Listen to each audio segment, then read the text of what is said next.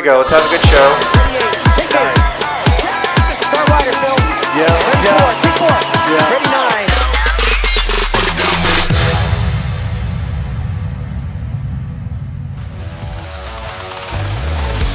DHSN Sports, in association with the Dallas Derby Devils, is proud to present this DHSN Studios special production. Live from North Richland Hills, Texas, at the NYTEX Sports Center. This is North Texas Roller Derby. It's time for the 2025 Clover Cup.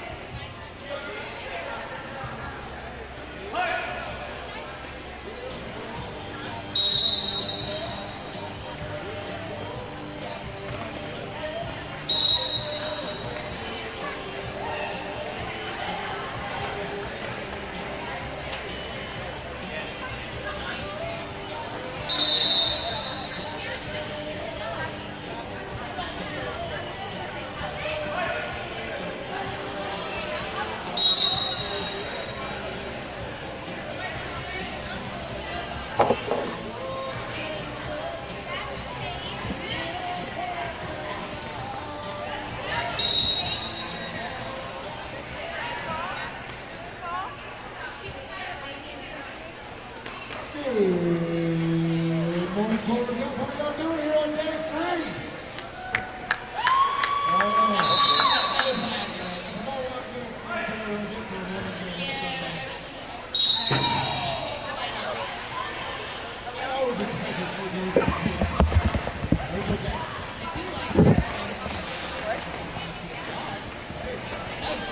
That's good.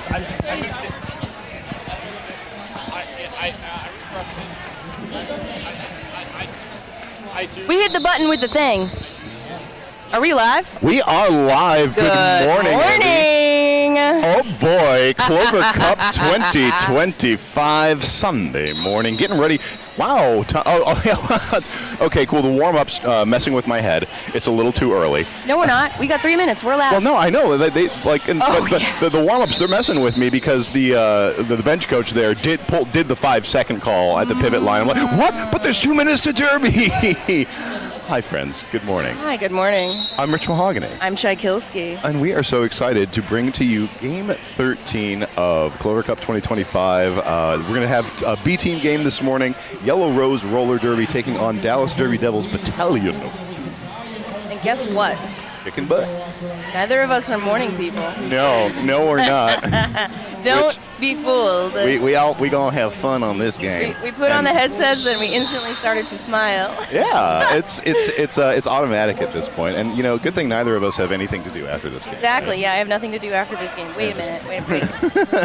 Wait. All right, so real quick, we're gonna go ahead and talk to y'all a little bit about the Dallas Derby Devils Battalion of Doom roster.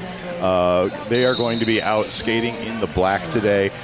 First, we've got 0022 0022, number 2 Tamarama, number 211 Leviathan, number 27 Glitter Pisser, number 314 Sugar, number 14 Saster.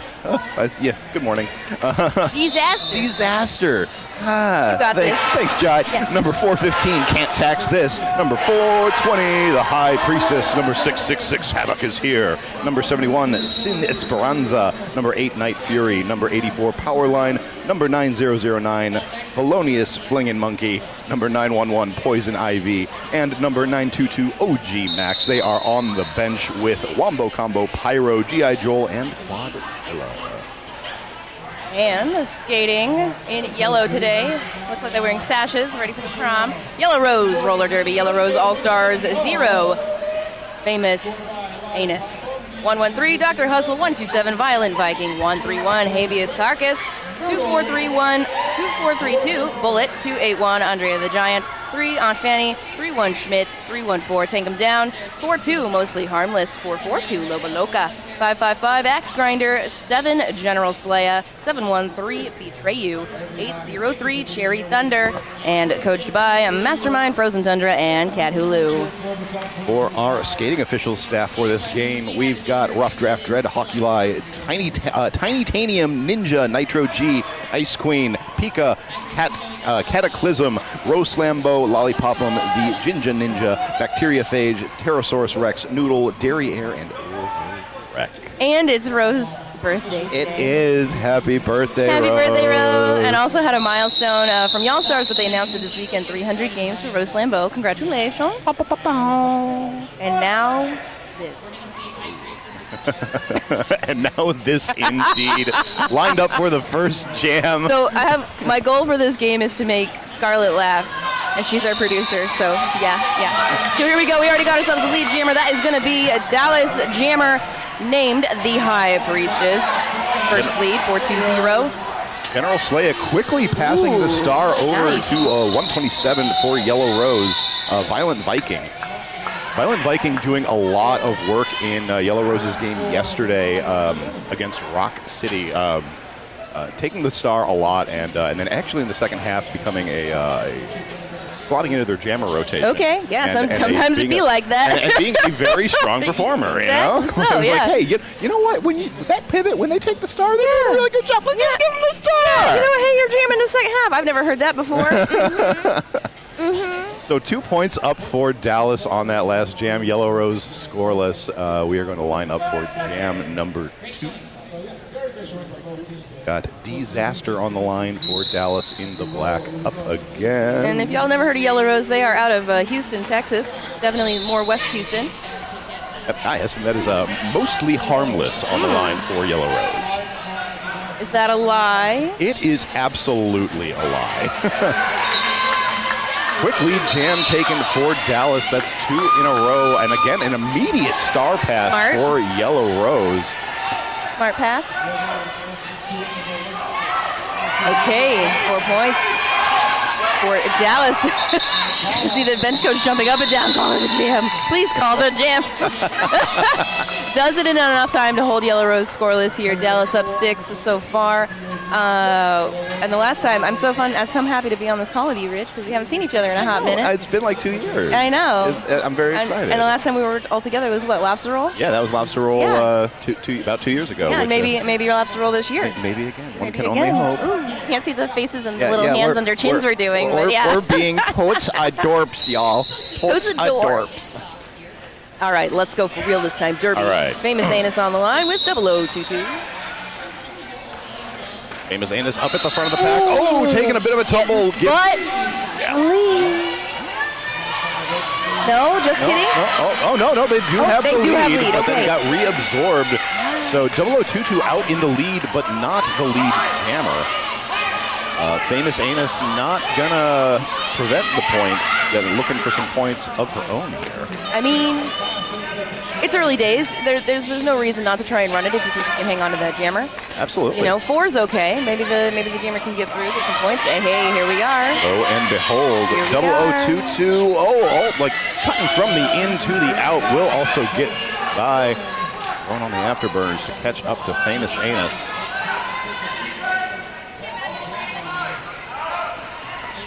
Famous around the outside, but ooh, nice catch by Dallas up at the front of the pack. Finally decide she has had enough. 2 points on that pass. 3 points on that pass. Make for a total of 7 for Yellow Rose that jam. 4 for Dallas. 6 for Dallas. The points, they are changing. The points, they are changing. So, positive jam.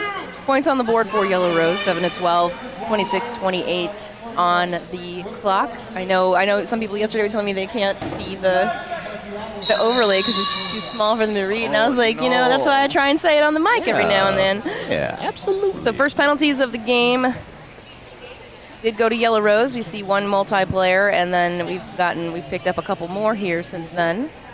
Each team got a penalty in Jam 2, and then Dallas picked up 2 more in Jam 3. Yellow Rose will be going into Jam number 4 with a 4-3 pack advantage.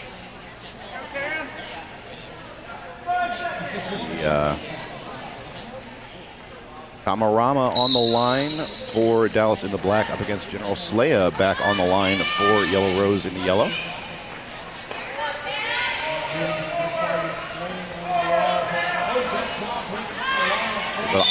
Hideous Carcass popping up for some offense, trying to open things up for the General. Another multi. I know you just want to hold your friend's hands for as long as you can, but there is such thing as too long. Yeah. It's awkward after a point. Don't make it weird, Rich. Too late. 10 a.m., we're making it weird. General Slaya breaks through for that lead jam after about 45 seconds into this jam. Tamarama picking up a track cut penalty, so we've got our first power jam. Okay. General Slaya hitting the ground, gonna call the jam. Take the spill, man. That's always when you get hurt, is when you're like, I'm not gonna fall down. Just do it. Just do it. Just get low, get a little lower. The floor is safe. All the way. Yes, floor is safety. I feel like curled up on the floor is where I feel the safest. Yeah, honestly. That's how I feel when I get laid out, you know, like I'm about to be the next one. Yeah. No, oh, you're gonna be great. I may not get up. No. Gonna be aces, Chai. All right, lining up for jam number 5, mostly harmless back on the line for Yellow Rose. Tamarama for Dallas. Tamarama. Mostly harmless, up there taking the lead. Mostly harmless, mostly lead. Mostly. So Yellow Rose on a 3-lead streak so far, seeming to find their legs first this morning. Dallas's defense still wrapping around. Mostly harmless will pop out though. And we're back on the track. Having to deal with a wall of furious churning Yellow. Trying very hard to push them forward, but great recycle up to the front of the pack by Yellow Rose. Blocking rotation, doing a great job, breaking off to be able to bridge. Mostly harmless.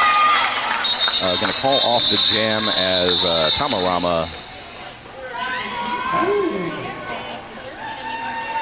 5 points up for Yellow Rose. 0 for Dallas makes the score. Yellow Rose 13, Dallas Derby Devil 12. That means we've got our first lead change, folks.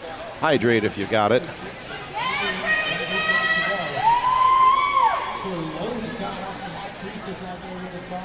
Thank you for that reminder. Oh, my pleasure. Like, you know what? Yeah, actually. It's a bit important, especially if you have any physical activity coming up in your day. Getting I back don't know to about it, the High Priestess jamming for Dallas up against Betrayu for Yellow Rose. Oh, Betrayu. Instant box. Yeah. Betrayed by the back block. Betrayed by my own body. Betrayed by my own guitar. So the High Priestess on a power jam after Yellow Rose was able to enjoy power jam last jam. You know, sharing is caring. 3 points on that pass. Yellow Rose loses their pivot.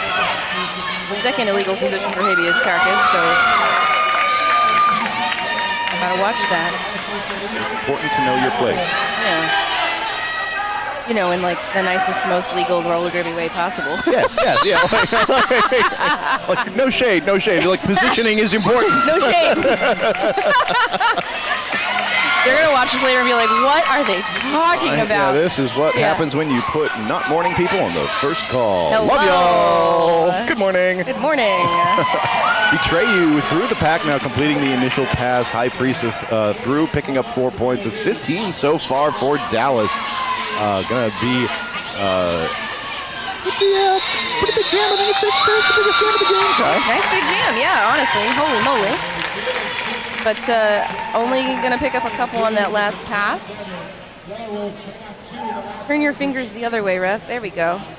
A couple extra points there. 18-point jam for Dallas Derby Devils. Bringing up your score 30-15, 21-30. 21:30 on the clock. This is the first half of the first game of the day. We'll have 4 games today, not 6. Nope. Thank you, everyone involved. 0022 jamming for Dallas. General Slaya back to the line for Yellow Rose. I appreciate that Yellow Rose is wearing yellow. That could be confusing otherwise. And lead jammer is decided. There we go, 0022. Both jammers popping out of the pack at about the same time. Seem to be some analysis happening on who got what. Ooh, whoa! Everybody coming in hot to the pack. Somebody's getting a penalty. Yep, that's going to be a back block. Yeah, somebody's getting something. Yeah, so General Slaya taking a seat in the penalty box. So another power jam now for Dallas. That is 2 in a row. Much love and appreciation to our illustrious loser, Scarlett. Scarlett will hurt ya. But she don't hurt you. She Don't loves you.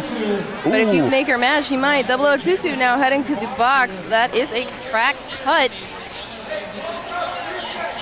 So General Slaya just finishing up her penalty, so it won't be quite a full 30 seconds that 0022 has to sit there, but pretty close. Engaging the pack, nice positioning on the inside by Yellow Rose's defense, making that lane nice and open.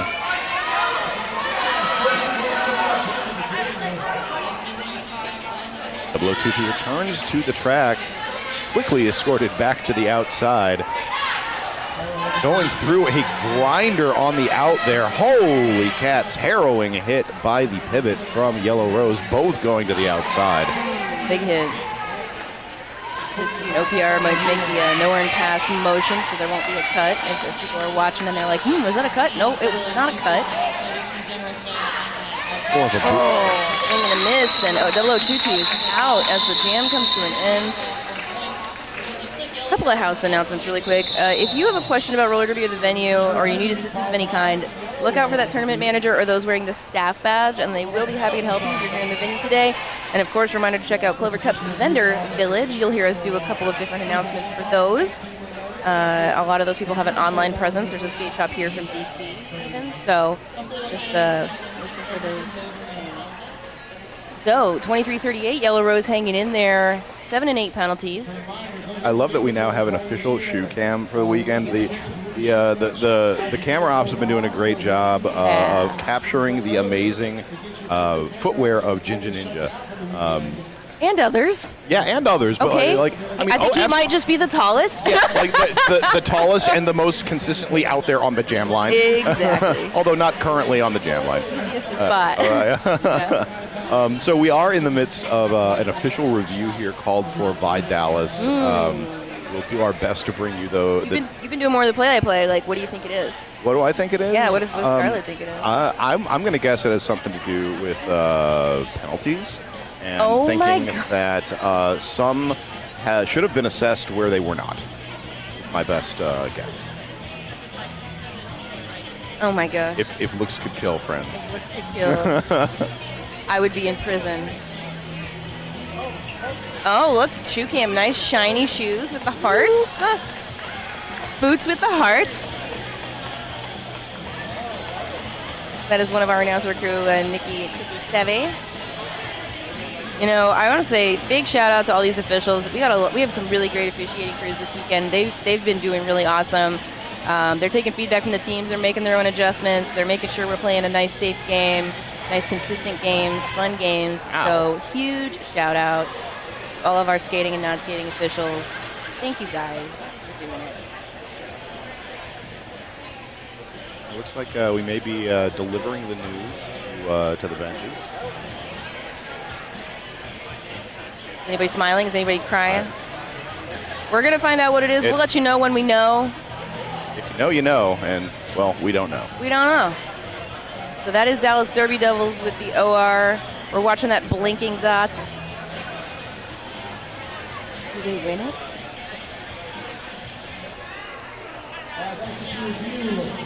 Ooh. PR's talking. This review is done. I'm going to get back to speed and we'll get that to you in a second. Oh, looks like they do not retain Okay. Whatever it was.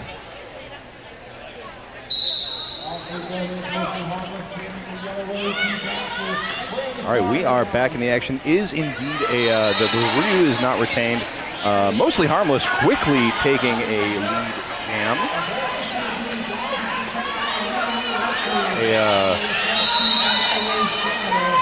It's a Disaster pushing up at the front of the pack, looking for Taylor on the inside, finds it.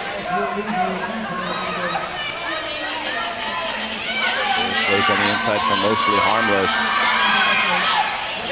Disaster coming around for a scoring pass. Cape flying in the air. I guess it's not really a cape, is it? More of a, yeah. But it's still, a head wrap of some kind? It's glorious, is what it is. I saw that too. I was like, oh, it'd be easy to spot. Yeah, right. We won't lose that, Jimmer.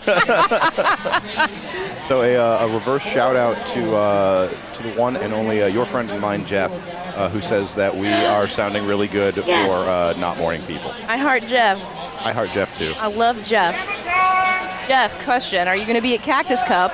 Cactus Cup, I don't know, but apparently they are not joining us for Lobster Roll. What?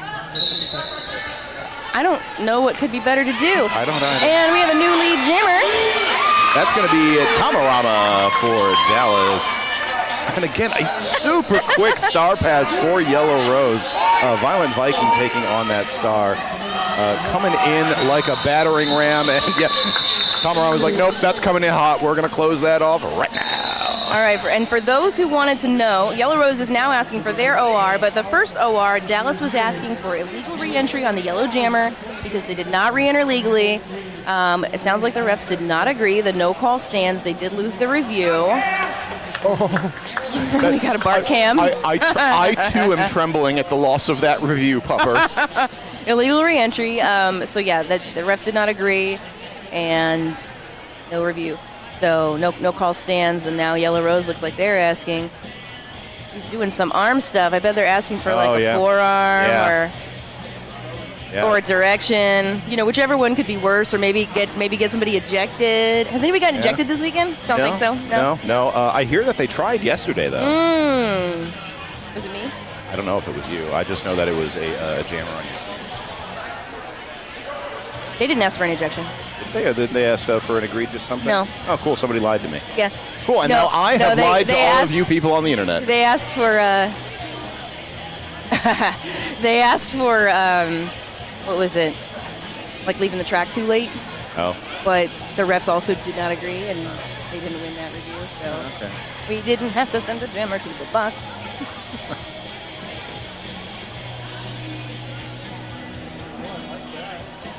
So what's been the best part of the weekend for you, Rich? Oh, waking up nice and early to announce. No, I mean, like, honestly, like, it's been great. Like, it's like there is nothing that wakes you up more than, or at least wakes me up more than being forced to call roller derby. Shay Hawkins is standing behind us with whips and change, threatening, shaking fists right now, saying, "You must announce." And Bud is looking at us very threateningly, but I think that might just be his face. Yeah. Yeah.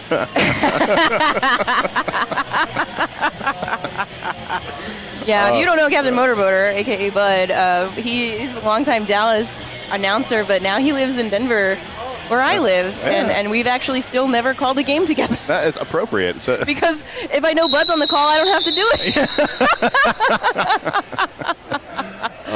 I trust the man. All right, so it looks like we have reached the conclusion of our official review. We'll, of course, bring you those results as soon as they're available. But first. I have news for you after this jam. Okay. The High Priestess takes lead jam for Dallas. That is not the news. That was expected, perhaps. Yes. Yeah, High Priestess has been doing a very good job this weekend. A high scorer, if you will. Even if you won't, honestly. General Slaya has completed the initial engaging the back of the pack, but taken down. All right, we can't compliment. No compliments to jammers, because then they immediately get a track cut. Yeah. So they like that. A cut and Yellow Rose sending their jammer. Oh no! What? To the box also. So this is General Slaya. Hey, Chai, what have we done? Back block. What have we done? Witches. Ooh. All right. The announcer, That is the announcer curse, the announcer blessing. Yeah, that is now my favorite part of the tournament, being declared witchy. High Priestess knocked to the outside, still looking to complete that first scoring pass. Whistle's blown in the pack. Multiplayer block going to be called on a blocker for Dallas. Okay. Another multi. Everybody with the multis, so it makes me think, folks are a little tired or something. Well, like you were saying before, everybody just really likes holding hands. Sometimes they hold on too long, and this is what happens. I almost wish, that would help me be less awkward in real life if somebody could just call penalties on me if I were holding hands too long. Too long? Yeah.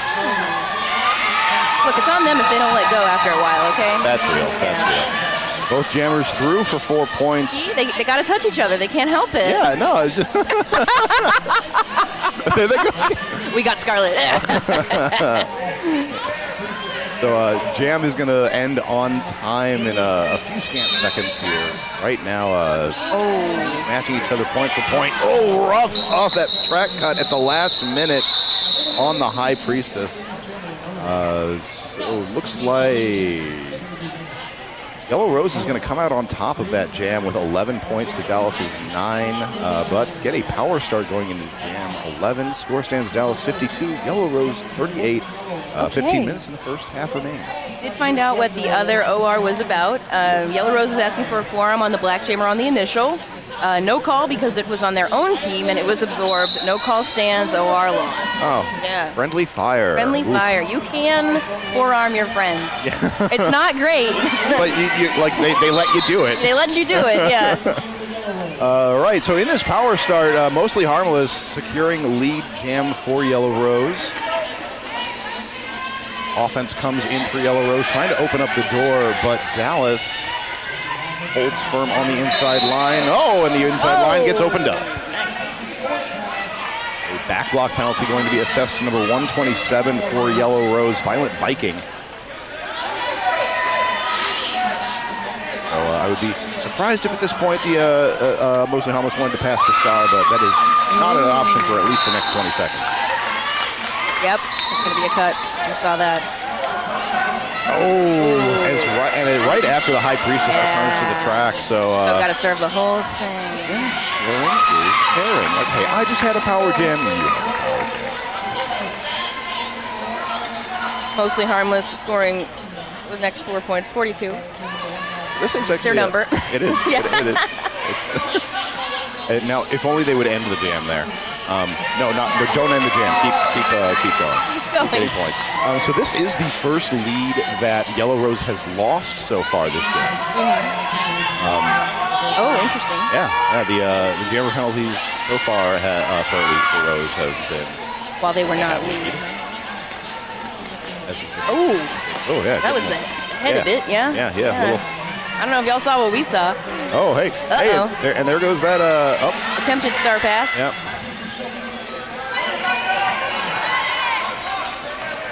Viking clearly aware of the desire to pass that star, keeping herself positioned up at the front of the pack.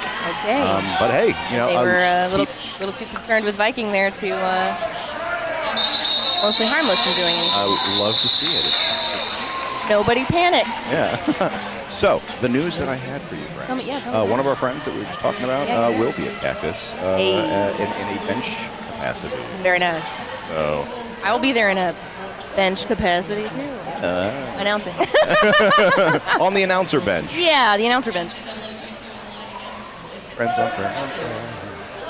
All right, so we got a little bit of we got a jam. Yeah, a little bit of a jam. Got a jam first. 0022 jamming for Dallas. Ray jammer of record for Yellow Rose. Probably one of the more dug-in jams we've seen to start here. So everyone's warmed up now? Yeah. Hanging out in the turn 1-2 apex. 0022 popping out of the pack does take lead jam.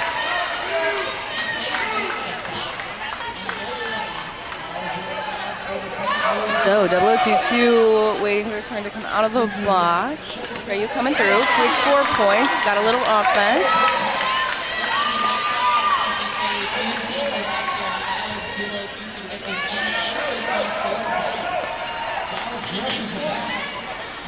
Treyu is the man in the box. Okay. Oh, 002 to fixing up some knee pad issues. Ooh, body's hitting the floor in turn 4 as Betreyu returns to the track for Yellow Rose. Yeah, okay, defense seeming to be waking up here. Now seeing a lot more recycling of the jammers.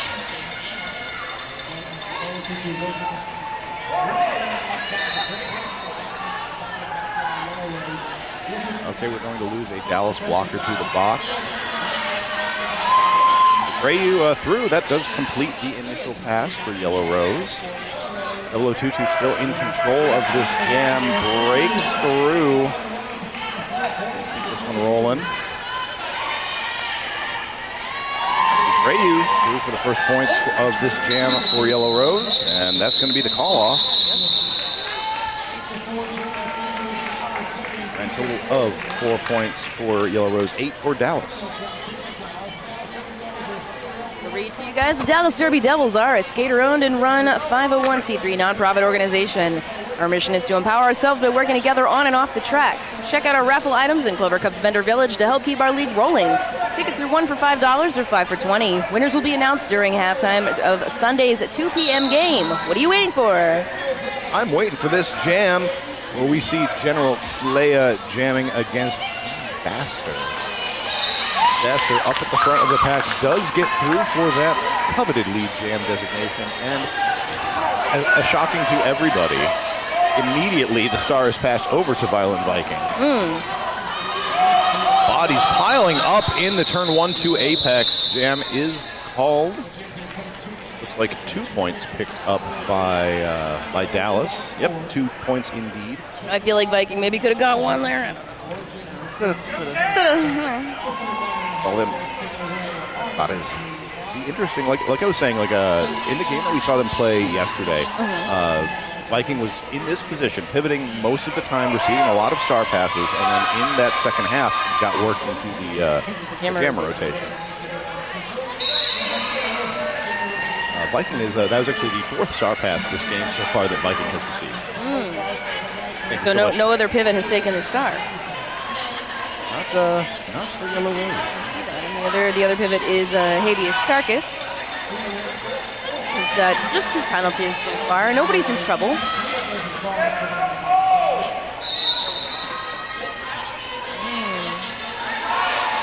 I hear the whistle, the telltale whistle, and it is a jammer penalty. Oh no.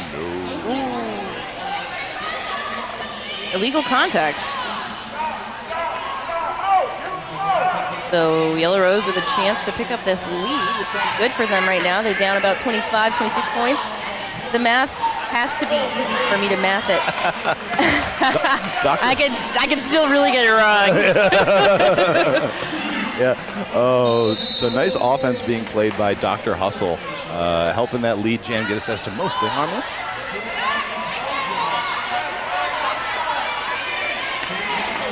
Oh, nice job holding that open line on the inside for mostly harmless.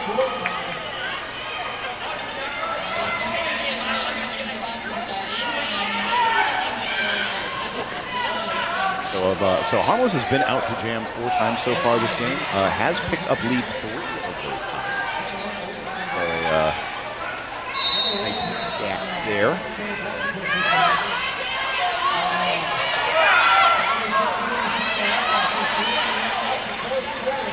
With that, Tamarama does complete the initial pass after a little sassy star statue. Mostly harmless, gonna call off the jam. I got a thing about the star. I got a thing about it. And it's probably one of the reasons I'm not pivoting this year, I'm not gonna lie.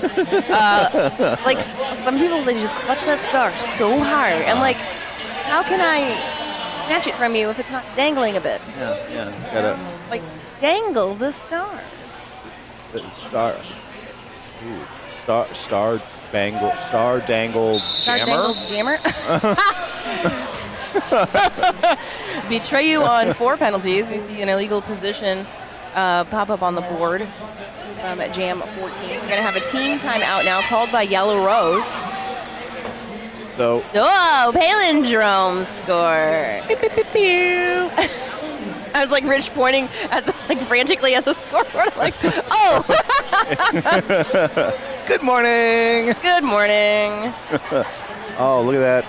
See, so these are the kind of foods that you could have if you were here.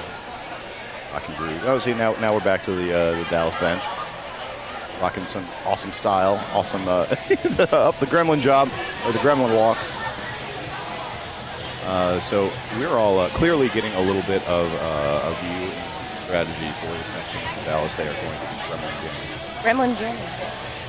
Gremlin blocking. Hey, that's what I do. I'd just like to see a gremlin jam. Be careful what you wish for. Oh, so do you have something special to deliver for us in the next game then, Chai? I'm just going to do my best against Montana. That's all we can ask. Again. we're gonna do our best. You are, I believe. I believe in Famous Anus and the High Priestess and all of Yellow Rose Roller Derby and Dallas Derby Devils Battalion of Doom. Almost as much as I believe in you. The High Priestess threw for lead. And again, I'm just so... I'm so happy about this until it hurts them. But just the fast star passes for Yellow Rose over to Violent Viking. They're really good. It's a great way of guaranteeing these short jams for Dallas. They're really just picking up these 4 points. The goal is always to spook them a little bit with your pivot and make it so they decide, actually, no, we are not going to run this jam against this pivot because this pivot is going to get points, or we're going to otherwise regret this decision to run this jam. Yeah. We've definitely seen a few multi-pass jams on both sides here, but things starting to taper down. Yeah. General Slaya jamming for Yellow Rose, disaster jam of record for Dallas. Move on the outside there. Disaster claiming a lead jam.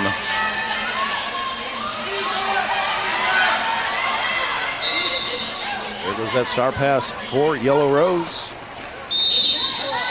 Habeas Carcass. Is that the first one taken by somebody not Violent Viking? I believe so. It is indeed. Thank you for the conversation, Scarlett Herschel. You the best. Dallas claims 10 of the 16 leads in the first half so far. Wow. 3 points for Dallas. Wow. Or up to 82 Dallas. Yellow Rose remains at 57. Just under 5 minutes remain to play in this half. But then there's a whole other half of roller derby. One more half. Woo, 30 more minutes.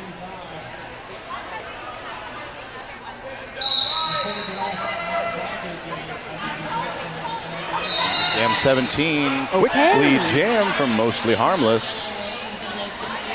Clearly not harmless for Dallas's differential. I'm pretty sure that's going to be a cut. Yeah, there's a cut. Power jam. 0022 heading to the box to sit for 30 seconds. Think about what she's done. Sometimes I don't. Yeah, I mean, I would encourage you to not. Just keep doing you. I wouldn't give that advice to just anybody. That's pure Chai advice. That's not not normal blocker advice. Make eyes at the NSOs in the box. Do a little flirting. Well, yeah. Yeah, a little. Maybe they'll give you some of their secret penalty box keys. Little fluttering eyelashes. Get them to crack a smile. So we've got Mostly Harmless has managed to claim lead 4 out of the 5 jams that she's being out. So percentage. Yeah, looking good there. Famous Anus going to get through, taking a lead jam for the Yellow Rose. 0022 starting from the box. Oh, friendly fire.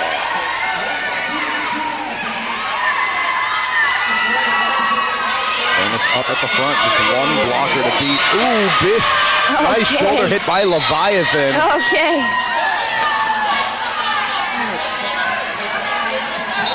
They are hanging on to, that's Violent Viking, of course, hanging on to 0022. Leviathan and Glitter Pisser for Dallas just doing a heroic job up at the front of the pack, keeping back that Yellow Rose jammer. Jam is called, no points scored by Dallas, 4 points up for Yellow Rose. Brings our score to Dallas Derby Devils 82, Yellow Rose Roller Derby 69. Nice.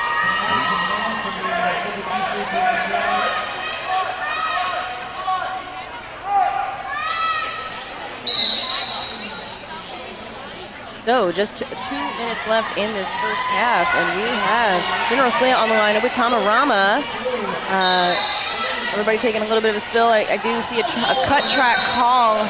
Oh no, on Tamarama. So power jam and lead, General Slaya for Yellow Rose. Pack hanging out in turn between turn 1 and turn 2. Oh, big hit. But he's still going to pick up those 4 points because that blocker did fall also down and out. Again, only moving into turn 2. They want to give Slaya as much room as possible to work with here. Big full team offense. Making it hard for Dallas to recycle.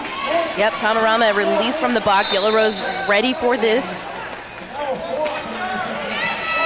They're losing bullet to the box. Tamarama one to beat at the front. Does get by. That'll be score eligibility enabled. Oh no. So they called a back block right as General Slaya was trying to call the jam. Oh no. So lead now lost. And this gives Tamarama a chance for a little redemption. Because, went to the box immediately, did do the initial. So now this is a scoring pass. So Dallas will get at least 4 points here in this jam.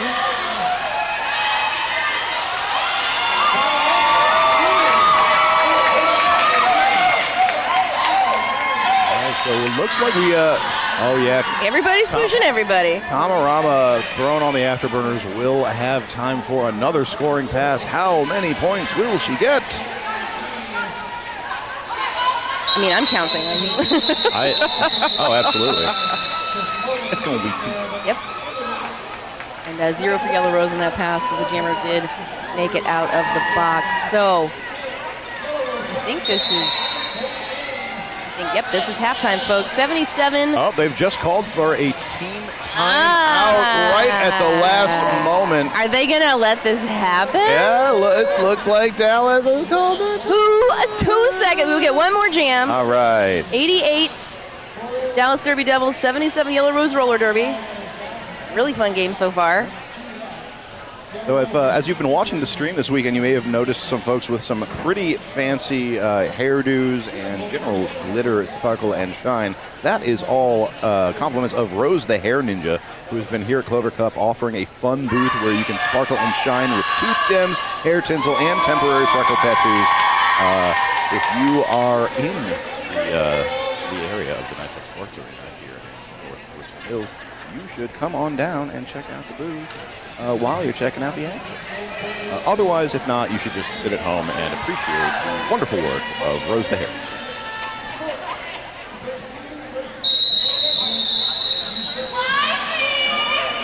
Time out has expired. Both teams are at full strength as we line up for Jam 20.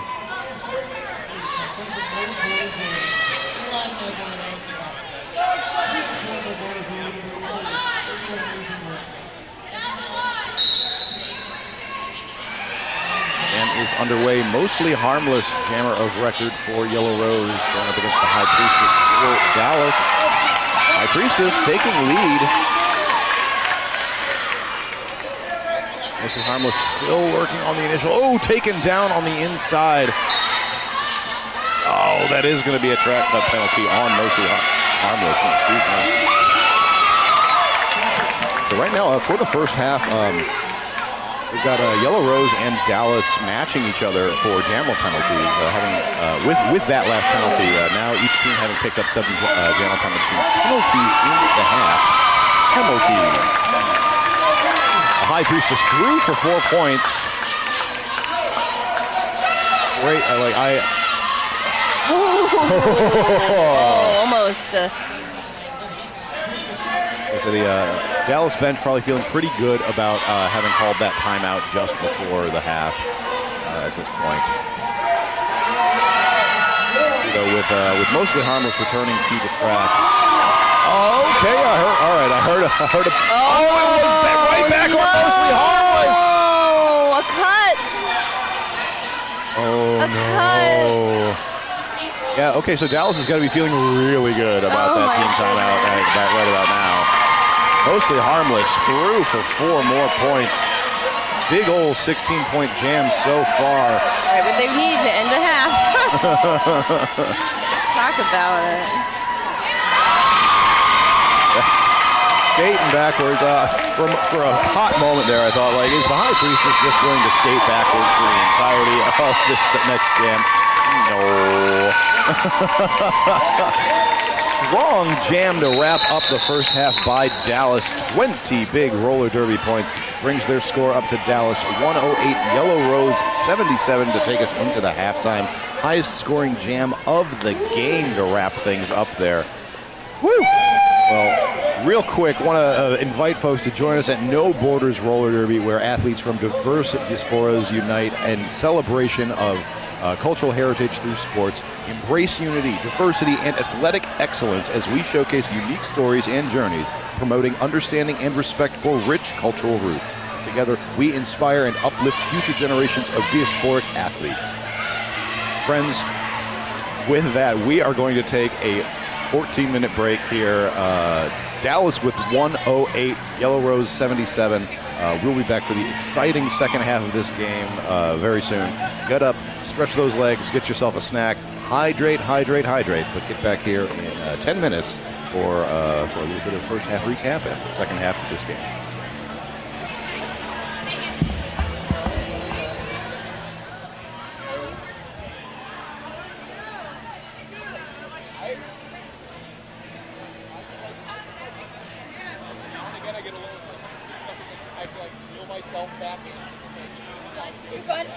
Too much fun. Focus on the game.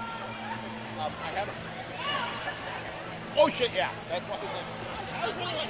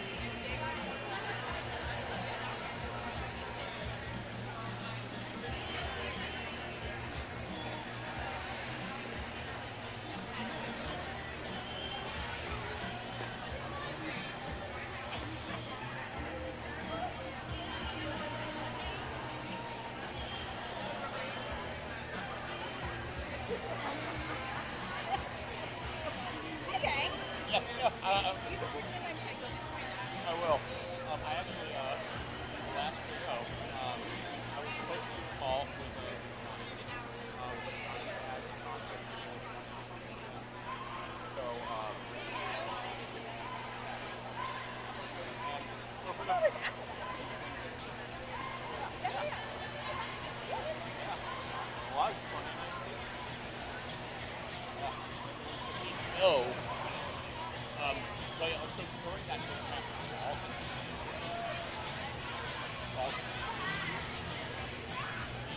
time. It's like, what do you think about that jam? Totally real Johnny Pepper.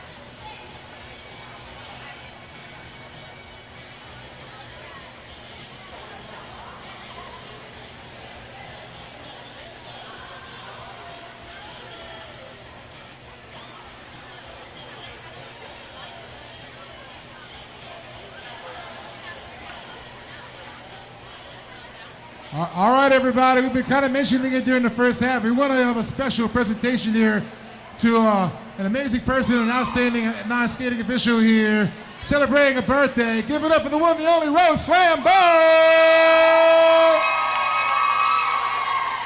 And Rose gonna get the cape because it's another special landmark here. 300 games. That is amazing. An outstanding achievement. Congratulations, Ro. Got to take your victory lap here with your cape. All right. If y'all wouldn't mind, let's go ahead and do a little song, a little happy birthday wish for Ro.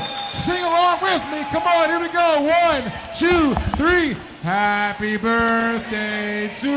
Hey, folks. All right, we're coming back in a little bit early here. Just because we've got a fun little a bit of business happening here on the stream. We have Rose Slambo, our NSO here, who is their birthday today. I don't know if you could hear it over the stream, but we were just singing happy birthday here to Rose Lambeau, who is not only enjoying a birthday today, but is celebrating with this glorious sparkle cape 300 games officiated. That's amazing. Such a great moment, and we love being able to see this sort of celebration and recognition for all of our hardworking volunteers and officials. We've had quite a few milestones this weekend. We have had a lot of milestones, birthdays, celebrations, milestone games. It's been a tournament of accomplishments, but what would you expect after Clover Cup has been around for well over 10 years at this point? And it has been so much fun. Those of you that have never been here, this is a super fun tournament to Absolutely. We have a few of us, like folks who've traveled from all over the country to be here. From Team Announcer, we have folks who've traveled all the way down to Texas from Wisconsin and Minnesota, as well as Colorado folks, and quite a few Texas folks. But if you can make it down to a Clover Cup, either as a participant, a volunteer, an official, or just as a fan. Yes, it is so worth it, y'all. I mean, I know, don't get me wrong, the production value here on the stream is great. And it's free. I love it. Free on the YouTube. It's how can you beat that price? I think it would be an interesting day if roller derby started paying people to watch the streams. I'd love it if we got to the point where we had enough money to do that. Paying people to watch the streams. Yeah. Unheard of, I know, but wouldn't it be nice if Derby had that kind of money to just be that frivolous? I mean, I would love to just not pay to go participate in a tournament. Imagine if we were paid to do this. Imagine that. Oh my gosh, what a day that would be. Well, the real Tchaikovsky is currently in her captain's meeting because she is playing in the next game. So I have jumped onto the microphone. Welcome, Scarlett. The very not real Tchaikovsky. Yeah, the fakest Tchaikovsky I have ever seen. That's okay. Chai and I go way back, so we're good. You want to give us a little bit of a recap on, looks like on penalties, it was a determining factor for sure here in the first half. We have Yellow Rose coming out with 21 penalties in the first half, and Dallas Derby Devils with 18 in the first half. And we have an even spread, almost even spread for jammer penalties. Looks like Rose picked up 8 just at the end of that last jam in the half, but Dallas with 7. Taking a look at some of the so that has resulted then in 2 lost leads for each team. So nice that the jammer penalties aren't happening too much when they get. Speaking of lead, Yellow Rose has gotten 9 leads in the first half. Dallas picking up 11, so pretty close there in regards to number of leads, number of jammer penalties. So I think a lot of the story that's being told here is the amount of points they're getting rounded up per jam. But how can we not talk about what's on the screen right now? Right. Well, 20-point jam going unanswered. 20 points for Dallas going unanswered by Yellow Rose. That is most of the differential that we're seeing. That might be the game-changing jam. 20-0 on the jam. High Priestess with that 20-point jam, highest scoring jam of the game thus far. And prior to this, it was really, really close. The point differential really didn't get beyond about 15 points up until this last jam. Yeah. So with that being said, I'm going to hand the headset back over to Tchaikovsky and continue to crunch numbers for you fine folks. Thank you so much, Scarlett O'Hurtia. You are the wind beneath our wings. So that last, one of the things that really facilitated that big 20-point jam for Dallas was back-to-back track cut penalties on the Yellow Rose jammer. Yeah. As and that was number 42, if memory mostly harmless, serves. yeah. Mostly harmless. So I'm definitely like we were, as we've said a few times already. Yellow Rose made some really interesting and helpful corrections in their game after the second half against Rock City. So we'll see. I'm really interested to see how this goes. We are back into the action. High Priestess, jammer of record, and in fact lead jammer for Dallas. General Slaya jamming for Yellow Rose. However, shockingly, over the wall has gone the star over to Violent Viking. Going to try to raid this blocking village of all of its roller derby points, but unfortunately they put up a drawbridge or some sort of palisade to anti-Viking. Calling off the jam is now an anti-Viking palisade. You heard it here first, folks. All right, I am back from the announcing picture / captain's and coaches meeting. I had 2 meetings to attend at the same time. You should have jumped in and talked to gotten into an NSO meeting. And you might have seen something change here in the middle. Rose Lambeau has been awarded her cape. Yes, we talked about that while lovely. we couldn't resist jumping on the mic while we were singing. We had to explain it to people. Oh, of course. Because our the great videography crew captured that. Love this, folks. Back to the action. What do we have happening, Chai? Mostly harmless is your lead jammer for Yellow Rose. Disaster getting out towards the outside of the pack there. Done with the initial mostly harmless. Maybe not going to take quite as many chances in this half. Going to pick up that 4 and call it, holding Dallas to 1 scoreless jam. 81-112. 28-23 on the clock. And then you guys already taltalked about all the penalties, huh? Oh, all the fun stuff. Yeah. I mean, if you want to talk about it too. Oh, well, there's now. Yeah. Now Betrayu has 5. Overachiever. Bum bum bum. It do be like that sometimes. Sometimes you're just playing really hard, okay? These things happen. Have you guys already talked about the schedule for the rest of the day? We have not. We haven't even talked about. We do have time though, as Yellow Rose immediately going for an official review. All right. Well, so for the rest of the day, I will be skating. No. Yeah, tell us about your day, No, Chai. right? So you will see the rematch of Rocky Mountain Roller Derby versus Team Montana Roller Derby, TMT. That should be fun. That was a close game on Friday. That should be was fun. A lot of back and forth, only 15 points separated, y'all. Yeah, I mean, and now Montana will be wearing blue today, so you get to see the blue jerseys, Big Sky. And Rocky will be in white for the first time. We're actually excited about this. This will be fun. Nice. Are there going to be the cats on there? No cats on these. Yeah, no. But we will have a new cat jersey up on our site soon. Oh, I did draw a cat this year. Nice. Yes, Oh, that's yes. awesome. That is Yes. all right. That's a thing we do. All the cats are hand-drawn by Rocky Mountain Roller Derby skaters. And that is a fundraiser. We share some of the proceeds with the cat shelter that's across the street from our venue. Oh, I love it. I love it. Yeah, so that's what we threaten people who leave their kids alone at the venue. We're like, Whoa. unattended children will be given a kitten. So look out for that. And then we are going to have another MRDA game. That is going to be Yalhalla versus the Tampa Death Rollers. And then, of course, Game 10 will be Dallas versus the winner of the next game. So we may see a Dallas-Montana rematch, or it may be a Rocky-Dallas game. Yeah. And if we do get a Rocky Dallas game, we get a team announcer going head-to-head on that as well. Yeah, we will. Yeah, me and Huck against each other. So, maybe we'll have a little fun with that. Stay tuned. What's going on, Rich? Back on the action, we've got 0022 jamming for Dallas. Oh, just narrowly getting out. Oh, no, never mind. Not lead going to Famous Anus. 0022, the initially jammer behind, now hitting the pack first. Famous Anus keeping things rolling.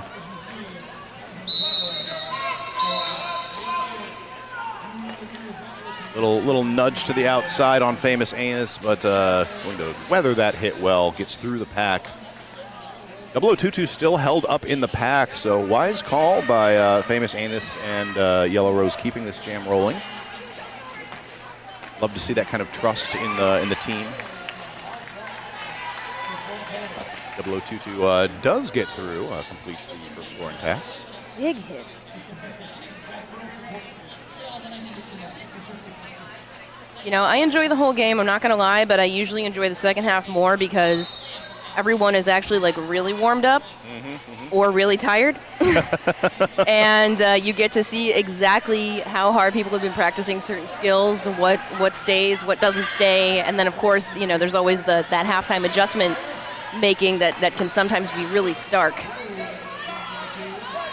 Both jammers not quite matching each other. Although this... I don't know. It looked clean from here. We are pretty far away. Yeah, we're so high above the action. 0022 picking up a track cut penalty then. So Famous Anus, with only 10 seconds left on the jam clock, gonna opt to call the jam. Get the longest power start for jam number 4 possible. All right, and they've sent out General Slaya. You want to read me a story? I would love to. Urban Apothecary. Skater made, trusted by athletes, physical therapists, and wellness professionals. Try their best-selling gummies for relaxation and rest, or the 4XL pain relief topicals to help reduce inflammation and keep you on track. Shop here at Clover Cup at the Noodles Creation booth or online at urbanapothecary.shop. And on that note, we have a lead jammer, General Slaya. 0022 standing now in the box. Pack is trying to decide if they want to be in the turn or in the far straightaway. We are definitely going to see a little more offense from Yellow Rose. They've been showing that they're pretty good at switching that offense to defense. They do a quick hit, and now here we are setting up again, ready to take that hit from 22. Oh, nice. Lots of jockeying for position in Nice. turn 3. Oh! 0022. Oh, is that okay? That's going to be a track cut on blocker for Yellow Rose. Forearm on Bullet.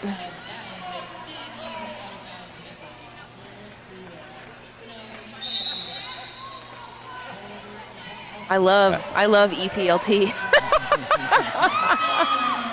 Okay, 0022 is free.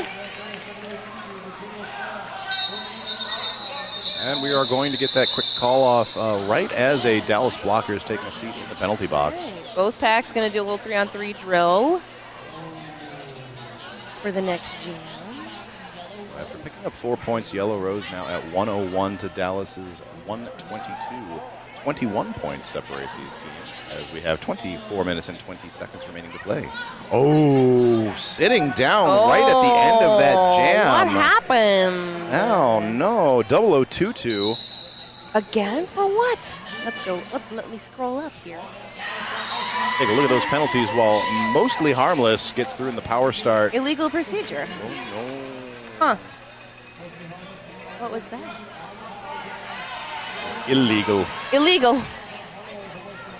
No human is illegal, but there are illegal procedures. Yellow, well, while we're looking at this defense and seeing mostly harmless pick up 4 more points for Yellow Rose, that OR, they asked for a cut on the Dallas Jammer, but Initiator had stepped out, no call stands, and they did lose that OR for those who wanted to know about the OR. So Yellow Rose now only with 2 stoppages left. Dallas on 2 team timeouts, and they still have their OR to use if they want to. And 0022, nice footwork there on the inside line. Gonna get out of there, make done with the initial, and then mostly harmless taking the spill out, doing the call off. I admire jammers that can do that. Yeah, just like I mid-air, just like, No, I have to stop and then call off. I can't do 2 things at once. yeah. Oh, take a look at the cam. We got these for all of the awards. Look at that. All of the awards. For all of our we're all winners here. We're all winners here at Clover Cup. Just some more winners than others.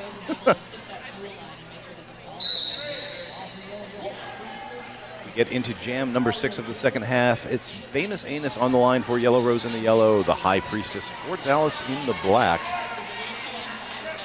High Priestess up at the front of the pack. But Dallas now starting to flow up to try to keep back Famous Anus.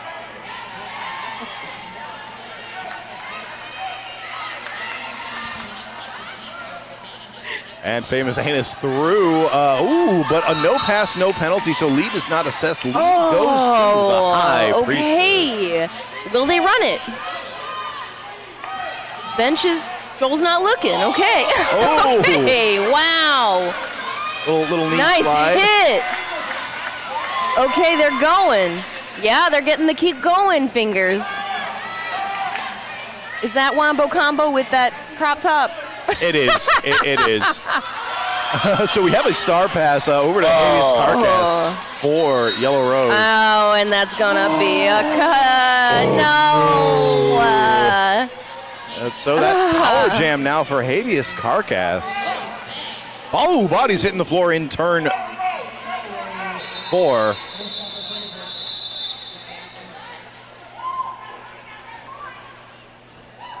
All right. Okay. Had a little tumble there. Jam stopped to make sure we're all right. Looks like just had some glasses that went flying. Oh, sure. And as a bespectacled individual, I understand how. Oh no, I don't. I'm gonna just. I don't want those to break. I don't want to lose them. No, right? Glasses. Yeah, the luxury orbs. You can't see the face Rich is making at me right now, but I swear it's priceless. No one's in too much penalty trouble. Both teams holding about even on the penalties, like 24 or 25 each. This is a super close game. Yellow Rose can totally still win this against the Dallas Derby Devils Battalion of Doom. Doom. Sorry for whoever has to watch the footage of this game later. Yeah. We love you. We love Derby. We have a great crew. Oh yeah. Oh my God. It's We so have the good. best crew. Yeah. Oh my gosh. Major shout out to our co-THAs, Shady Hawkins and Johnny Pepper. It's Johnny Serrano today. Oh, Johnny Serrano. Have you seen the Yes, Johnny Serrano pepper today? Yeah, it's good. It's good. Have you seen the suit? So getting into jam number 7, Rose has 4 out of the 6 leads, and only the High Priestess has taken lead in the second half for Dallas. Interesting. The High Priestess starting from the box this jam. And now General Slaya going back to the box. Why did you talk about the penalties, Ty? Why did I do it? Because I love chaos. 7, number 7. That is a high block. Yep. All right, and High Priestess goes through, does take lead jam, coming out from the penalty box, maintaining the streak of being the only Dallas jammer to obtain lead so far in the second half. Nice weaving and slicing through the pack there by the High Priestess. Beautiful roller skating this morning. Inspiring. Ooh, nice block there. Hey, oh, It's like- star pass, complete. Woo! General Slaya passing the star over to, is that the Viking? Yep. It is You the know it Violet is. Viking. Oh, God. Will somebody just let the Viking get some points? They just want to plunder your points. Yeah, they see her coming and they're like, no. You're like, no. Nah. No. Nah. That's the kind of pivot you want to be, though. You want them to be like, nope, They're like, oh, Lord, they coming. not today. Not today. So, never mind. Talk about it later. Whoop, whoop, Whoop, whoop, whoop. whoop. Everyone's going to wonder if we glitched out. We are, actually. Yeah, brain just glitching out at the same time as the stream. Tamarama jamming for Dallas in the black to start off jam number 8 of the second half up against Mostly Harmless for Yellow Rose. Mostly Harmless are a high lead jammer, acquiring jammer. Good words, Rich. Thanks, Rich. Yeah, good job, Rich. From the first half. Rich hype. Oh, we already got a high block. A high block from her Tamarama. But the star has been passed prematurely. Yeah. So Mostly Harmless passes the star over to, I'm going to guess that is 2-minute jam. Yep, Habeas Carcass. Yeah, so. Great name. Yeah, best name. I bet my teammate Badass is very into that. Yeah. Habeas Carcass.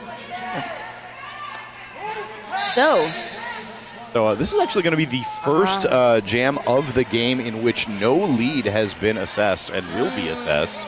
Yeah, you're right. Leviathan going to the box for forearm. Habeas Carcass just now completing the initial pass, minute and 20 seconds into the jam. Tamarama back on the track, star in hand.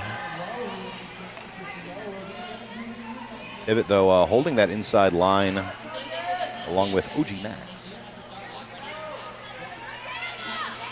11, make a wish. All right, Tamarama does pop out of the pack, completes the initial. What a hard-fought jam! We're time is clicking away here, and we're not going to see more than 4 points on either side. We don't, and sometimes it's like we like to talk. Don't get me wrong. Yeah, sometimes it's like let's just watch this. Have you for a met moment. us? Yeah. All right, so it's going to be a 4-3 jam in favor of Dallas.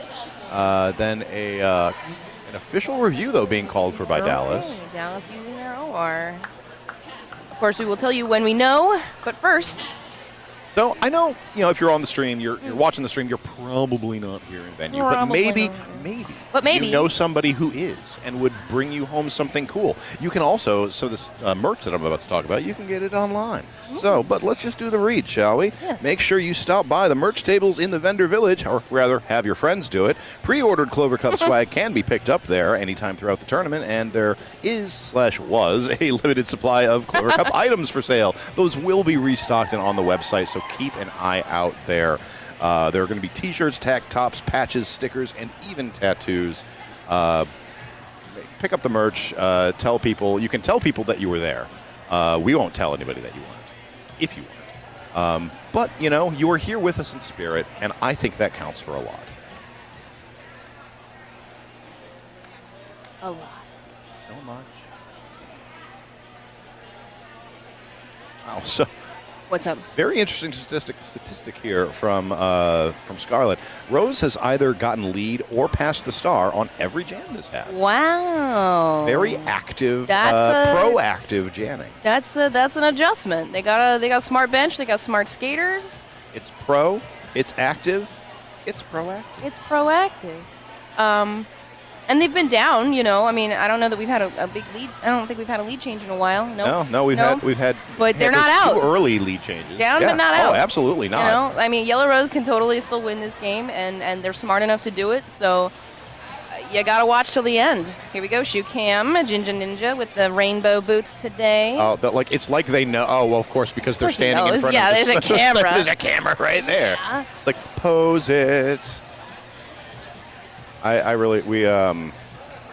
need like a fashion walk halftime. Imagine. activity.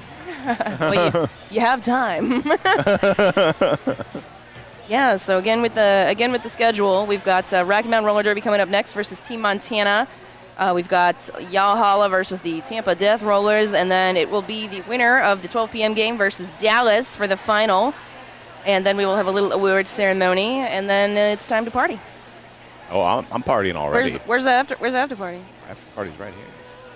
Yeah, honestly, the after party is probably wherever Rich Mahogany is. We got Johnny Serrano Pepper on the shoe cam today in his green suit. Light up Look green at that! Oh, shoes. that Hey. styling and profiling. As I dig desperately for. As we dig where desperately for the after party information. All right, the after party is at Rock and Brews Grapevine. Would love to see anybody and everybody there. All right, the review has concluded.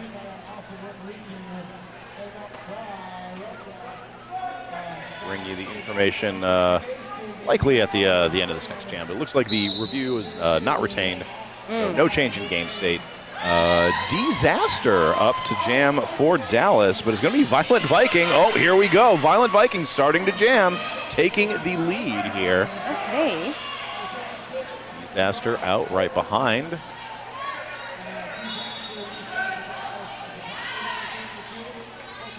Yeah. Dallas having been prepared for Viking attacks all game long, really having a firm wall against the Violent Viking right now. I mean, I don't think it ever works either. Like, when Viking wants to rage, it does. All right, we'll have a quick call off here. Viking called this one off. Started as the jammer this time, so that was the first jam where she started as the jammer. Yep. 122, 140, 16, just over 16 minutes left on this timer, in case you can't quite see that. 122 to 140, Dallas up. Still got time. Yeah. There's time enough for anything to happen, and all I can say is it's always fun to watch an exciting roller derby game. Yeah. 4 3-pack advantage going into Jam 10. High Priestess jammer of record for Dallas up against General Slaya for Yellow Rose. And we see a multi on a Yellow Rose pivot. Oh no, General Slaya heading to the box. That's a high block penalty. Yep. The High Priestess in the meantime taking lead jam. In comes the Dallas offense. Oh, nice loop around on the outside by the High Priestess. Beautifully coordinated offense. Okay, so we got Yellow Rose box is full. Oof.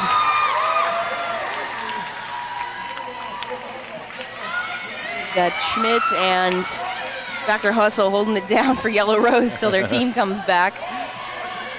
Oh, and in comes the defense or the offense. Oh yeah, no, you're going to be able to come right back in there. That was a slide into the outside. Slaya has 2 on here. So sitting on 6 penalties now. Betray you on 6. Oh no, things looking a little spooky there.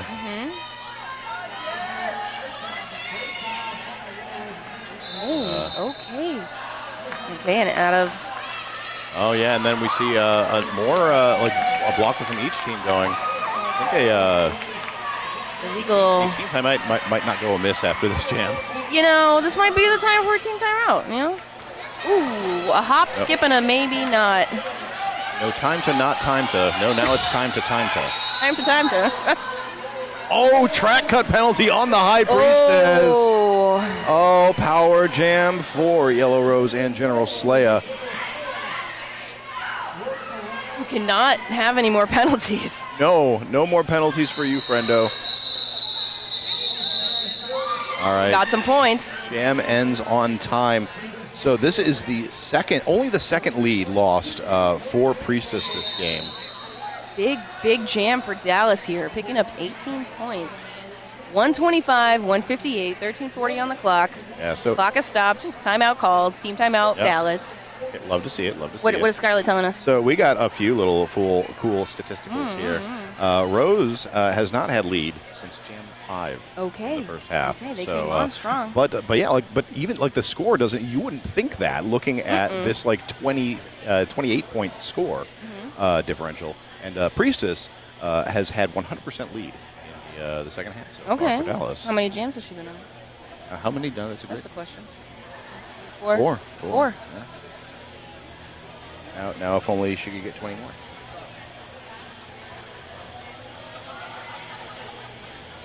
Okay, just a reminder for participating in the lottery, the raffle fundraiser that Dallas is doing. They are going to announce the winners of that during the halftime of the third game today, a little after 2 o'clock. Shout out to everybody joining us in on the stream today. Love and appreciate you. Love to see all of the engagement in the chat as well.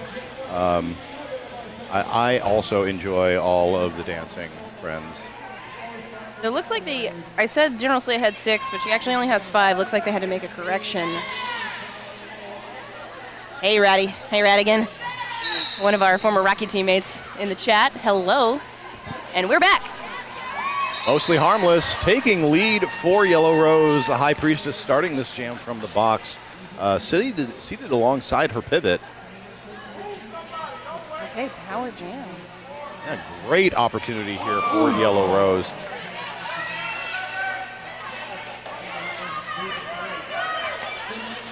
It looks like one of the penalties on General Slaya was rescinded. Yeah. So I didn't think that was really right, but it's like, whoa, really? Yeah, it's all and off. I didn't think she didn't sit for a whole minute, so.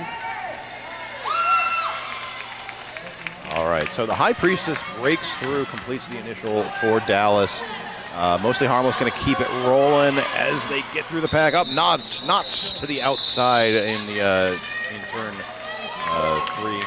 Will force the call off. 8-0 in favor of Yellow Rose.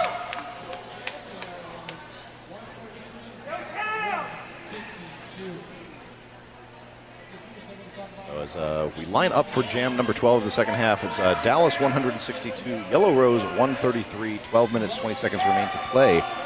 So that last jam was the 4th power start of the game, of the half rather, that Rose has enjoyed. Definitely helping to keep them in the game here. Going to have Tamarama jamming for Dallas in the black. Violent Viking returning to the line for Yellow Rose. And Tamarama out first, but Violent Viking right behind.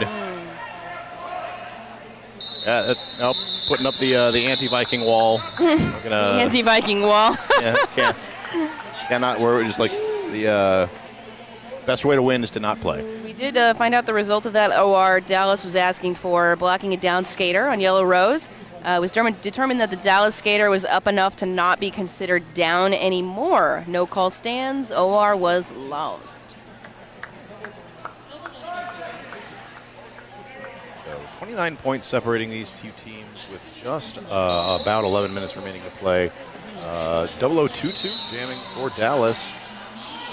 Quick penalty assessed to General Slaya. Oh, back block. So that will bring her back up to 6.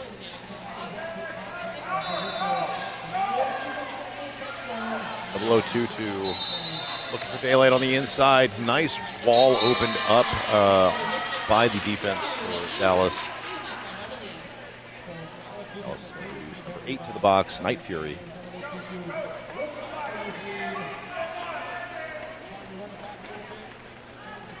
Oh, nice move by 0022, getting right up to the front of the pack, taking advantage of entering turn 3. Pick up 4 roller derby points. Oh, derby points. They are better than any other points. General Slaya back on the track. Now officially in danger. Okay, nice offense. A multi assessed. This is the first lead of the half for 0022. But she's in the box. Yep. It was. It was, okay. I was like, how do you mean? Like, it is. Started out that way. This jam is the first jam in which lead was obtained by 0022. It was, but it still is too. And we've got ourselves a star pass.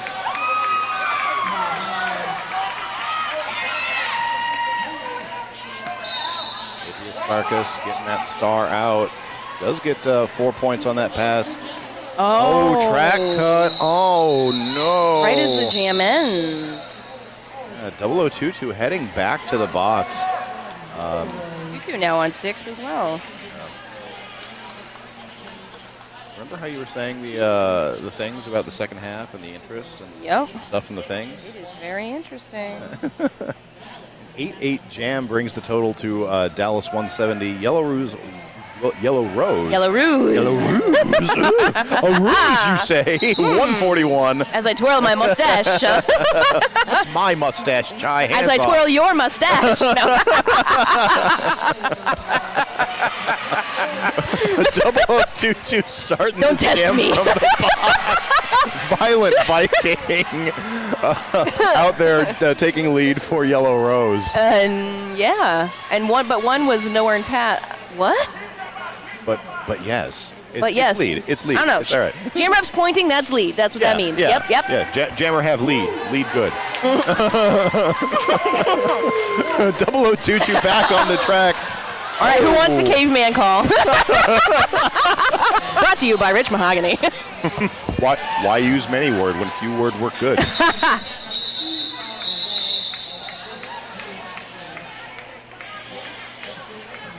So quick call off there. 5 points total up for Yellow Rose. Okay. Looks like a penalty box starting to empty out. There is a single blocker in the box for Yellow Rose. I believe that is Loba Loca.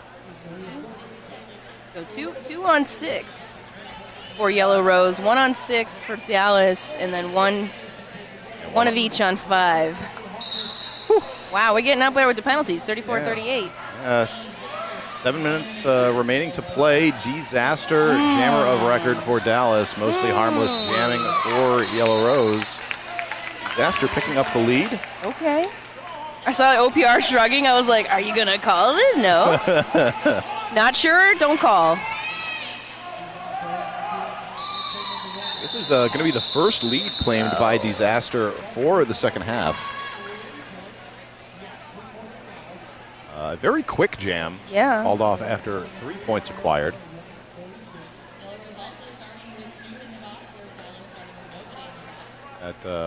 Blocker for Yellow Rose standing in the box, but has gained a new friend.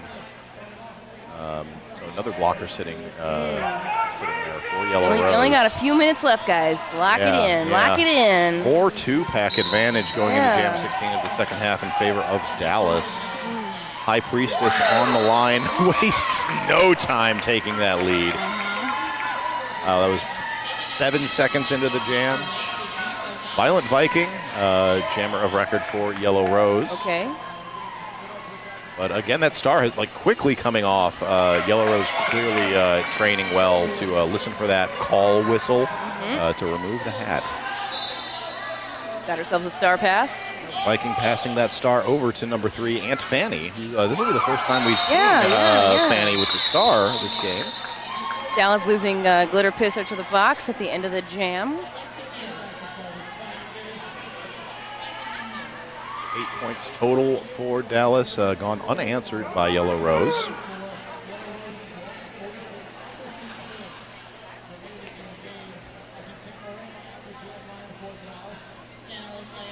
Oh, we've got a cam and a cam now. Look at the production value has evolved. I love it. Getting back down to the action on the track in Jam 17 of the second half. Tamarama jamming for Dallas up against General Slaya for Yellow Rose. General Slaya, again, reminder, on 6 penalties. Oh, but is the lead jammer. Nice. Oh, and Tamarama heading to the penalty box on a track cut.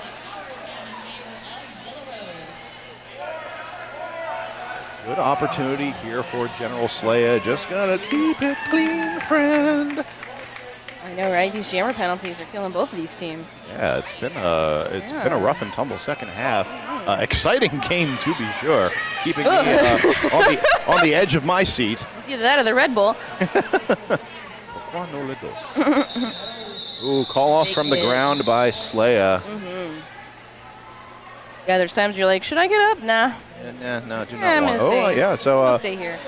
yeah, we do still see the jammer for Dallas standing in the back, Tamarama. So short little power jam coming up. Got 4:20 on the clock. 153, 181. Dallas Derby Devils Battalion of Doom in the lead. Tamarama starting from the box. Oh, apparently only had 1 second left on that penalty. Okay, wow. Still through to take lead. Wow.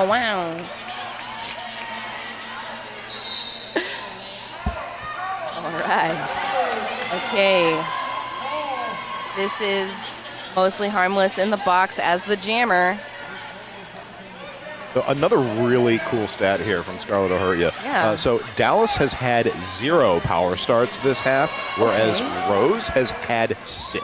Wow. So a lot of that, like some of those penalty troubles, these power starts, helping keep Yellow Rose afloat here.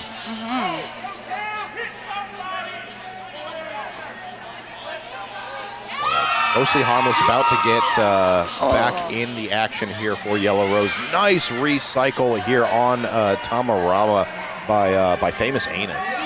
And Axe Grinder. Mostly harmless back on the track for Yellow Rose. Tamarama up at the front, does get through on the outside. Gonna keep eating away time on that clock. Star pass from mostly harmless over to number 3, Aunt Fanny. That's two star passes. A wombo combo out there. We're just like that is an inspirational looking bench coach right there. Yeah, something. Something like that. It inspires something. Fear, perhaps? I don't know if I'd go that far. Some light apprehension. 12 points so far on the board for Dallas Derby Devils, and Tamarama off on a tear. Aunt Fanny just now completing the first scoring pass for Yellow Rose. Woo dang, big old jam for Dallas. 16 points, bringing their total up to 197. The 4 points picked up by Yellow Rose, taking them to 157. We've got just under 2 minutes remaining to play. Yep, and we're 157, 197, so Dallas has extended that lead a bit. We got about a 40-point lead now. I don't know if Yellow Rose can pull that off. It's a steep hill to climb. It's a steep hill to climb. I've seen crazier things happen, but Honestly. not by much. However, Violent Viking jamming for Yellow Rose. Disaster up for Dallas. And we're already seeing some penalties here. A multiplayer call. Yep, Violent Viking taking a Violent seat Viking. for that. Disaster claiming the lead. Yeah, I think an increasingly high probability that this will be the last jam that we see in this game. But Yes. I am ready to be surprised. They haven't really been running a lot of long jams. Neither of the teams have been doing it. Yeah, I don't think it would at all be a bad choice for Dallas to call this early and get one more jam. If they wanted to. Yeah, and it also, like, running it to the end is totally feasible as well. Exactly. And, you know, Disaster's been having a pretty good game. It's the power of the headscarf. It's the power of the headscarf. Yeah, that's going to be a cut on General Slay. Okay, that's going to be number 7. Yeah, well, you know. Will not be allowed to return to the track. Well, there are only 34 seconds remaining in the period. Yeah. A minute left on the jam. But the presence will definitely be, the lack of her presence will definitely be felt. Okay, a forearm. Take him down. No, wrong one. Sugar. Violent Viking completing the initial through untouched on the wow. outside. Hey. Just snatching up all them roller derby points. Oh, beautiful weathering Big of that hit. Nice. We are on the jam clock, and the jam is called. I think that's it, folks. Thank you, guys. I got to go gear up now. It's been super fun. I'm gonna let Rich and Scarlett take it away. Thank you so much, Chai. It's been great. Good luck. Yes. We'll talk about you later. Real quick, we want to say let's get ready to rumble. We're pumped to have VIP Wrestling back as a sponsor, this time stepping into the ring for Clover Cup 2025. They've been incredible supporters of the Dallas Derby Devils, and now they're bringing their main event energy to our biggest tournament for the year. Known as the premier professional wrestling event in the DFW Metroplex, VIP Wrestling puts on high-octane shows where every match is a main event and every wrestler is a VIP. If you love hard hits, jaw-dropping moves, and top-tier talent, make sure to check them out. Welcome to the Clover Cup family. VIP Wrestling, let's put on a show. I feel like you're missing your calling, not being a wrestling announcer, Hey, Rich. Or do you dabble as well? I don't dabble, but I would. Just saying, are there any It's wrestling crews up Like, in hey, the... if you need a chatty person. All right, that is our final score, 165 to 213. Fun fact, Dallas managed to match their second highest scoring jams of the game. At the end there, 2 16-point jams back-to-back to close it out. Hard-fought battle by Yellow Rose, but valiant effort by both teams. We didn't see too much of a, much more than a 20-25 point spread for most of the game, but the game changer was, of course, that 20-point closeout jam in the first half by High Priestess to really shift the momentum a little bit. Yeah, and the penalties in this game also having just such a huge impact. We did have that one foul out right at the end on General Slaya, and then several other skaters knocking on that 5 and 6 door. Oh, God. We're this awesome. We get the camera going through. Oh, Fantastic. my God. Don't you just feel like you're going through the high five tunnel yourself? Oh, my God. That, For real. You'd normally have to pay for an experience You like would, that. but this is free. So you're welcome. And thank you everybody that's been engaging with us in the chat. We know this is early. It's a non-bracket game, but it's okay. Nice and fun. Yeah. So we are going to now shift over to our next game of the day, game number 9, our bracket game, to determine who goes on to play the championship this evening versus the Dallas Derby Devils. So we're about to see Rocky and Tchaikovsky and her contingent of folks from the Mile High City taking on Montana. This is a rematch, as we mentioned previously, from earlier in the tournament. So Rocky looking for a little bit of redemption. Montana has been a story here at this tournament. I've been impressed. They've been doing an amazing job. Yeah. And the game that we saw them play against Rocky was a really close one. We saw several lead changes at the end of the game. Only 15 points separated the teams. So this is certain to be a high-energy, high-quality matchup. Real nail-biter because the tournament life is on the line for both of these teams. They could punch their ticket to champs. We're going to have to stick around and find out. Rocky Mountain coming in at 51, Montana coming in at 57 on the rankings. And, of course, the group that we are watching now on the floor finish up taking their pictures, Yellow Rose versus Dallas Derby Devils, Battalion of Doom, the B-team game. We're going to wrap things up here. Don't go too far because at 12 o'clock Central Time, about 20 minutes from now, we will see game number 9 in the bracket. For Tchaikovsky, I'm Scarlett O'Hurta. And I'm Rich Mahogany. Thank you so much for joining us today. Hope you enjoy the rest of your Clover Cup 2025.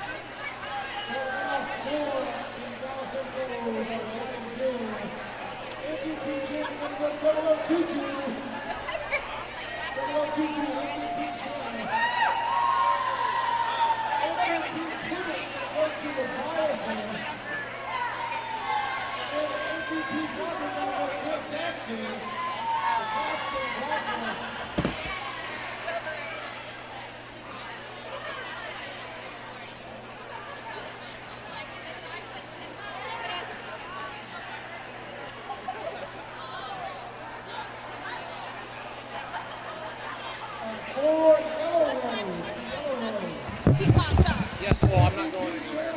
Are you on the next one?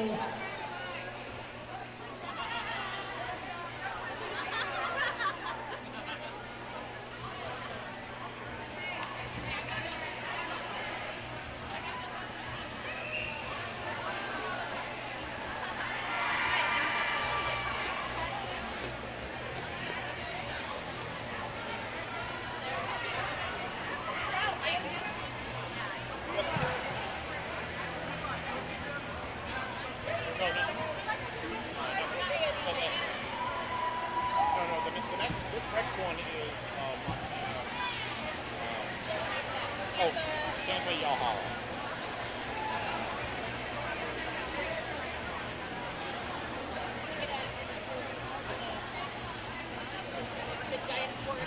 Yeah, we're working on it.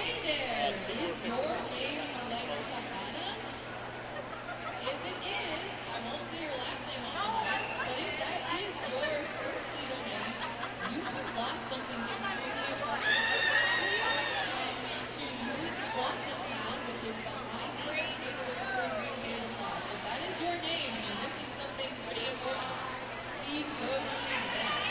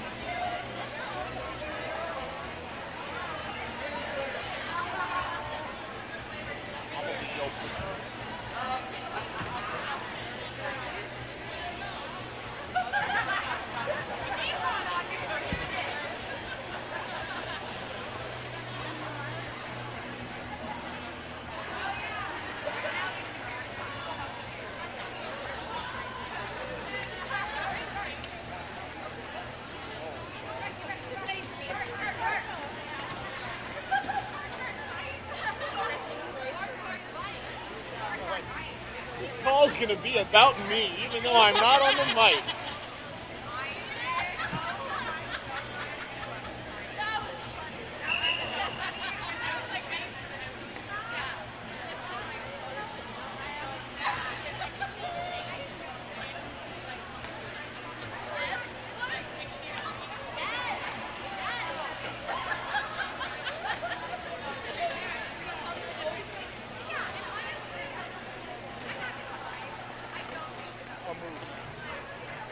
All right, Johnny Pepper over here in Vineyard Village, next to the Dallas Derby Devil merch booth. Get on over here. No waiting right now. We got stickers, pins, t-shirts, all the things. The raffle baskets are right here. You gotta check them out to win them.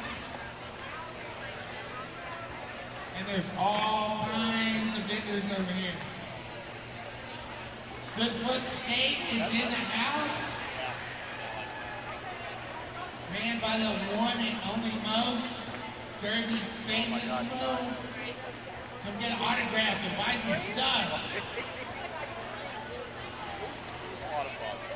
Yes, please pick up your pre-orders. And while you're there, shop at Great Bad Designs. Ladies, invitations, and Derby Fair.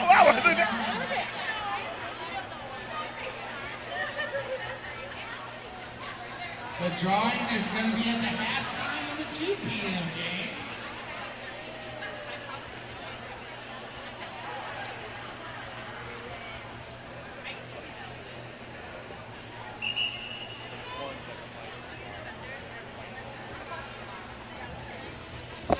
I love Cakes so much. She is so amazing. I'm so glad she's at Clover Cup. Did you know Cakes is from Las Vegas and Chicago? It's crazy. Everybody just loves her. She's just amazing.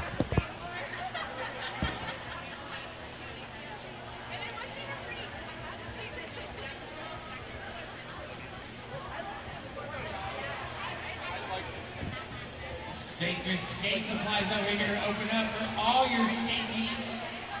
Check them out. Mouth guards, new strings, stickers, wheels, full setups if you want. Rocket Bruce is in the house. What are we doing today? We are the official after party at Rocket Bruce Restaurant. Come on by and talk to the fine people. You got a $10 off VIP card. Tell them Johnny Pepper sent you for an additional 0% discount.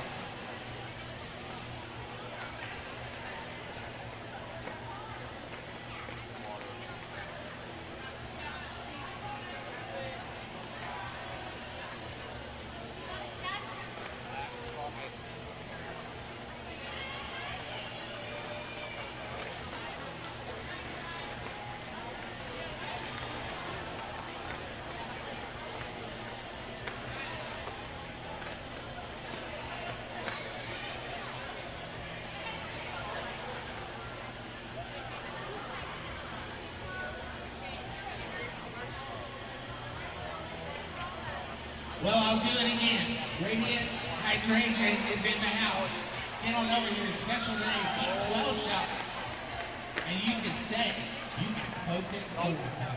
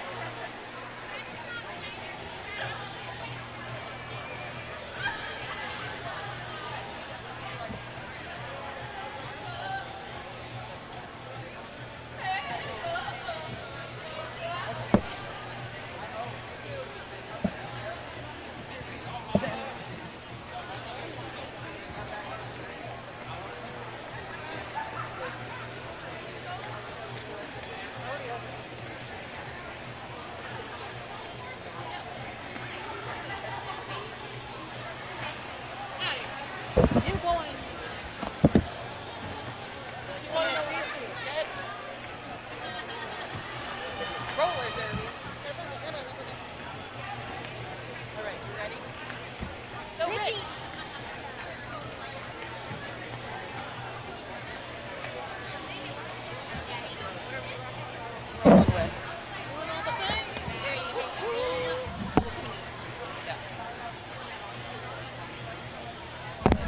Oh yeah, you can hear me. Yeah.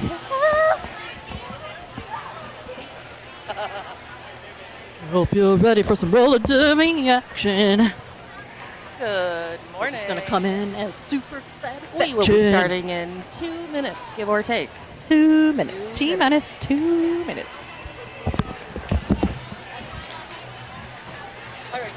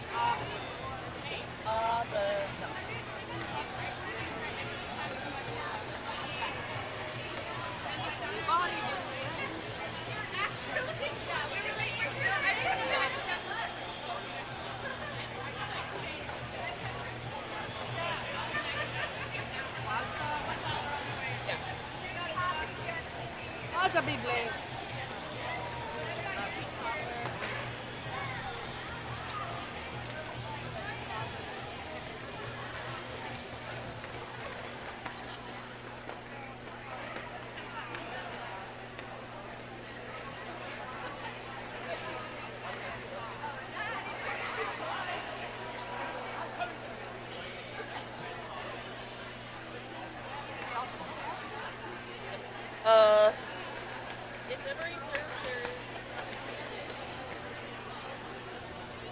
I do not know the pronoun for captain, but I do know.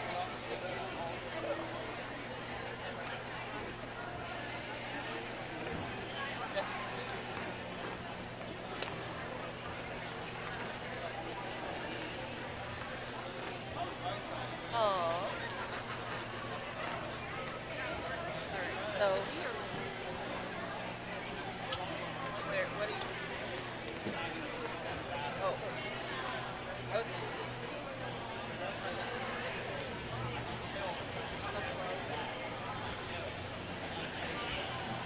I would like one. Great. Rocky is white.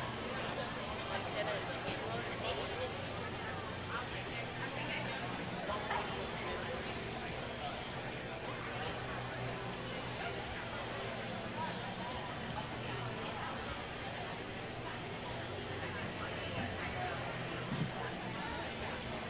Oh.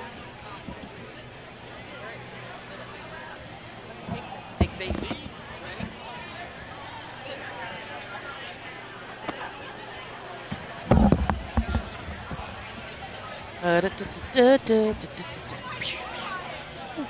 Wait, no. Oh my gosh. I thought for a second I was going to trip myself, and I'm already sitting down. You're good. Welcome to the Clover Cup 2025 featuring Rocky Mountain Roller Derby versus Team Montana.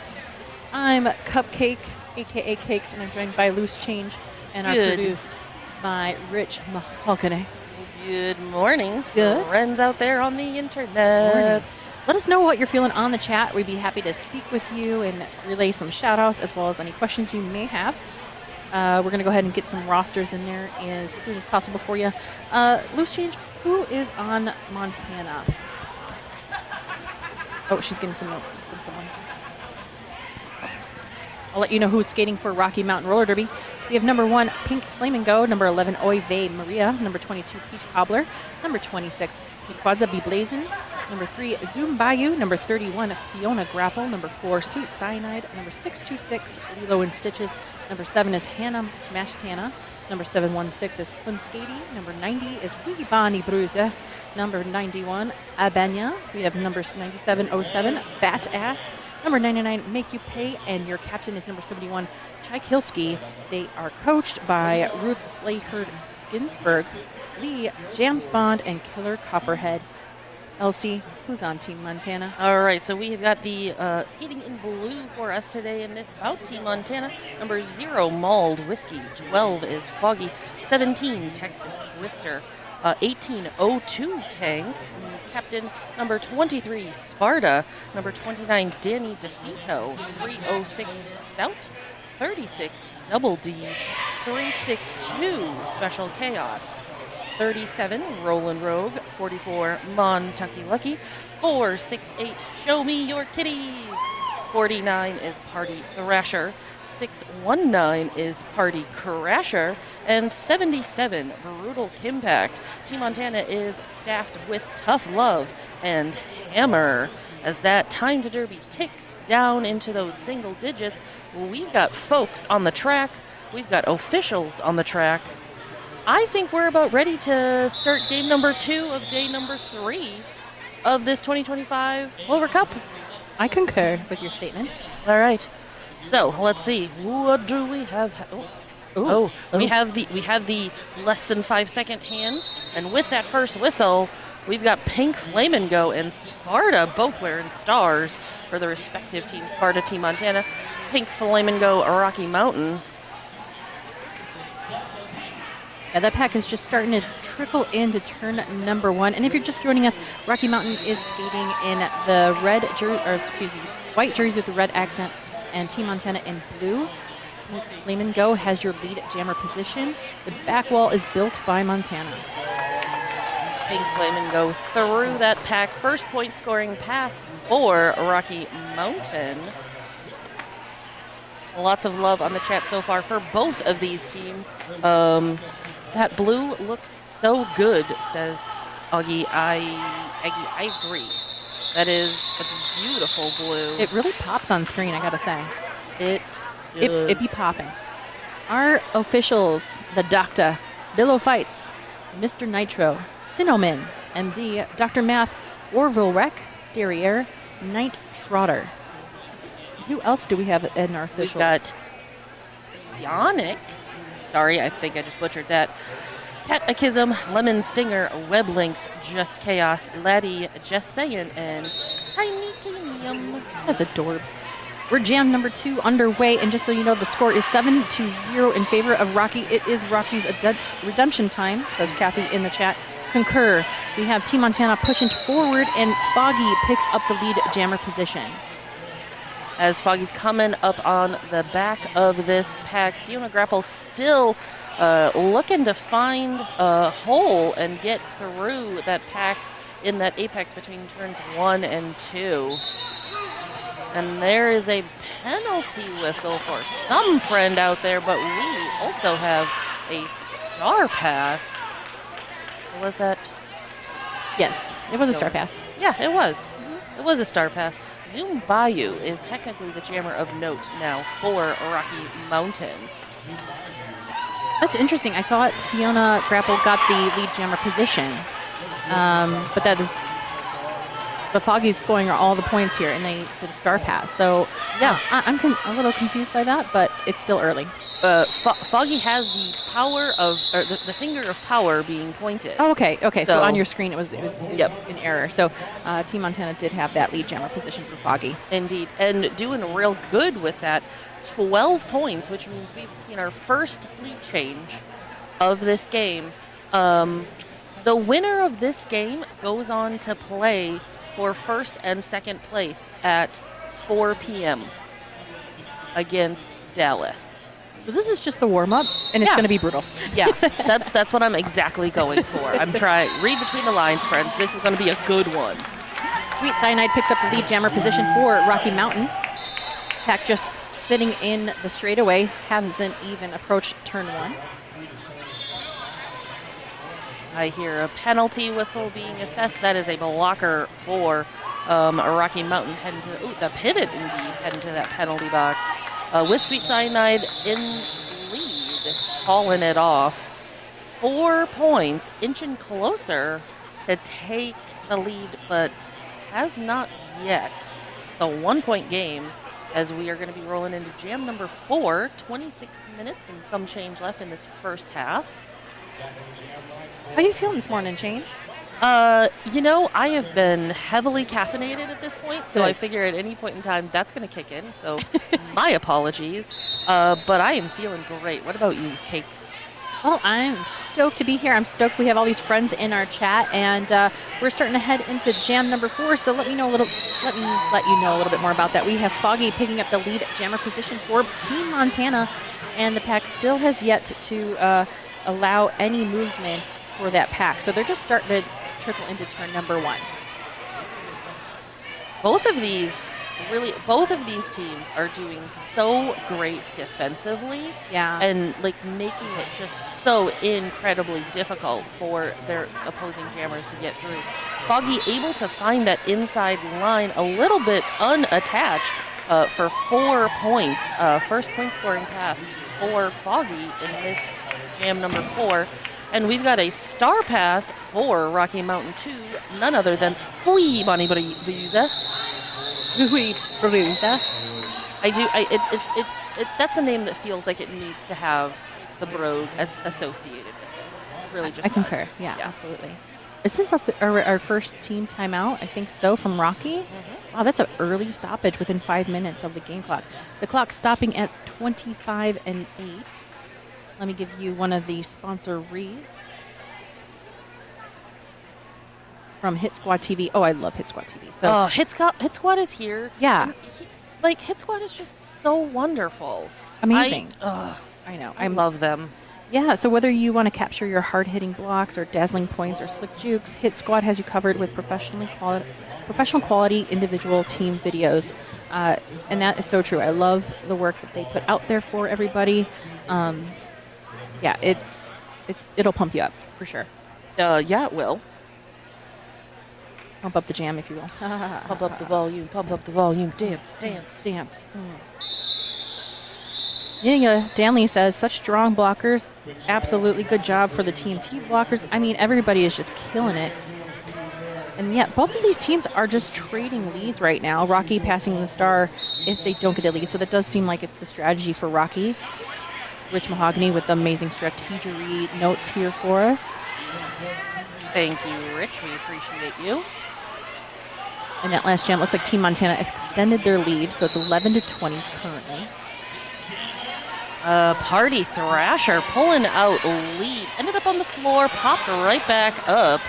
And with that, again, we're seeing Rocky Mountain pass that star. Wee Bonnie Bruiser has that star in hand, even if it is not on her helmet yet. Give it time. Mere moments. Mere moments away. Pack starting to spread a little bit thin between turns 1 and 2 with Team Montana in the front wall.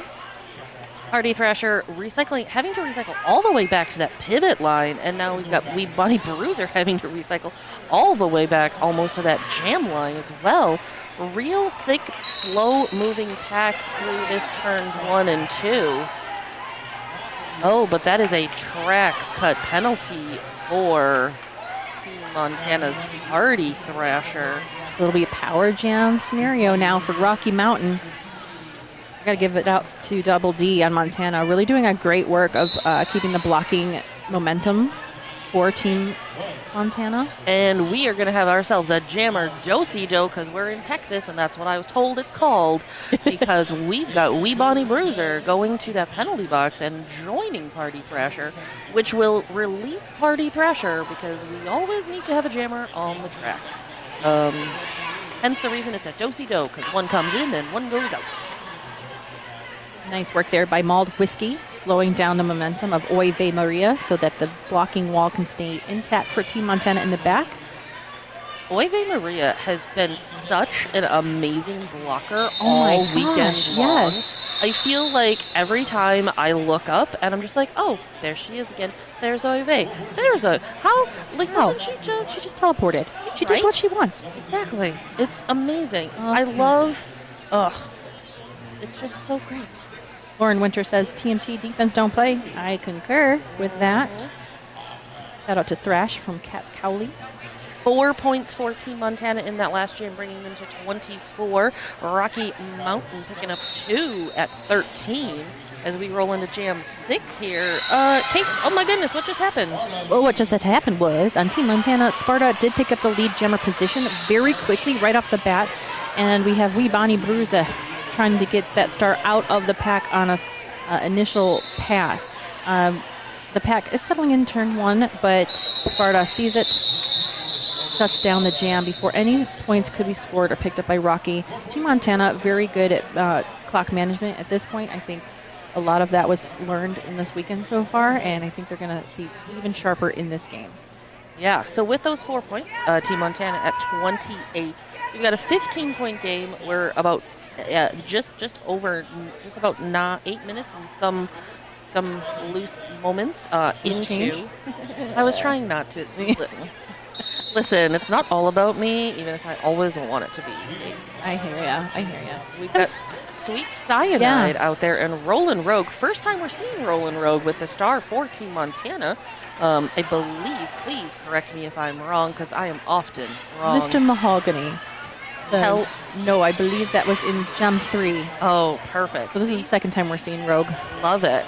But this is the third, well, in the previous Jam, 3 lead jams in a row for Montana, and the streak is now broken with Sweet Cyanide picking it up for Rocky Mountain Roller Derby. That last blocker at the front there was indeed none other than that Oive Maria. Giving Team Montana the business. You know what's interesting is we have Nicole Yandel in the chat saying, "Where's Pink?" And I did a little Jackie Poo, and now she's on the track. So I think they're keeping her in reserve because strategically, I would want to keep that reserve as fresh as possible because let's just say Rocky Mountain moves on, they'll be facing Dallas Derby doubles for the champs. So we're going to see some really strong, hopefully really strong strategy from both teams because this is their warm-up for the day, and then they have to play champs. Yeah. So it's going to be rough. How you got to play the game of how hard do you go to get to that champs game versus if you get to that champs game and everybody's exhausted. Exactly. You know, we've got Foggy with the lead for Team Montana out there. Pink Flamingo, like discussed, wearing the star. Unfortunately, in that penalty box. Yeah, for back block. Rocky Mountain's got a full penalty box right now. Jammer, pivot, and blocker. They're having a little hangout. You know, they're just catching their breaths. It's totally strategy fine. session. Exactly. Meanwhile, Foggy making quick work of the micro pack of 2 Rocky Mountain blockers out there. 8 points already coming in for another point-scoring pass. Getting a little bit of offensive help there from, I believe that's number 362, Special Chaos. Special K, as the shirt says. I do enjoy that. Nice work here, though. I mean, even though the little micro pack here for Rocky Mountain, they're doing a good job just slowing down Foggy just a little bit, but I think the momentum is totally shifted to Team Montana, and if Rocky Mountain doesn't get it together within the next few jams, I mean, we're at 19 minutes and 10 seconds remaining. They really have to kind of adjust here to remain competitive for this championship spot. I mean, we're looking at like a, what is this, a 28, 27 point difference at this point. Not horribly unsurmountable. However, Team Montana's right now at 16 points, just this jam. Let's see if we've got any more coming up on the board. Yes, 18 points in total for this jam. You know, so that puts it at a heck of a lot closer. It's 29, if my math is correct. You be mathing. Yeah, look at that. Sometimes the brain works, not always. If, you know, the way that this is, the last few jams, if this pattern continues, like you said, Rocky Mountain's gonna need to do some stuff. Got some stat information. Well, some fun information here. Oive is somehow a jammer originally, but a killer blocker these days. So thank you, Ashlyn Stanley, for the insight, because, you know, we don't always get these fun facts about these amazing athletes. Yeah. And I'd love to talk about that more. So if you have some fun facts in the chat, please let us know. We'd love to talk about it. Powdy Thrasher, now you're jammer, big jammer for Team Montana. Team Montana doing a great job here of not only slowing the pack, they're really running the pack the way they want it, as well as setting up for possible offense. So now we have Rocky Mountain just kind of spreading out just a little bit, forcing the recall of Party Thrasher as Pink Flamingo finally in play.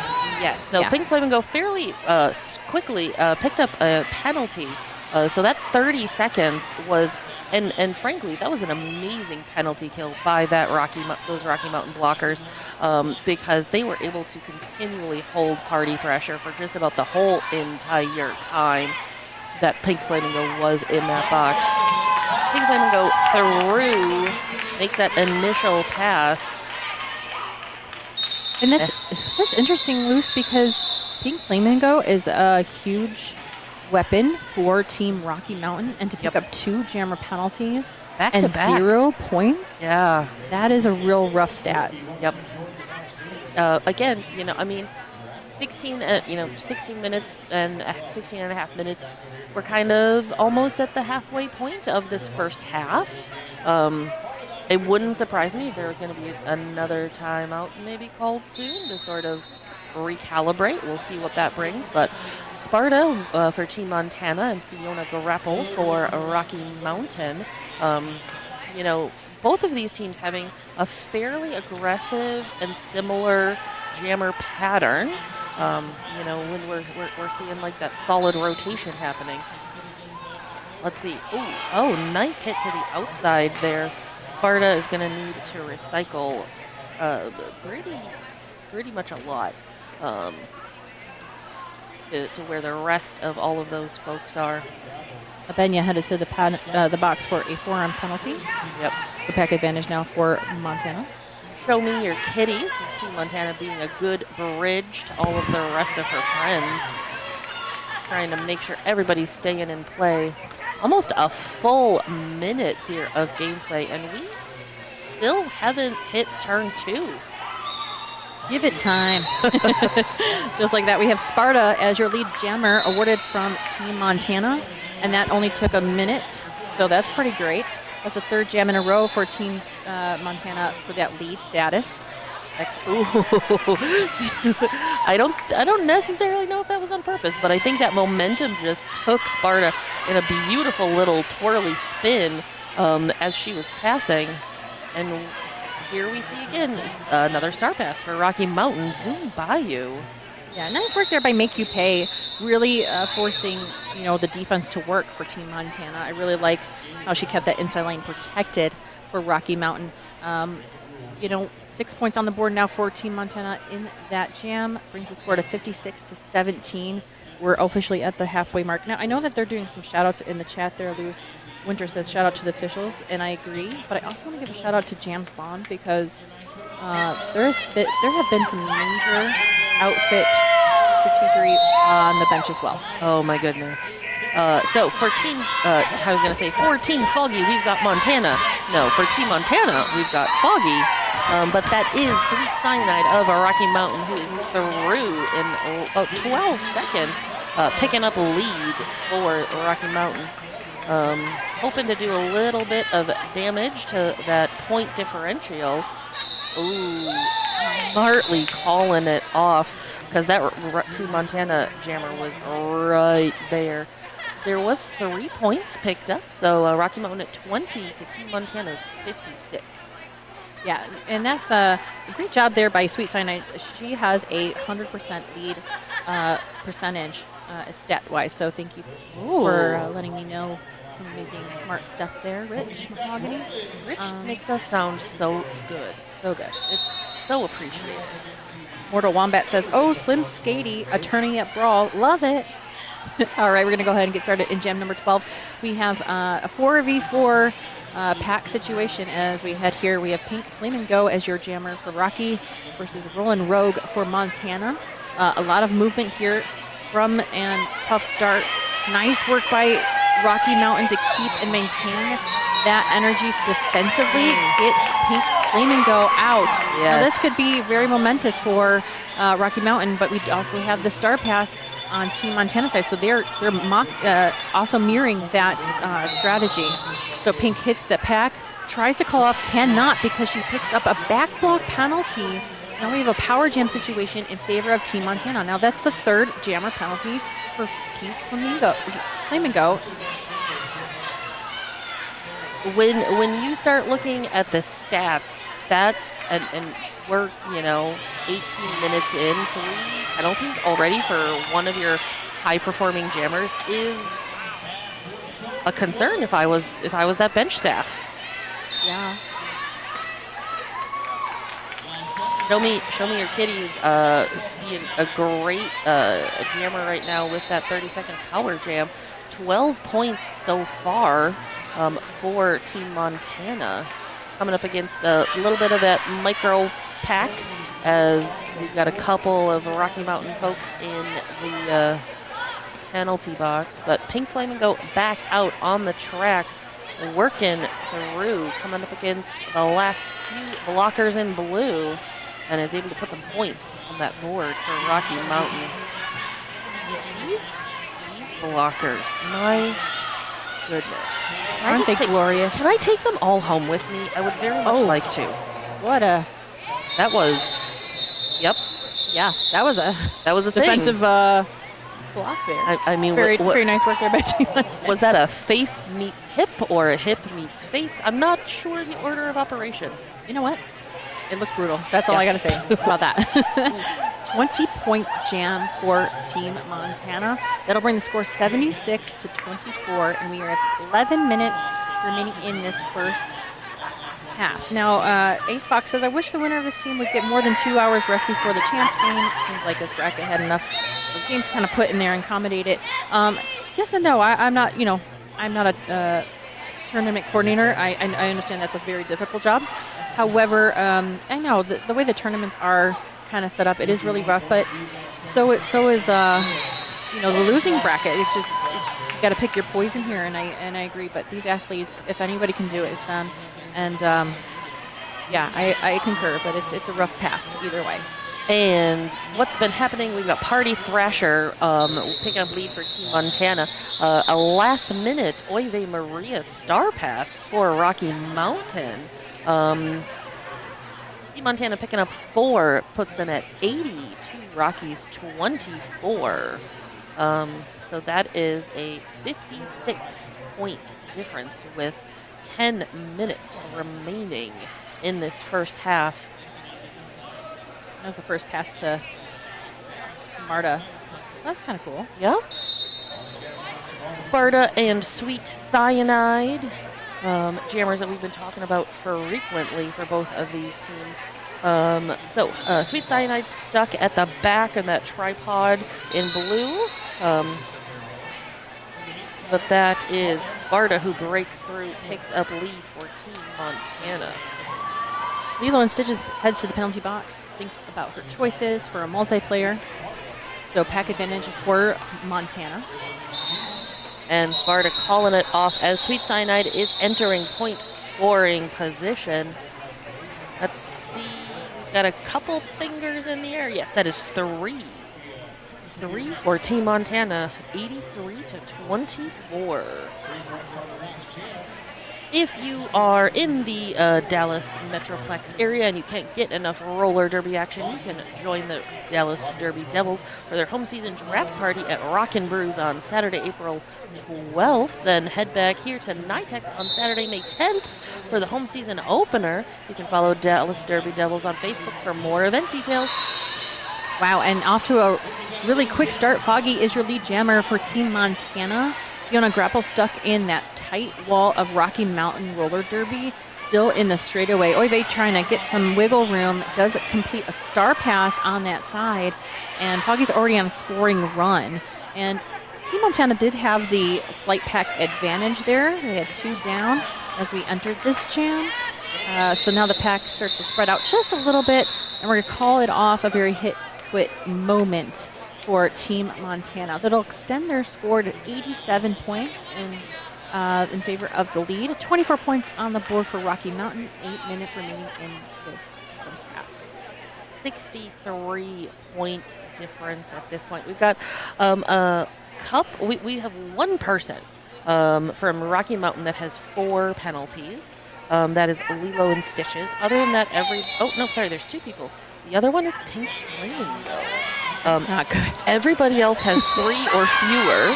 Yeah. Oh, but as talking about penalties, Team Montana's Roland Rogue picked up a track cut penalty, which means that Sweet Cyanide is going to have that opportunity for not only lead, which she just picked up, but a 30-second power jam. This could not be in better favor for Rocky Mountain. I really hope they capitalized on this, and they have to because there's one in the box now for Team Montana, so pack advantage is rolling with them, and they have that lead. So let's see what they can do with this here, Luz.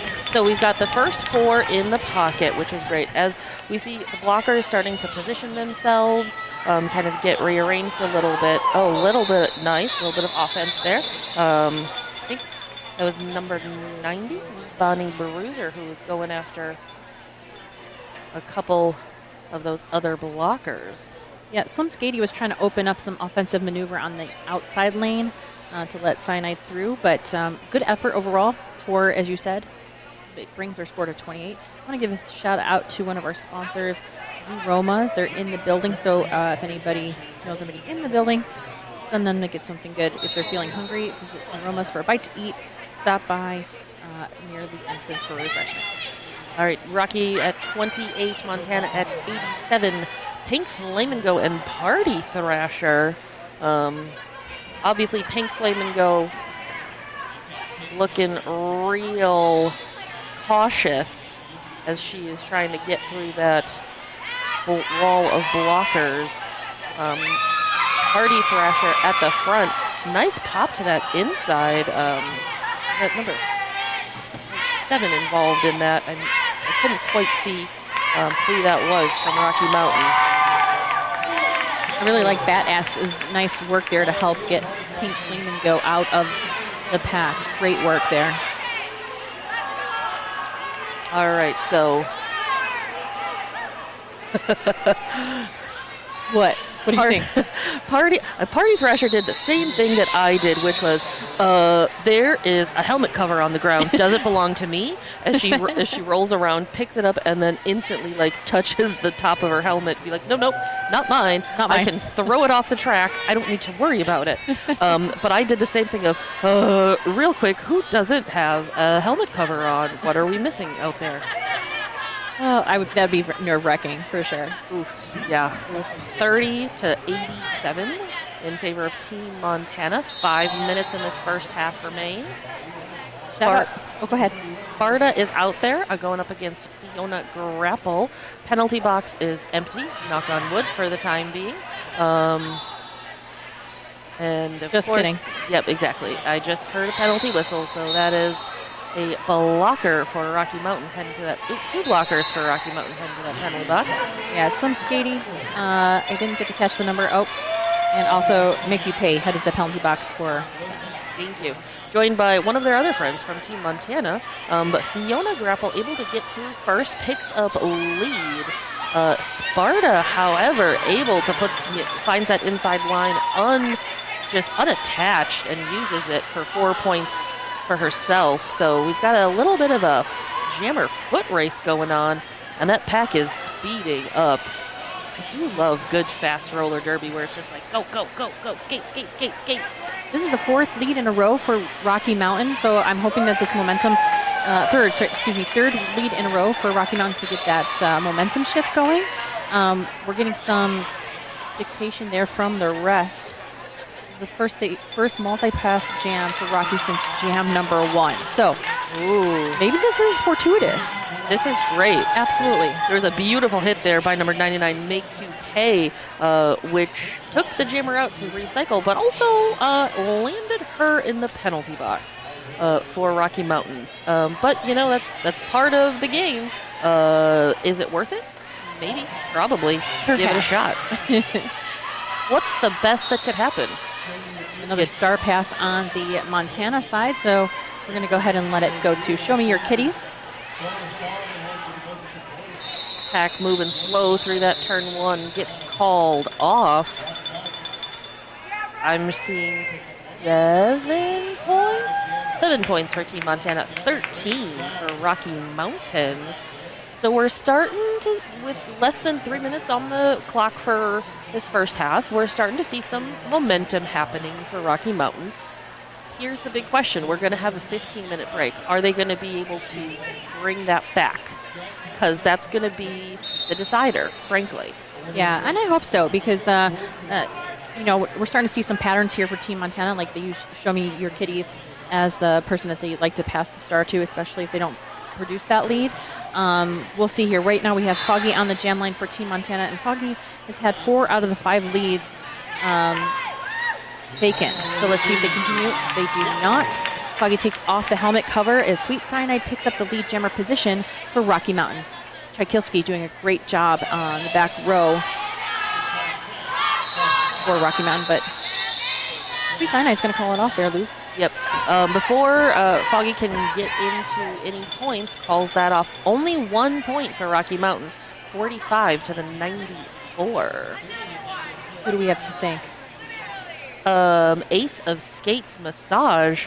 If you are here and you can hear my voice or you know somebody coming down, Ace of Skates Massage is here in the building. They're a licensed massage therapist certified in sports massage as well as derby, veteran with more than 7 years of track experience.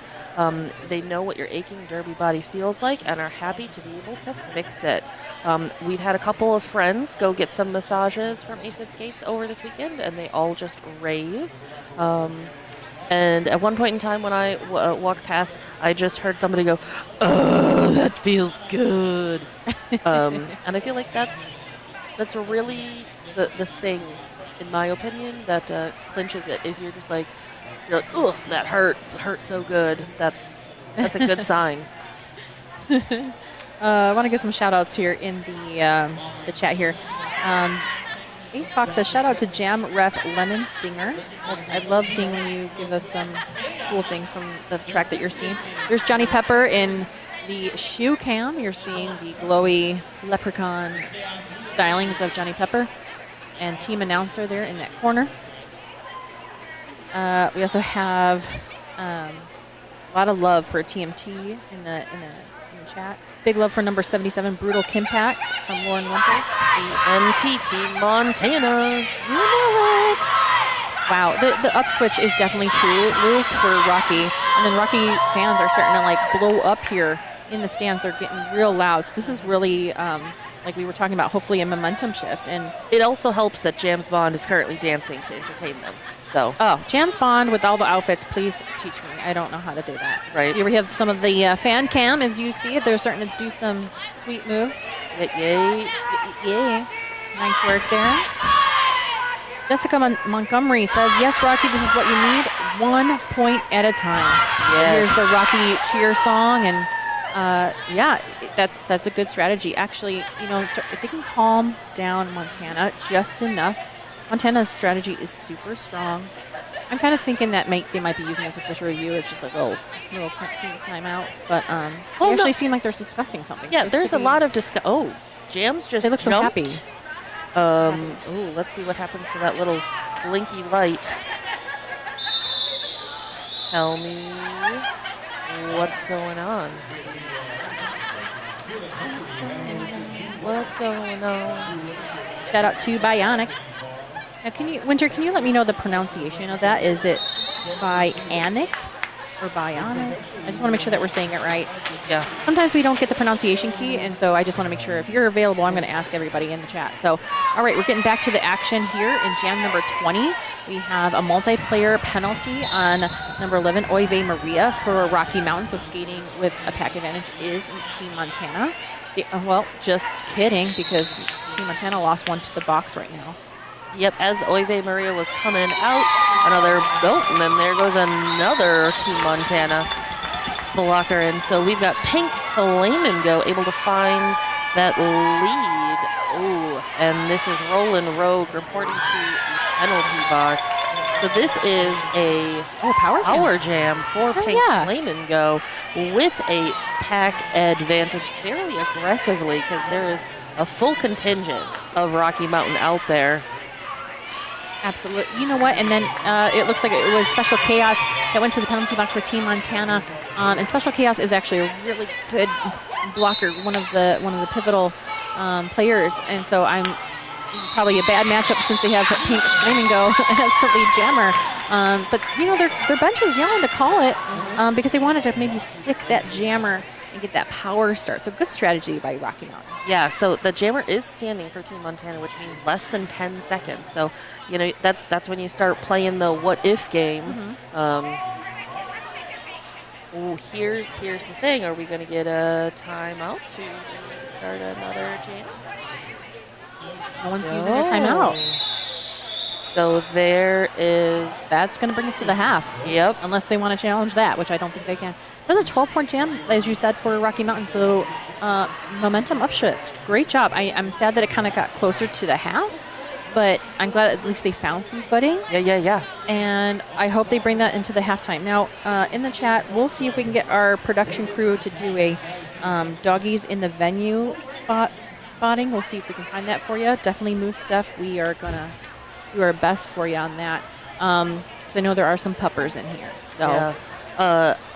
Moose, I will tell you, there are a couple of little chihuahuas. One is a 3-legged little tiny nugget. It's a tiny nugget. So like, cute. Oh, I want to bring it home. Yeah, I was like thinking how I can like smuggle it in my shirt somehow. I mean, it's so small. I mean, other than the fact that your shirt would be barking, I think it would be Minor fine. detail. Yeah, it's fine. Cat Crowley says, great for first half, lots of fun defensive moments. We're going to bring it down now, trackside. I think we have some fun stuff. You might say to yourself, where's our after party, Johnny? It's at Rock and Brews Restaurant. Come on by here. Look at the menu. Find out what you want to eat after the after party. You can sign up and get $10 off the VIP. Come talk to them anyway, even if you're not going to the after party. They got some cool stuff over here. They'd love to talk to you. No Borders is over here. We got plenty of stuff. And a Derby famous person. You can come get an autograph. And buy a t-shirt.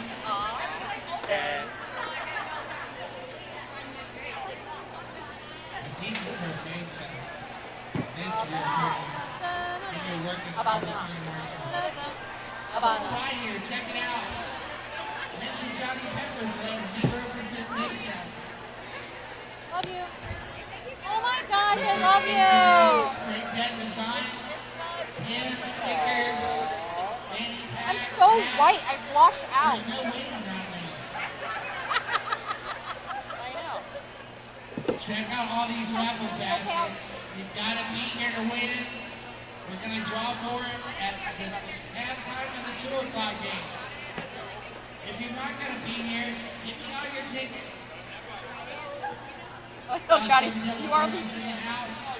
Stickers, pins, t-shirts, caps. Mention Johnny Pepper for that 0% discount. Radiant IVs in the house and nobody's over here. You really should come. Just to talk to them, if nothing else. Find out what they can do for you. Get hooked up with an IV, you'll feel better. B12 shots, Toradol shots, whatever you get paid. And you can say, you got poked. Clover Cup 2025.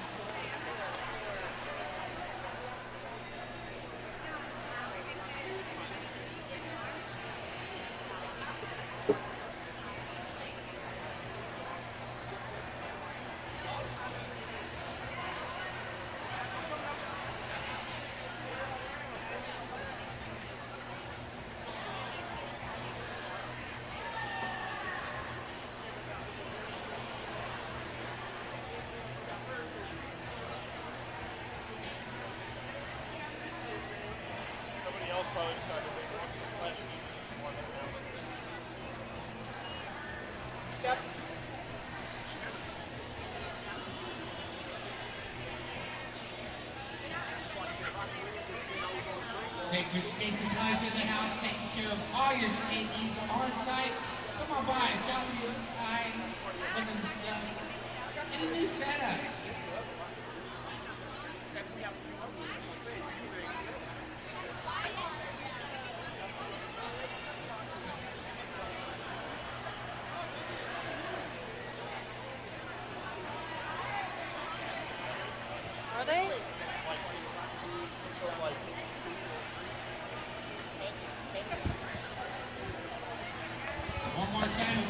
deflated. See that picture?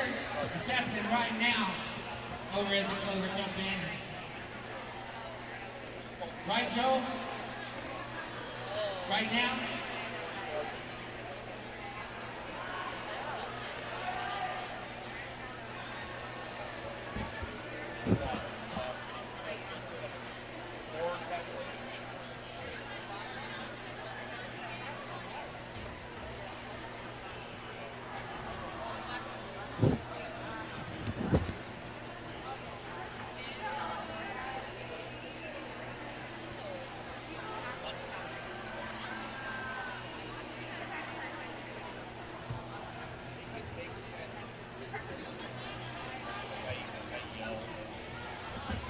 Make it make sense.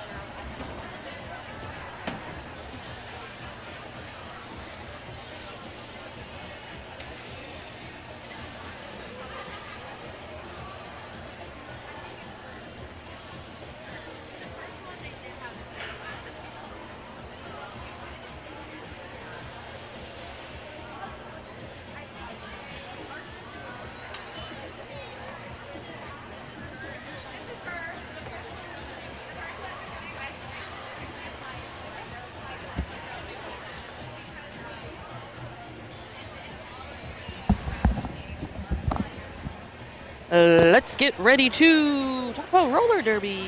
Hi, friends. Hi, friends.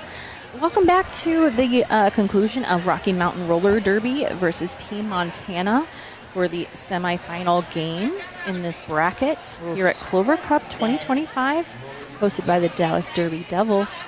I'm Cupcake, a.k.a. Cakes. I'm Loose Change. And we have Rich Mahogany with us producing. What? Real quick, just for everybody out there to know, all of us started in the Midwest. 2 of us are still in the Midwest, so you are listening to the Midwest contingent of Clover Cup announcers. Yes, we. So you have Minnesota representing. Heyo. Heyo. Chicago representing. Heyo. And then we have Wisconsin in the house. Hey. Hey, yeah. So we're happy to be here with you. And thank you again for the chat and hanging out.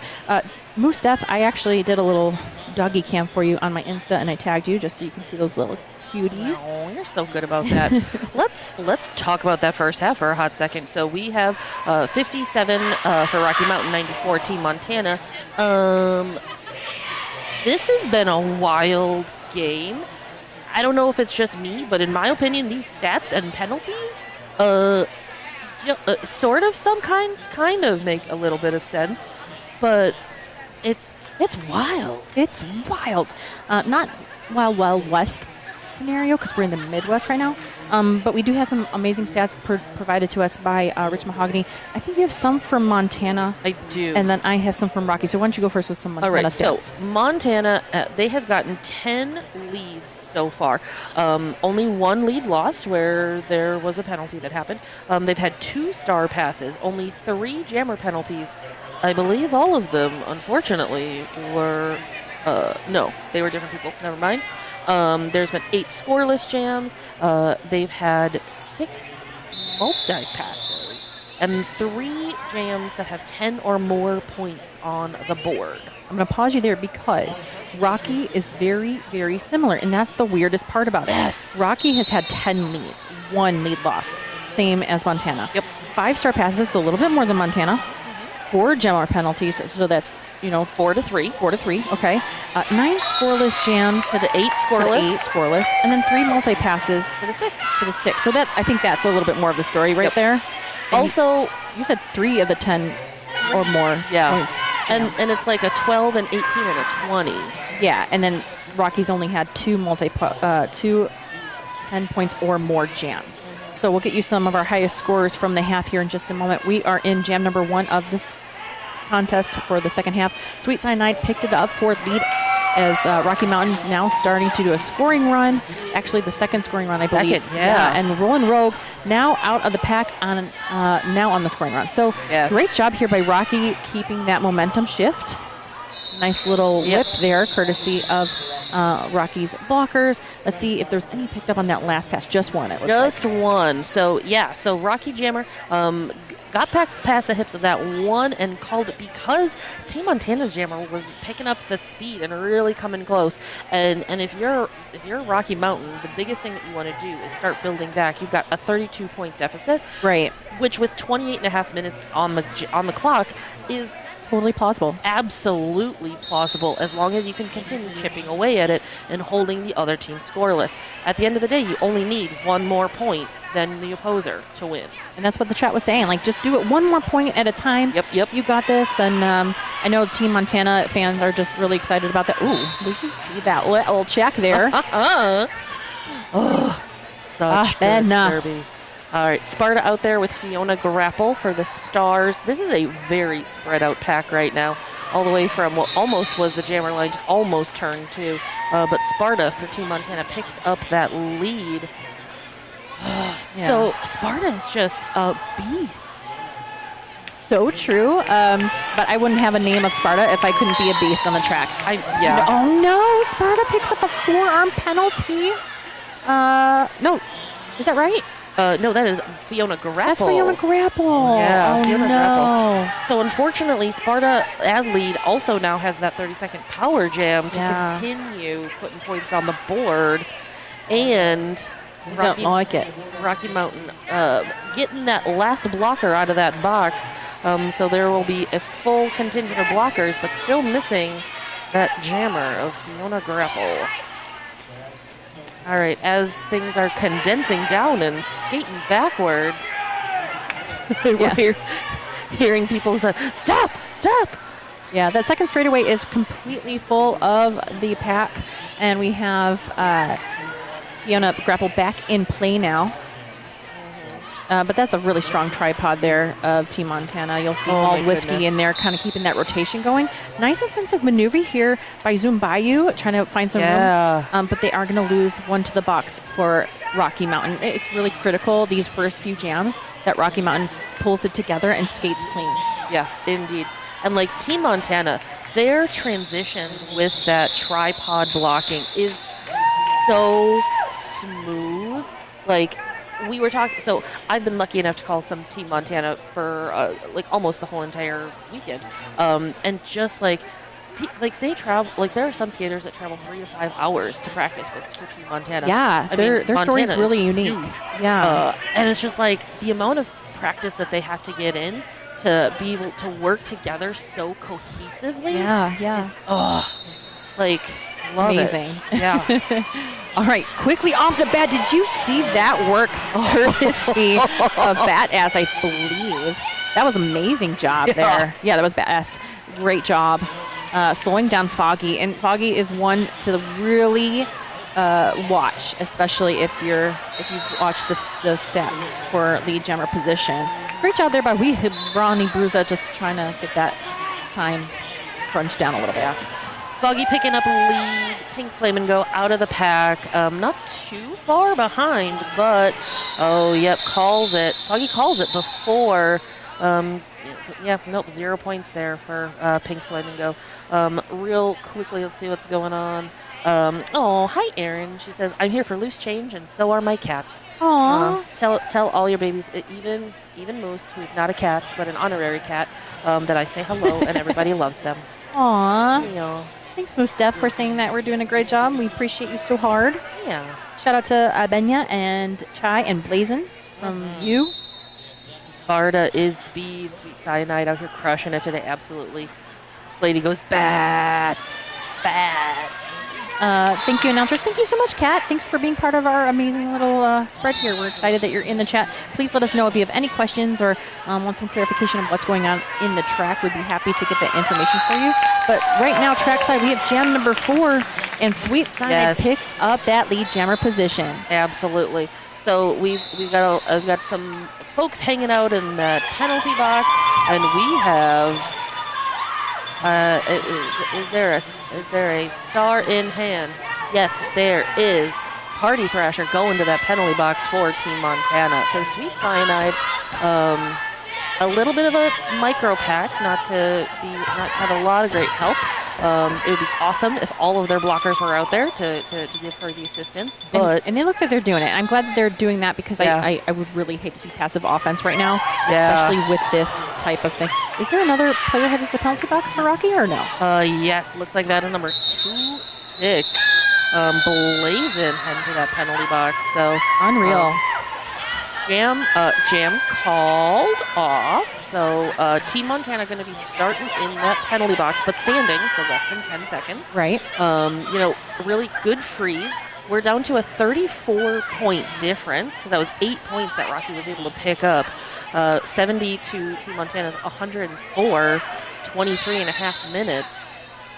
Team timeout is being requested by Montana, and that's a good call coaching-wise because you want to ice the momentum here from Rocky. It'll give me also a moment to talk to you about Ritz safety. Ooh, tell me more about safety. Safety is important. Did you know that there are two things that have to happen before roller derby is allowed to have happen? What? You have to have officials. Okay. And you have to have safety. If you don't have either of those two, you literally can't play roller derby. That tracks. So let me let you know a little bit more about it. So we're rolling into Clover Cup 2025 with Ritz Safety once again at their side, ensuring safety and well-being of our skaters, officials, and fans. So huge shout out to Corey Coleman at Ritz Safety. Yay. Yeah. Shout out. Shout out. And then also thank you so much for your continued generosity in supplying top-tier safety equipment for both Dallas Derby Devils and our annual Clover Cup tournament. Safety is our top priority, and with Corey's support, we're able to provide a clean, secure, and well-equipped environment for everyone involved. So looking for reliable safety supplies or services, Corey Coleman at Ritz Safety has you covered. So whether you need rentals, services, safety equipment, or anything of the like, Corey is the go-to expert. So just make sure you tell them that Dallas Derby Devils sent you. Yes. We did have a shot there of the Rocky fans with ROCKY exclamation point on their stomach. But as we start this next jam, number 5, Party Thrasher for Team Montana picks up a lead. But we do have a star pass, Rocky Mountain. Looks like that is Bonnie Bruiser, who's going to be the jammer. Oh, No fun. No fun. Rocky Mountain called it before there was supposed to. No points. No points. It's not a pointless jam, but there's no points scored for Rocky Mountain. Yeah, I see what you did there. Yeah. We were talking about points earlier, and in the first half, we can kind of compare those notes. So Rocky had, for Pink Flamingo, had 25 points as a top scorer. And number 31, also known as Fiona Grapple, had 16 points, as well as Sweet Cyanide also had Sweet 16 points. Oh, Sweet 16. Mm-hmm. All right. Pink Flamingo and Foggy.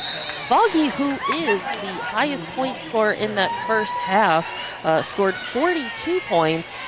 Best number in the world. If you know, 42. Hopefully you have your towel, Ford Prefect, but you never really know.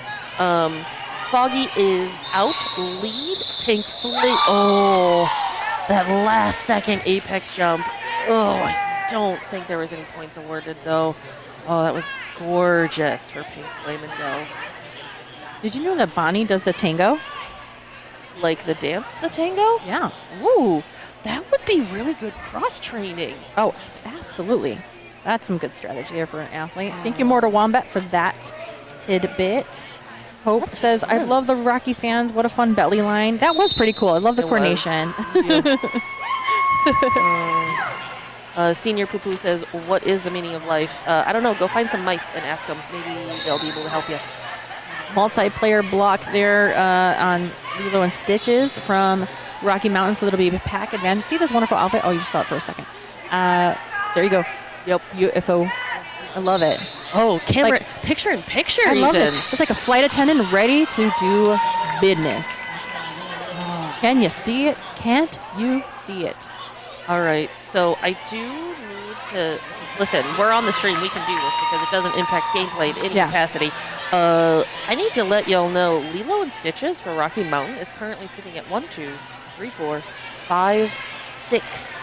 Oh no, one more and they are out. Yes, he's got to figure that out. And you are done. We've got a star pass for Rocky Mountain to Wee Bonnie Bruiser. Team Montana able to put 4 on the board. Oh, no, excuse me, 8. Yes, that other 4 popped in. 8 in total. So Team Montana at 119 to Rocky Mountain's 70. We had a last-minute ditch effort by Hannah Shmashkana with that hit there. Yeah. Oh, I wanted it to be even closer, but it's still relatively close. Yep. It's going to be real discipline 49. work here now. Yeah. You know, they came back from like a 50-60 deficit. Yeah. You know, we've got 20 minutes still of gameplay. Mm-hmm. It's really a what do the next 20 minutes hold? Who can keep their calm and get their poop in a group to generate some senior poo-poo content for you. Sparta is your lead jammer for Team Montana, but Fiona Grapple is going to put a lot of pressure on her, and so they're going to call off. They're going to have this called off here. So the jam, double zeros, donuts for everyone, but I'm proud of Rocky for keeping that pace and putting the pressure. I'm hoping that we can get some more of it, and I really like that Team Montana. I feel like they have a really good flow, and yes, there you go, picture in picture. We love it. Thank you, chat, for letting our production know. Our production team is so wonderful. It is just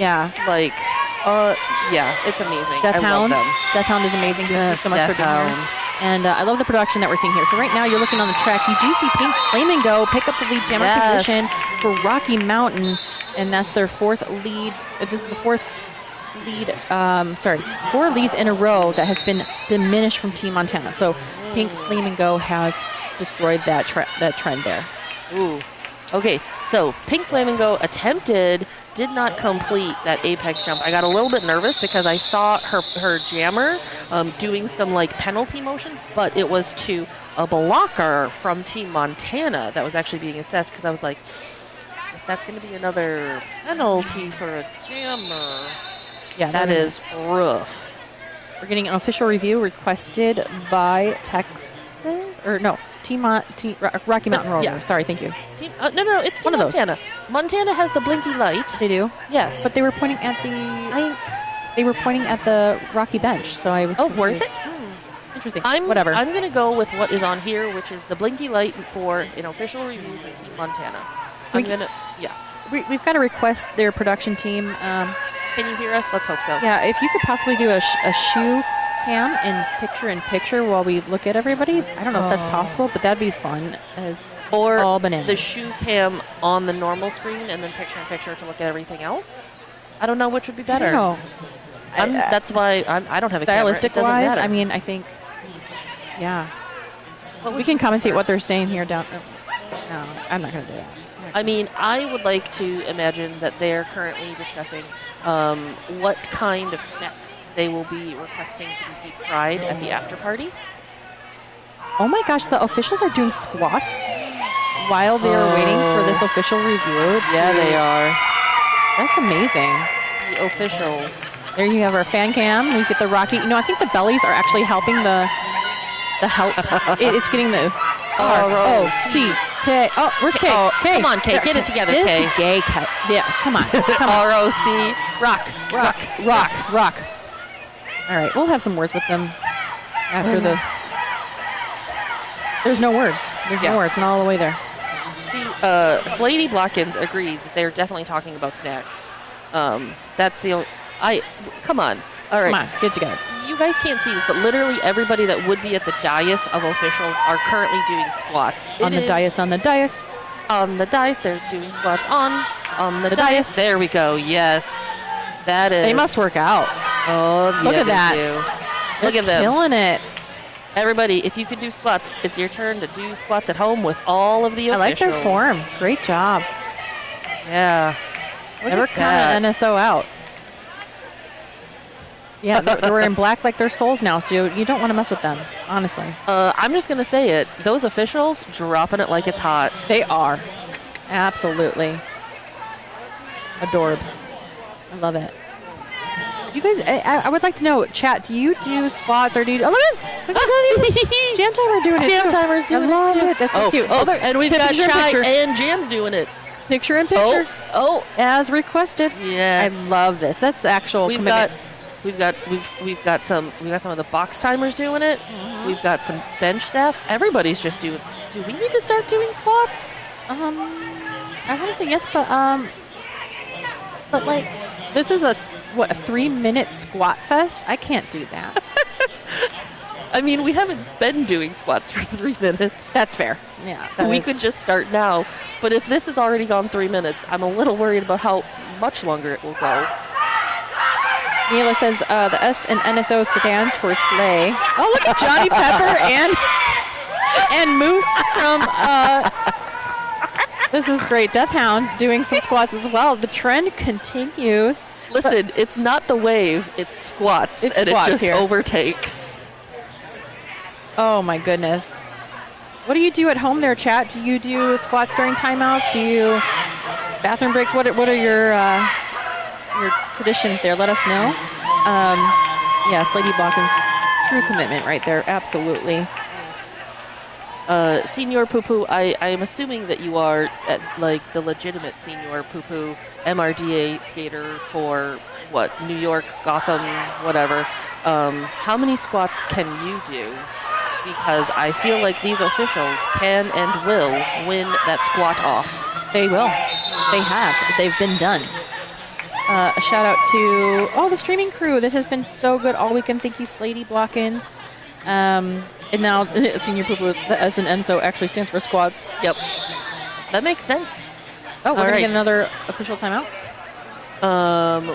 Yes. It's going to stop our clock at 18 minutes and 19 seconds for this contest conclusion to see who will go on to champs. All right. Yeah, again, just as a reminder, the team that wins this will play the Dallas Derby Devils at 4 p.m. The next game, which will hopefully happen at 2 p.m., is Yalhalla versus Tampa Death Rollers MRDA Roller Derby. That's going to be fun. It is fun. So we saw Yalhalla play Friday against Austin Anarchy, and then we saw the Death Rollers play yesterday against Austin Anarchy. So we're just wrapping up this little tripod of MRDA. And with that, we've got the whistle. That means we are back at it. Jam number 10 in this period 2. Sparta with the star Sweet Cyanide. Also rocking that for Rocky Mountain. And there we have about 15 seconds, and Sparta picks up lead. Now here's the question. Will we see a star pass? Ooh, does not look like it. Sweet Cyanide pushing through, gets out. Gonna be point scoring eligible now, but I have a hunch. Yep, there it is. Sparta calling it as soon as that jammer coming through. All right, folks in the chat. Tell me what's going on, Kate. Yeah, so they were kind of wondering what was going on in the official review. We kind of, look at that beautiful hair snag. Oh, nice work there, courtesy of the Quadza Be Blazin'. So we were looking for what was going on there. Montana did retain the review, and they requested something on a blocker. The clarification on what the number is, 362, that would be Special Chaos. So Special Chaos was headed to the box, and then that was rescinded. So they retained the review, and good call on the coaches for that one. So right now, Fiona Grapple on the jam line for Rocky picks up the lead very quickly. Rogue not too far behind her, and hopefully Fiona hears the call. But luckily, Oy Vey does a great job of forcing that recall of Rogue. Augie Putnam says, I would also use my OR to save Special K. That makes complete sense. Yeah. Both teams at full strength right now, loose. And Fiona calling it off. That is 4 points apiece, which technically means it's a net gain of 0 on either side. Team Montana 126 to Rockies 78. Oh my gosh, Ashlyn Stanley says, sometimes during Rocky scrimmages, we're forced to do squats the whole time we're in the box. It's the worst penalty of all. Oh my gosh. You get a penalty and you got to do squats? I would be the cleanest skater known to man if that was if that's what I needed to do. Smart. Foggy off the jam line for Team Montana does pick up the lead jammer position, and the pack starts to pick up a little bit of the quickness as they enter the second straightaway already. But I think Rocky's taking that front wall, trying to protect those points.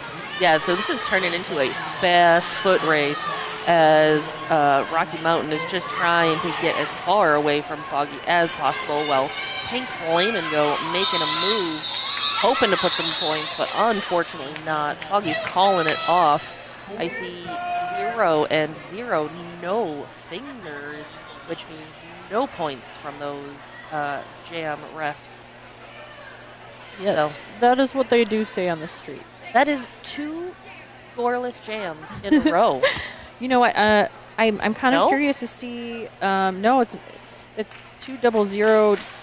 We have two. We had the previous gem had 4 points apiece. Oh, So they're netting each other. Net zeros. Zeros. That's what I meant to say. Last one's in Jam 8. That was just a test. It was just a test. We passed. Good job. Full pack for both squads here, and Sweet Cyanide on the gem line against Party Thrasher. Yeah. So again, we're seeing these tripods. These just powerful tripods. Oh, who's getting a penalty? That is number 9707. Badass for Rocky. Who's maybe not. You know, I don't want There's to. some confusion. Yeah, I don't want to like drop any conclusions or make some things up, but I feel like Pink Flamingo is more in the reserve, not for a possible championship game, but more so jammer rotation. So I'm wondering if it was just a really rough weekend because Rocky did have a lot of rough games. So look at that nice little hello there, courtesy of the referee. So yeah, letting you know a little bit more about what's going on the track. Team Montana sitting at 8 points already. There's a star pass on Rocky's side to Oive Maria. Want to do your cheer for Rocky, Rocky, Rocky, oi, oi, oi, please feel free.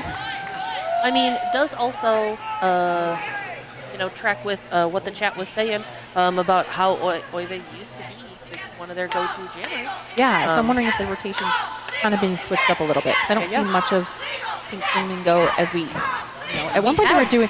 It was like in every other third, yeah. In previous games this weekend with Pink Flamingo, so. Once every fourth or so jam for Pink Flamingo. We're going to get a whistle of some kind. Official timeout happening. So that was 8 points in that last jam for Team Montana's 134, Rocky Mountain's 78, with 13 minutes, 17 seconds remaining on that period clock. Those are numbers. Those are numbers. 63. I'm not for total sure what that point difference is. Without doing more math than possible, I'm going to guess mid-60s. Yeah. 63 was my first initial. And if you're kind of wondering about the penalty trouble right here, so no one is really just Lilo and Stitches for Rocky Mountain is in contention for possible expulsion. She's sitting on 6 points, but the penalties total for Rocky Mountain is 37. For Montana, they have 21, so that does also play into the score. Fiona Grapple picks up the lead jammer position for Rocky. Sparta still in that pack there, loose. Yeah, so as everybody's rolling into turn 2, we did have a star stash, but not a pass, so Sparta's still out there with that star. Fiona Grapple looking, saying, what do I do, jams? Taking note. So here we go. So Sparta, getting in.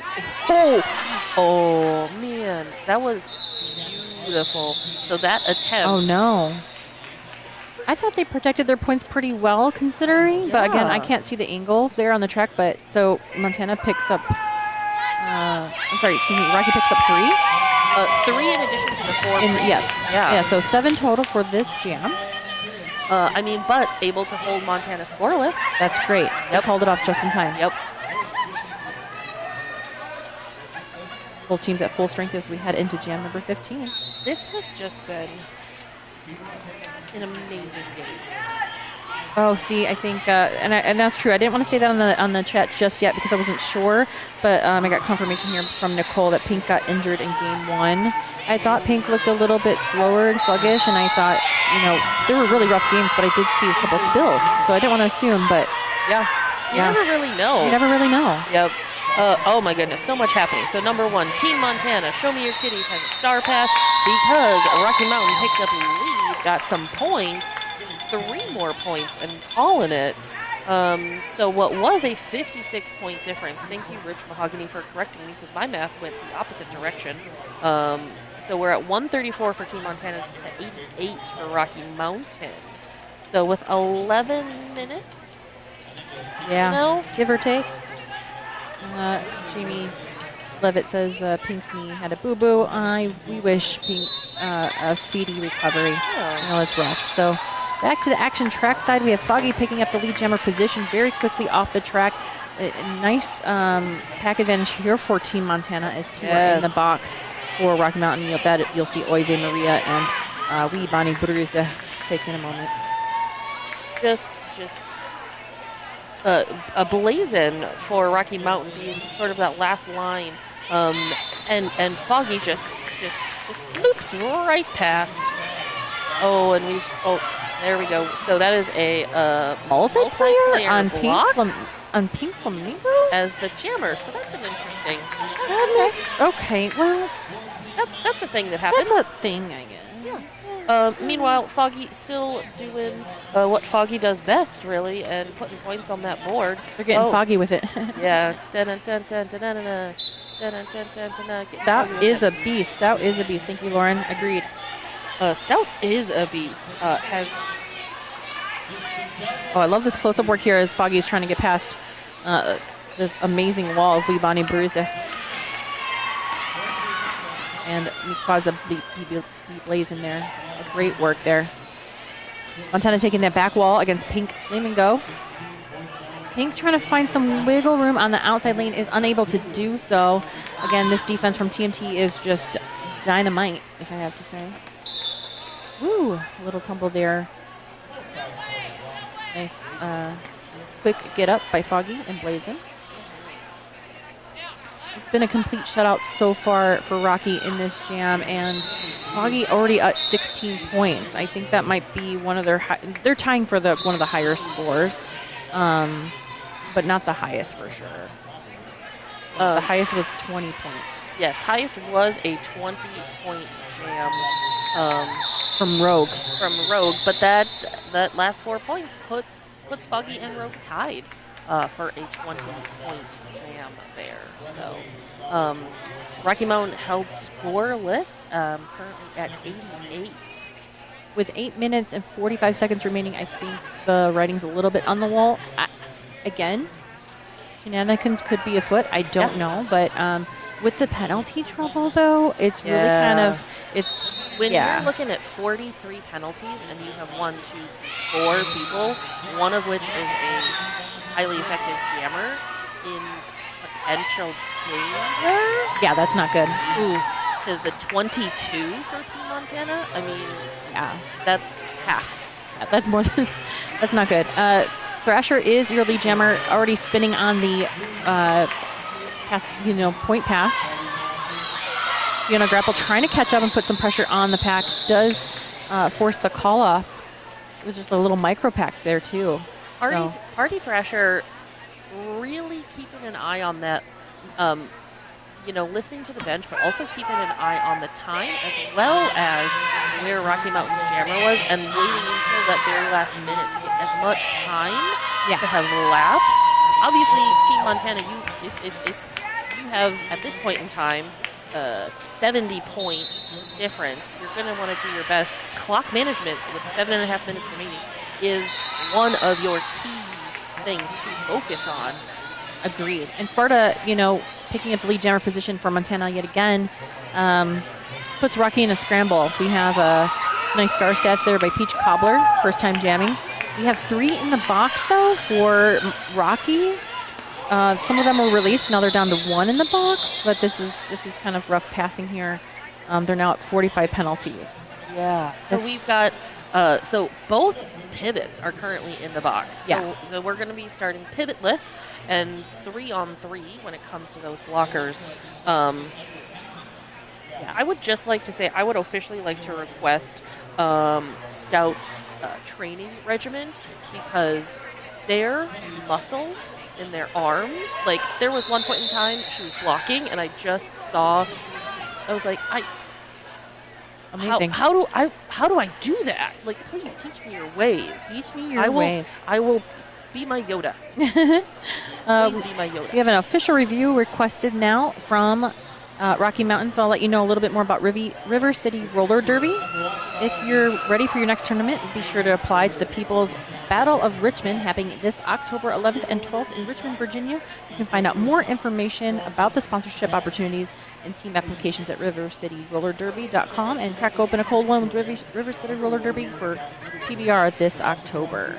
So River City Riot has been here this weekend, and they just did such a good job. Yeah. They were fun. They were fun to watch. So much fun. Hey, Chet, let us know where you're from. Where are you watching from? And do you have your pet with you? And what is their names? I'm very curious. Please tell us their names. I need that. Also, challenge. What is the most exotic pet that you have? So far, the most exotic pet that I have been made aware that is watching roller derby with us is a rabbit. Other than that, it's just been cats and dogs. You know what? And then, I kind of wish we could have like a pet every tournament we go to. Right. That would be great. You just saw an advert for Goodfoot Skates. That is an amazing shop. They have some really cool hoodies and shorts and like embroidery type designs. I love it. So if you have a chance, please check out Goodfoot. I really like their stuff. I feel like they're probably going to be around at other roller derby events as well. Yeah, I hope You so. know? Fun stuff.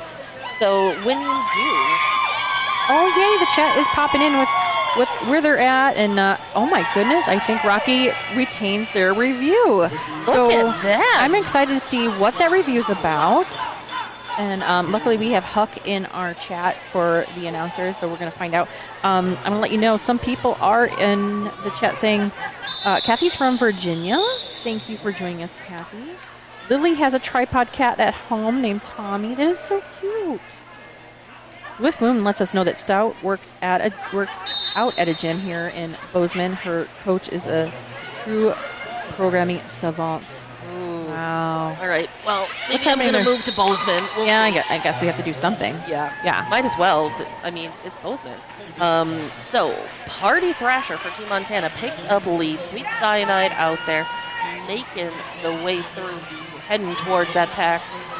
But as expected, Party Thrasher calls it off before allowing any points there by Sweet Cyanide, but does pick up two only for Team Montana. So both of these teams this half have used their official review and won that. Yeah. Which is unusual. Totally unusual. So if you had that on a bingo card, Yeah. Congratulations, you've won the whole thing. Rocky Mountain was looking for a reversal of failure to reform call to be overturned. And that was true. So the call was overturned, and Rocky will retain the review moving forward. So that's great. And luck is on their side because Pink Flamingo is your lead jammer. Danny DeFito, first time jamming for Team Montana, still stuck in that pack there, as Pink has already hit the pack for scoring points. So I think what we're starting to see now, especially with Danny DeFito, and with who was I'm losing my brain. Danny DeFito was one of the really effective jammers for Montana in previous bouts that they've played. So I'm kind of wondering if they're not starting to potentially use these next 5 minutes as some really good dedicated jammer warm-up to start getting ready. You know, we're gonna see what's going on there. But Yeah. Greta says, Helena, Montana, watching with my puppy named Paloma. So cute. And winner is from KCNO. We have 3 cats. A bearded dragon is kind of watching. Oh, that's adorbs. I love that. Lauren Winter is watching from Kansas City, and Tracy Rowe is from Denver. No pets. We will not judge. What's happening in their track side there, Luce? Well, we've got Roland Rogue and Fiona Grapple out there. Power jam? For Rocky now? Yes. So For a cut Roland Rogue just got assessed a penalty going to that penalty box. So this is Fiona Grapple's opportunity. However, we've had a little bit of blocker do-si-doing happening for Rocky Mountain with that penalty box. We got beautiful assist there, giving Fiona Grapple that inside line to pick up lead, as we have yet again another blocker do-si-do for Rocky Mountain. One comes in, one goes out. And Blazen's going to be out. She is fouled out for this game.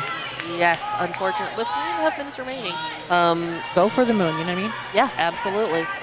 So we do have a star pass now for Team Montana. First time we're seeing O2 tank with that star. Coming in, hoping to put some points up for Team Montana. 4 points already for Fiona Grapple. But, that is a track cut penalty for O2 tank. So this is, come on, this is what Fiona, all right, calls it off. 8-point. And that's smart, too, to call it off so that you can have that power start going to yeah. the next jam. And, of course, we're going to have official review requested by, I believe, Rocky. As again, might as well use it. Yeah. You're not going to take it anywhere. Listen, when you win your official review, you get it back. Yeah. So with 3 minutes remaining, you might as well give it a shot. You might as well. What's the worst that's going to happen, Cakes? You lose the game? I meant specifically in Oh, regards. right. Fair. You would just lose. You would just. I was getting lose too. the I official. was getting too. Deep in it. Worst that could happen is you lose it, and I mean, if we really want to start spiraling, we don't want to we'll go wait there. till after the tournament has concluded. Hey, we have Swift Moon giving us a little bit more advice too. Lots of Olympic lifts and kettlebell cardio. Ooh, that's how. Olympic lifts. Yeah, that's smart. Okay, cool. Steph is letting us Listen, know. I hate cardio. Is there something else I could do instead of cardio? Yes, let us know, Swift Moon. Is there anything else we could do, preferably from the couch, to get us in shape? Thank you so much for that information. Extra bonus points if I can do it from my bed. Or in my shower. I would do that too. Mustaf has a 3-legged dog, not exotic, but he's pretty neat. That's pretty neat. I love Moose's pupper. That's a good pupper. Oh, there we have Shukam coming back. Nice. Shiny little skeet here. Lauren Winter saying, hey, adding winter. I feel like there's too many winters in Kansas City, says Winter. There's too many winters here. Winter is also always coming. Winter is always coming here. Oh, look at those fancy shoes. Lily is watching with a cat and the boyfriend. Yay. Ashlyn is in Denver with my dog Jojo. Aww. That's cute. Lauren has been watching all weekend from West Virginia with my 4 cats and a doggy named Osiris. Oh, I love that. My friend Erin did say that if I wanted, she would go and watch Derby from her chicken coop. I like that. That is so cool. Senior Poo Poo says in New York City, no pets, tragically. Girl, that is sad. I've got a 3-legged cat. I don't know if my cat sitter is currently watching. Slasha, if you're out there, let us know. Let us know. I've got a tripod, baby. That's so great. I love the tripods. I know. Cat Cowley is tuning in from Bonner, Montana with 1 kitty cat.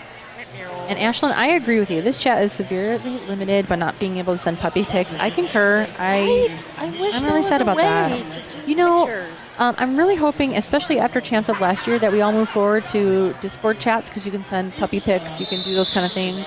But it does take a little bit more coordination on planning that for the tournament. So maybe in the future. But also worth it. Really. All Jamie right, is- that official review came to an end because with Yeah. that whistle, we are back at it. Peach Clobber, another jammer that we haven't seen very frequently for Rocky Mountain, but was successfully used in former games this weekend. And then Sparta, Team Montana having a steady rotation of jammers, really, with the occasional relief thrown in. But Sparta is through. Wow, that was loud. Surprise! Star Stash, courtesy of Peach Clobber, and Sparta already doing some scoring points here. Rocky Mountain trying to take that front wall as they enter turn number 1. A nice slide. She's safe. In turn 1. 2 points on the board there. Is this baseball? It was a nice slide, I have to say it. Okay. Yeah. Thanks. 3 points more on There the we board. go. Yeah, 3 points. 167 to 100. Yeah.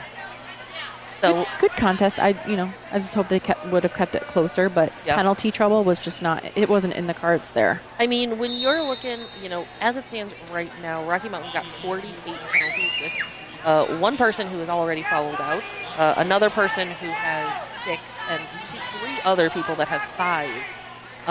So a total of 48 to Rocky Mountain's 25.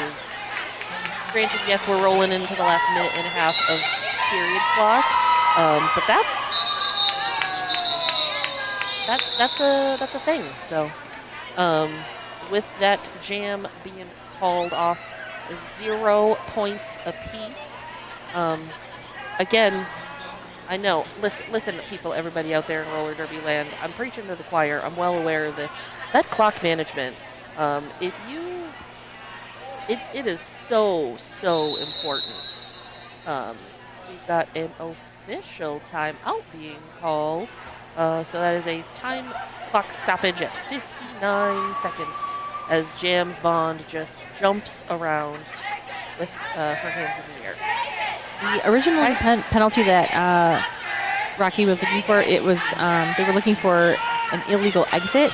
The first penalty was served, and there was no penalty, so there was no illegal exit. So there's no official review that will remain for Rocky in all these 59 seconds remaining in this game. Just so you know. Thanks for that clarification, Cakes. And thank you to Rich Mahogany for being that purveyor of information for us. Right now, Pink Flamingo finding inside room on the inside lane, picks up lead jammer position. That power start as Foggy still in that penalty box. The pack speeds up into, or they just kind of drop back into the straightaway there. Rocky taking that back wall. Not a lot of offensive maneuvers here from Rocky. They're content to let Pink Flamingo kind of do her thing. And, getting a little bit more assist there by one of those blockers whose number I cannot see anymore. Nice work by Brutal Kimpact. 2 blockers in blue at the top. That was Mulled Whiskey, who is the final blocker for Pink Flamingo to pass. Jamie joining us from Bennett outside of Denver. Plays with Rocky here. 2 pets are 2 Danes, a German Shepherd, 3 kitties, a turtle, Pac-Man frog, 2 horses, and 2 cows. Can you, what? I think cows. I like cows. I love the cows. Yes. So are you all watching in the barn together? Because that is a big crowd there. I love that. I would see. That's a picture that I would want to be able to I would see. want to see that, yeah, for sure. Yep. Slasha did chime in and let me know that Mac is watching, even though Slasha is herself half asleep. Works for me. I'm on board with it. Track cut assessed to one of our players here, and both of these jammers just kind of trading points. But even though Pink Flamingo is your lead jammer in calling off the jam, I think Team Montana got more points out of that roll. We'll see how that develops. I don't know if you saw, but on turn 2, there was just that like very beautiful sort of high steppy, like I'm a blup blup blup, and right through the pack for that team for the last Team Montana jammer, just beautifully executed. Heck yeah! And on the Rocky Mountain, now that doesn't matter because we are officially in that the game's over. Lilo and Stitches did fall out as well, so that final whistle will let us know that the score officially is 108 to 175 for Team Montana. They will go on to face the Dallas Derby Devils for the Clover Cup Championship in just 4 hours. Well, no, less. I think less than 3.5 hours or so. Yeah, because it'll be at 4 p.m. 4 p.m. Yes. Wow, that was a tough run. Definitely want to give a shout out to more of our folks in the chat. Thank you so much for participating. I love everything here. You guys are just so awesome, and thank you for being with us on this call. This was kind of rough because I know everybody wanted a really close game. Yeah. And Team Montana definitely delivered, and Rocky. They did. Rocky was very, very fierce. Yes. Just a lot of penalty trouble and maybe some injury situations happening. So that's really hard to do, especially. Yep, so it's going to be interesting to see. So Team Montana, I did the math. They only have 2.5 hours to sort of rest, regroup before they take on Dallas Derby Devils. That's going to be a rough one. That's definitely going to be. Make sure you tune into it. If you're sticking around for the next game, you'll see an MRDA game, Yalhalla versus Tampa Death Rollers. That'll be very interesting as well. So much more entertainment to come up here in the Clover Cup 2025 feed, brought to you from Dallas Derby Devils as well as Death Hound Productions here. Thank you so much for joining us. Any last notes and words there, Luce? I feel like the Tampa Death Rollers need to form an alliance with the Death Hound Production Company,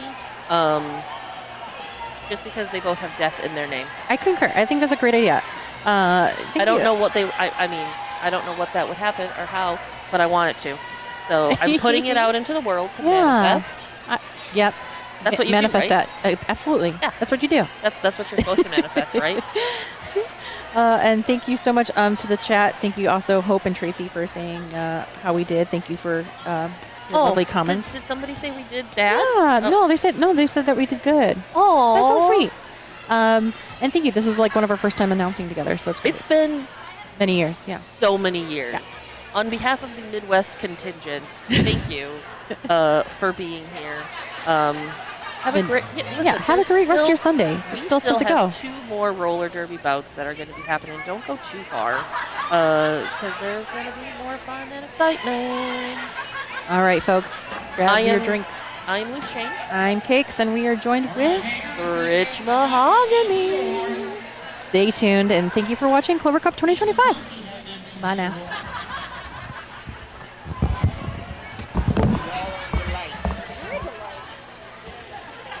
Oh, they just sit over.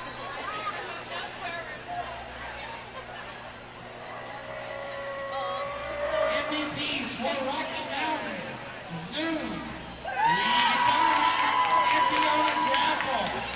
For Montana, Jolie, Double E, and Thrasher.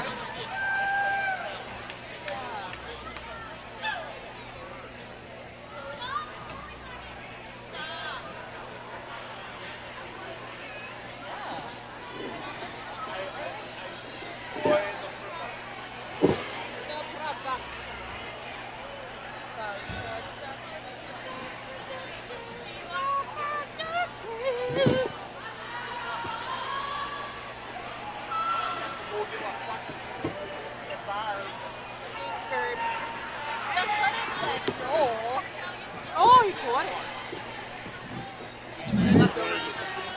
I'll put on the accent and say fired.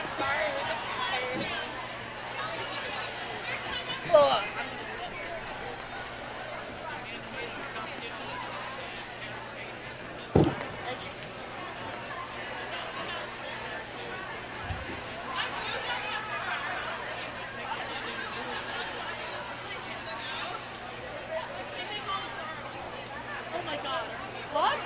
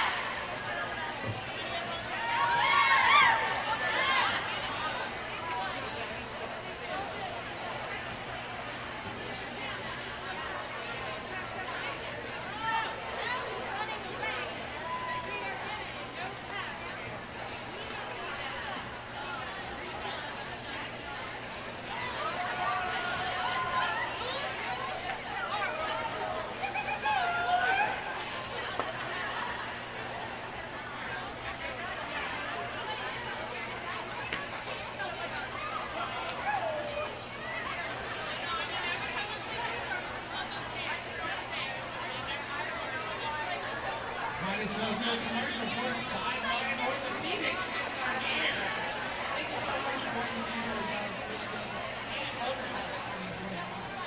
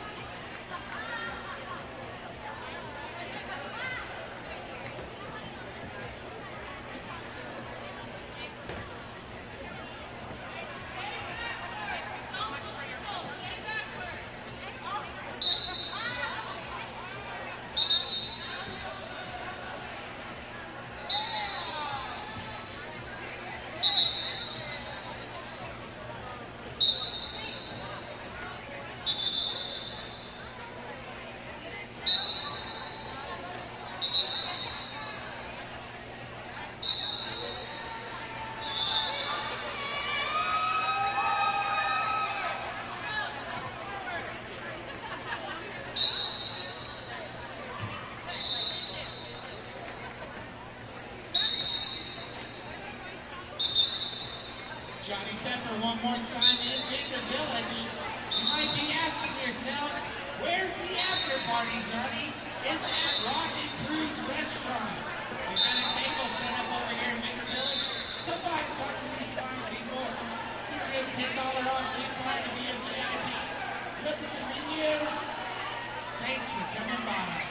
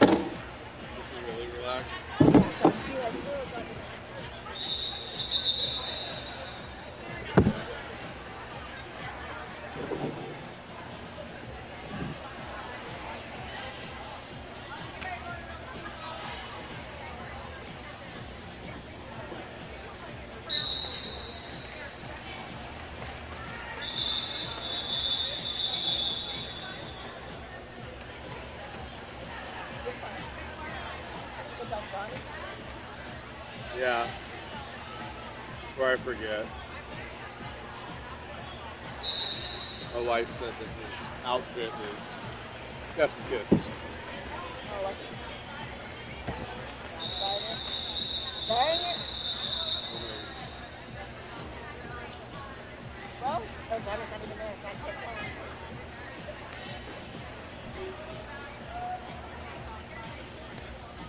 No, I'm good.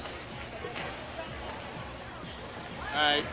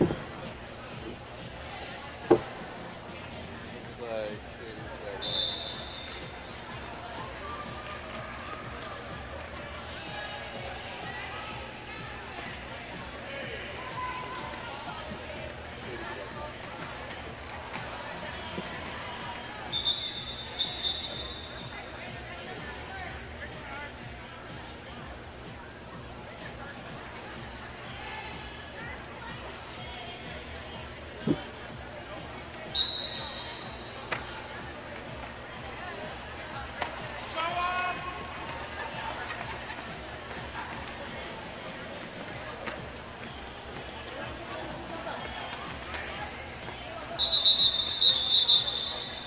know.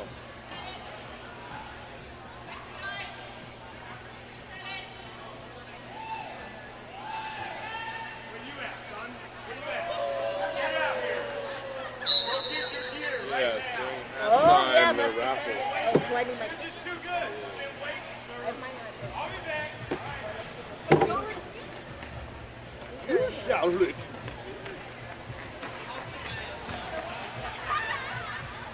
Oh.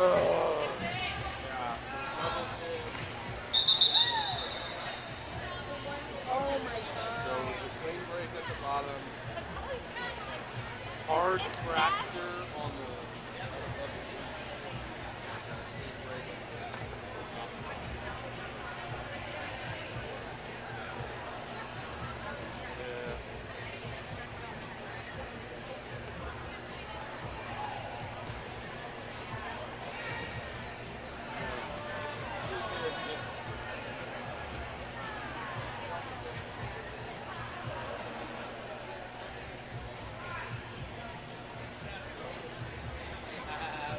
What is it? What is it? Are we changing?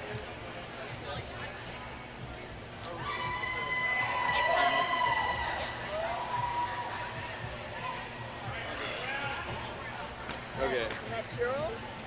Natural disaster. Natural.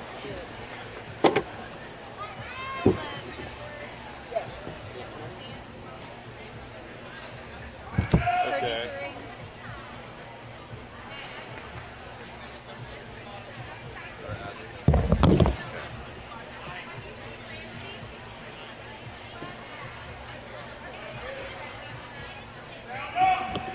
Whatever you.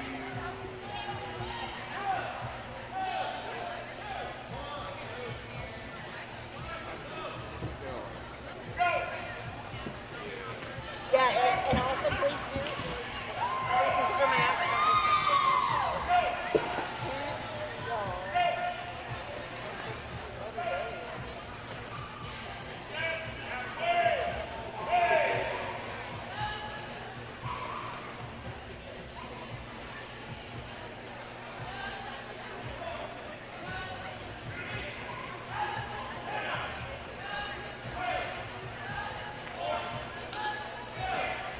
Want me to bring in Tampa and you in Holland?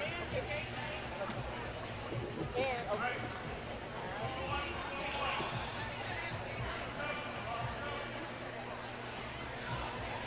Oh,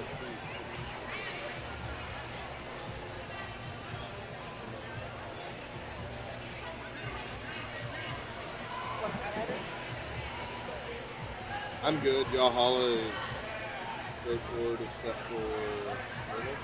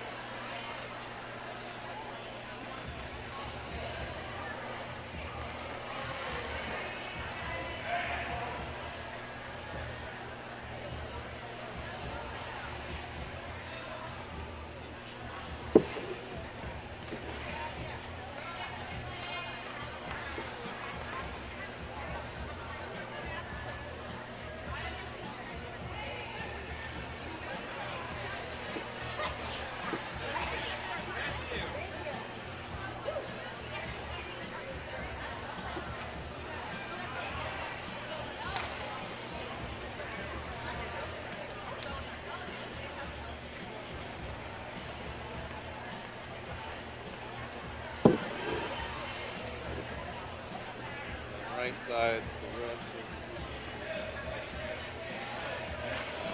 left side.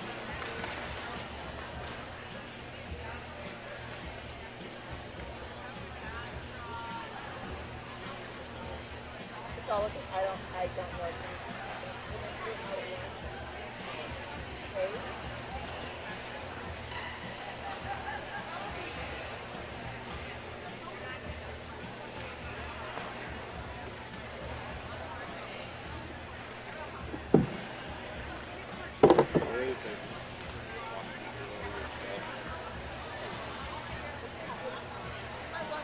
So all I do is get the jammer, and then you want to know lead, there's points and star pass, that's go, and then you have the points per jam and the total points. My sheet is long. All your other.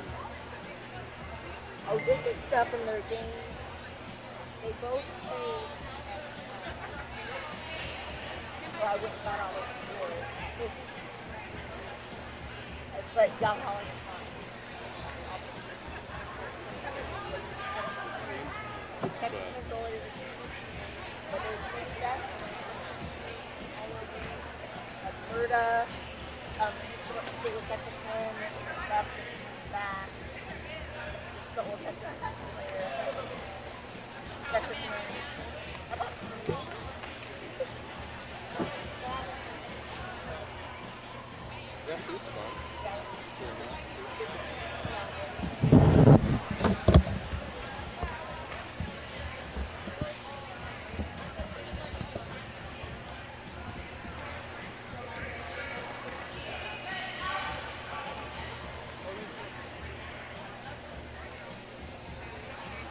Yeah, I'll pull it.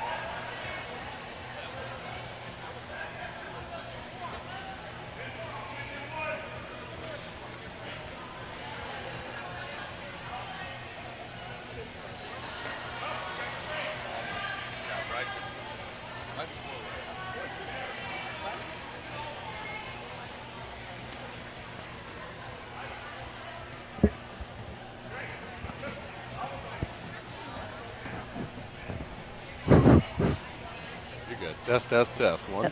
Hello, hello.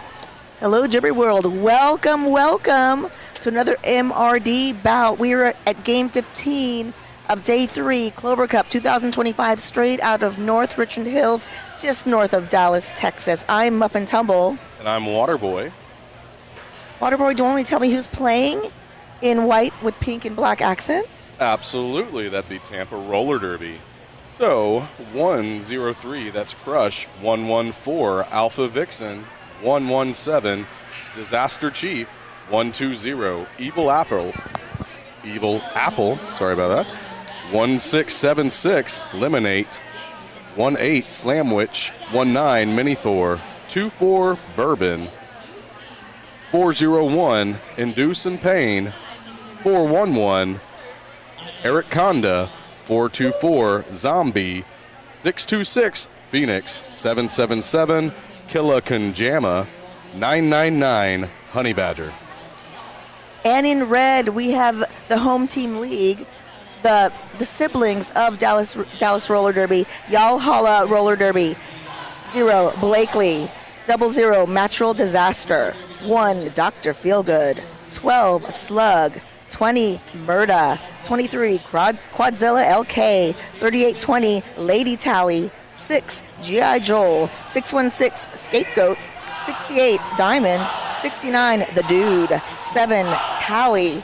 75, Violet Criminal. 81, Reaper. 90, Lilith Hespersmax.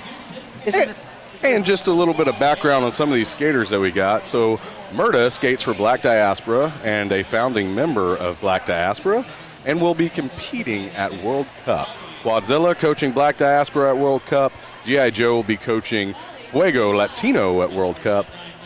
Both Tallies are speed skaters with national medals. Scrape, co-founder of the Trans Agenda Bank Track Roller Derby team. So a little bit of background on some of those folks over there at Yalhalla. And both of these teams are brand new to MRDA. They made their debut at Frankie Panky in Tampa, hosted by Tampa Roller Derby. And I'll tell you about those results later because we are about to get started. Again, Yalhalla is in red, Tampa is in white. Looks like we're going to have Slamwich starting for Tampa. And, oh gosh, sorry, my phone is still on. That looks like Dr. Phil. Let me see. Can't really see the numbers. I know. It's the Dude? Question mark? The Dude? It is the Dude. The Dude is in red for Yalhalla. And we're off. The Dude. Both jammers were kind of stuck at the back of the pack there, but the Dude did go on that inside line and gets knocked out going across on that outside line. But round the outside, Slamwich takes the first lead jammer status of this game. The Dude, and we have the first power jam in favor of Tampa right now. The Dude will go for a cut track penalty. Will be out for up to 30 seconds. Yeah, Slamwich looking for a little bit of offensive help there. Does get it and runs that inside line around turn 3 and 4. Coming around now after this initial last scoring pass, trying to get a couple more points here. Hard hit.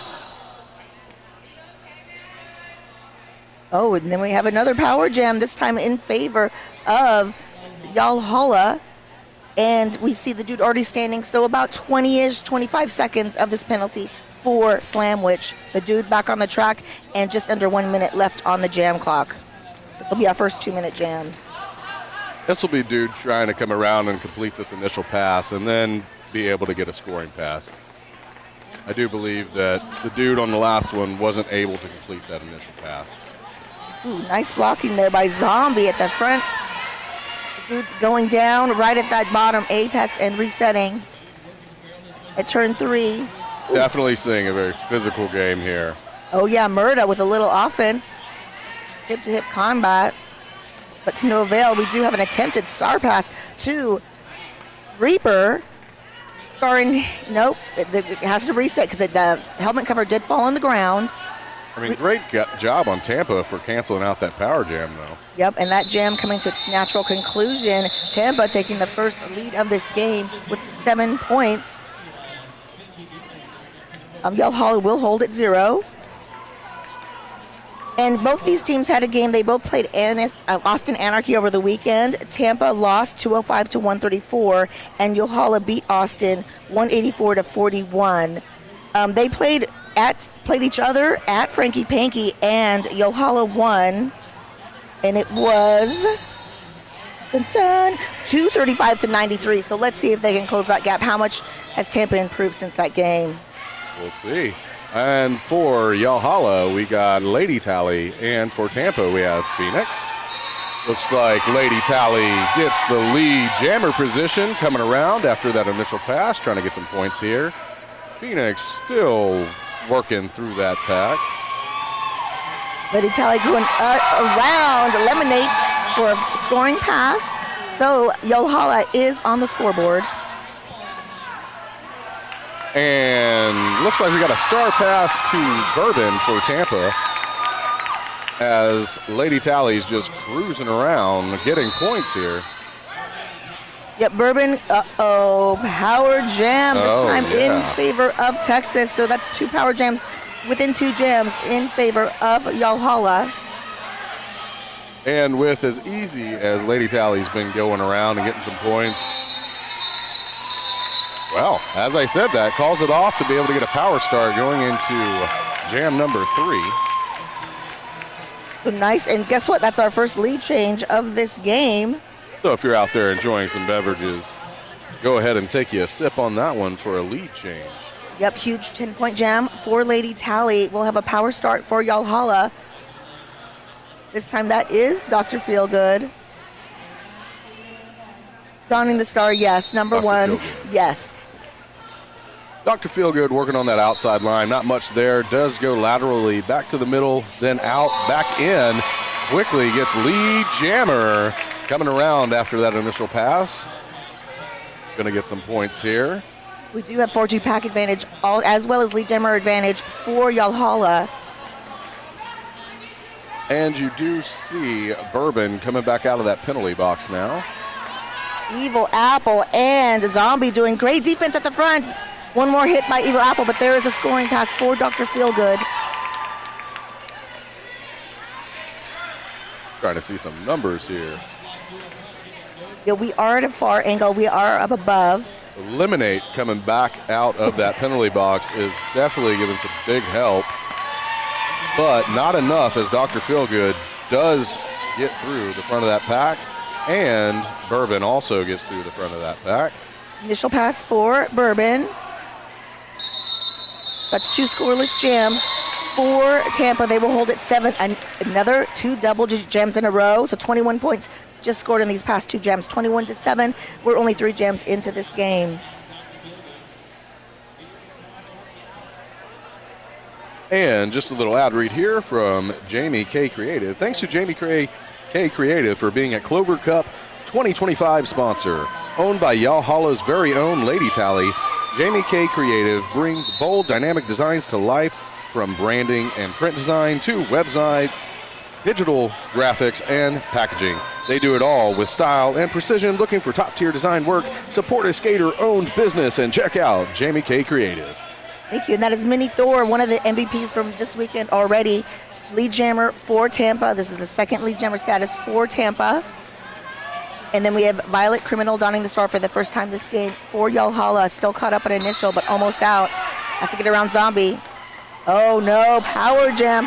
Second power jam, this time in favor of Tampa. So 1-1 now. Yes, 2 and 2. They've each had 2, yes. Oh, okay. Yes. But Minnie Thor caught up behind that tripod. I see G.I. Joe holding the back along with Quadzilla. We have Tally in there as well. Great lateral movement and knockout to the outside by Quadzilla. All right, we're going to have a power start this time in favor of Yalhalla. So Violet Criminal will start this next jam from the penalty box. So Yalhalla will hold at 21, and we have 4 more, taking Tampa to 11 points. Thank you, Chaos. I did not realize that Callie also worked for or played for Salam. Oh, nice. Yes, if you know some more World Cup info, please share it with us. Also, tell us where you're watching from. We'd love to know. Absolutely. And it looks like we got Violet Criminal and Alpha Vixen. Violet standing through, wow, standing through the last few seconds of the penalty. Violet back on the track. But guess what? Third power jam this time in favor of Yalhalla. Back and forth on that. Yes. Alpha Vixen on that inside line does get out and gets lead jammer. Coming around after that initial pass. Looking to get a couple of points here. Isn't going to have a lot of time. Or is that Violet? No, it's Violet. That was Violet. My bad. Violet's not going to have a lot of time as Alpha just came back and engaged at the back of the pack. It says Violet on the scoreboard. Ooh, we do have a star pass for Tampa.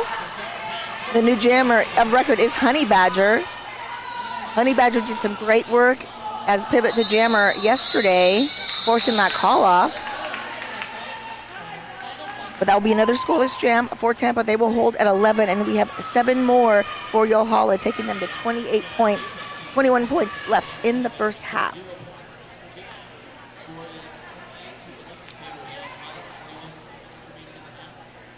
Oh, well, hey there, Tina Rex. Shout out to my beautiful wife who is watching, laid up, got injured yesterday, but thank you for watching. Much, much, much, much love. And for Yahala, we got the dude and Callie Kunjama for Tampa. Quickly, the dude gets out and gets lead jammer, but a hard hit in the back from, oh, I can't see the numbers. I wish I could. That was Bourbon. Bourbon? Yes. On the dude in the back? Or yeah. Okay, yes, yeah. It was. Okay, yeah. Hard hit from Bourbon there. A little attempted apex jump from the dude. I'd say the little, but it's actually quite a distance that he attempted. But Kelly out on initial halfway through a scoring pass. Oh. Little fall, but resetting behind on turn number 1. Seeing a lot of action here in turn 1 and 2. These blockers doing a really good job containing right there. Star pass? Or? Yes, yeah, to Tally. Star pass to Tally for Yahala.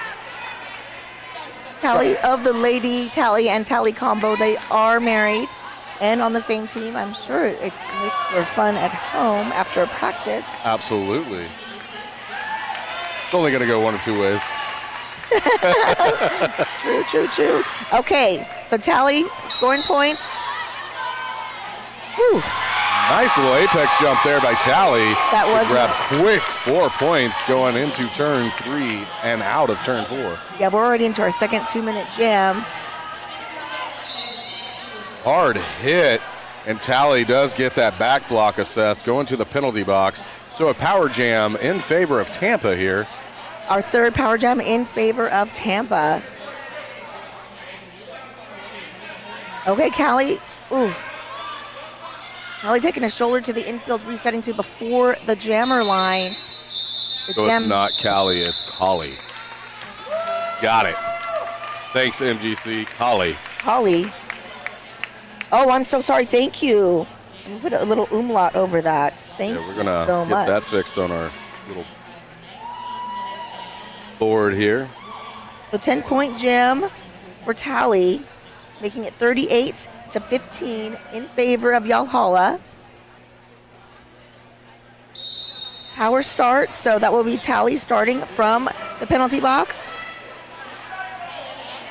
Lamwich working against that tripod up front. Looking for a little help, does get it. Lamwich, yep. 1 to the Evil Apple helping out with some offense there to get Slamwich around and lead jammer status.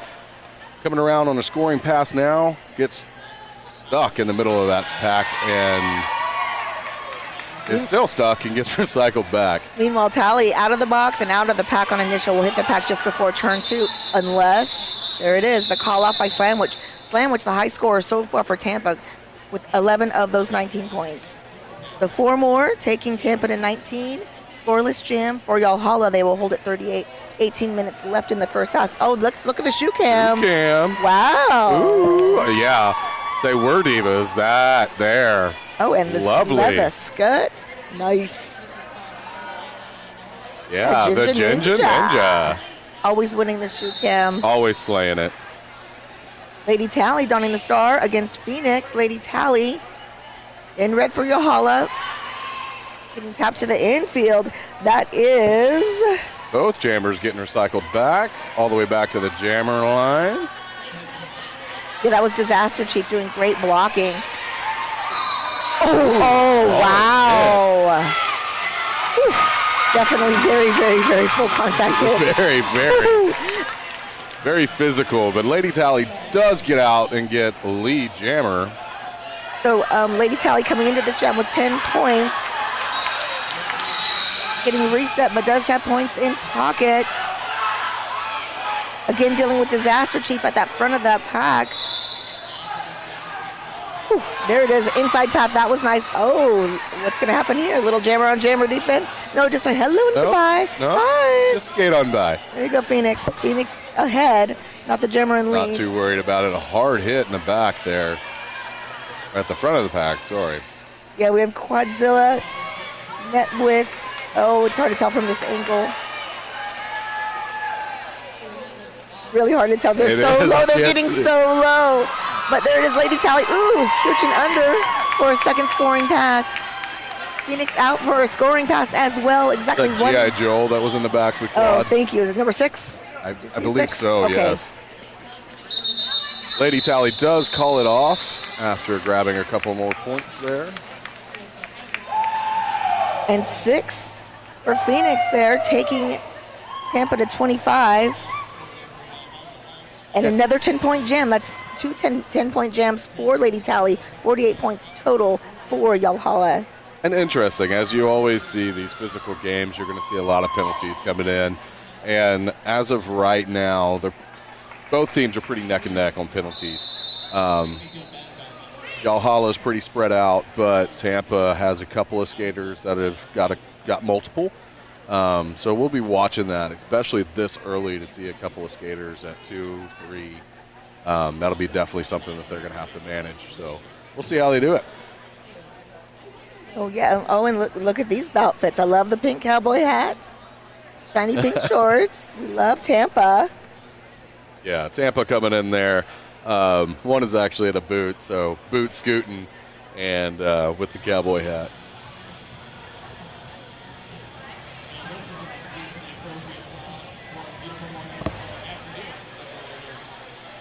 Oh, correction on that. So the tallies shared those points on Jam 6. It was only 2, and the other 8 were by Mr. Tally. But here we go. We're still waiting for this timeout to time out. Oh, there it is. Kunyama. Okay, got it. Thank you, Chaos.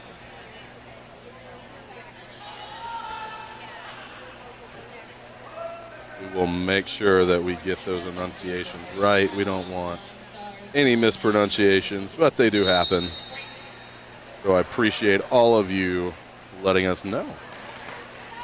Dr. Feelgood trying to get, power jam in favor of Tampa. Mini Thor cut at the back of the pack, but lead jammer status is up for grabs. Looks like power jam in favor of Tampa as Dr. Feelgood goes to the penalty box. I didn't quite see what that penalty box or that penalty was that was assessed. So let's see what Tampa can do with this power jam and see if Yalhalla can effectively cancel it out or not. Yalhalla doing a great job right now. Oh, yeah, that's Murda doing great defense on the outside lane for Mini Thor. And then Reaper at the back of the pack as pivot. Holding the inside line, we have Natural Disaster as well in that pack. Dr. Feelgood coming back out of the penalty box and immediately gets through the pack. That is initial Mini Thor. Both on initials. Is and now, yeah, Mini Thor is lead jammer and immediately calls it off.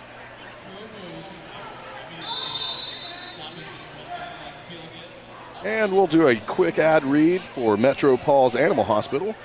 The team at Metro Paws Animal Hospital shares your love and passion for animals. We're dedicated to understanding your pet's unique needs and becoming your trusted partner in their healthcare journey. With 3 convenient locations across the Dallas area, we provide compassionate, high-quality care for your beloved pets. So if you got any pets and you live around the Dallas area, go check out Metro Paws Animal Hospital. And it looks like we're under an official review. Yes, I see Nancy in there in the middle with Captain Quadzilla. G.I. Joel's in on the track, ready to go. And Mini Thor is the captain for Tampa, also in the center.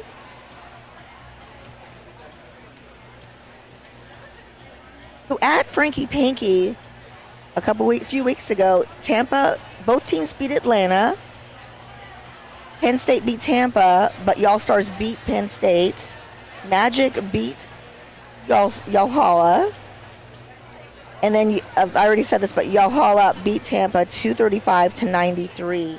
So 2 losses and a win for Tampa and 2 wins, 2 losses for Yalhalla, Tampa did not have to play Magic. Which, wow, they're probably grateful for that. Magic beat everybody. Right. So just 14 and a half minutes left on the clock. And we'll go through a couple of stats here, thanks to our lovely producer. Oh, nope, we got the rolling whistle, so we'll do that on the next one. Thank you, Scarlett, for all of these wonderful stats that you're providing. And once we get word of what that official review was, we will bring that back to you. New jammer for Yalhalla is Scapegoat, but Alpha Vixen is the lead jammer for Tampa. Quickly getting out.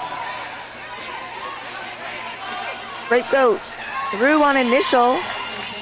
Kind of stashed the star there, but didn't need to go ahead and pass it along.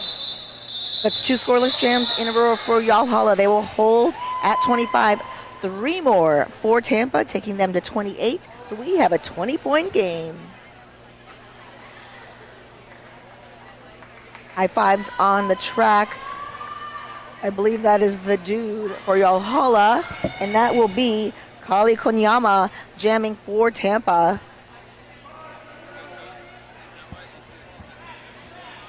Full complement of skaters. The dude is the lead jammer.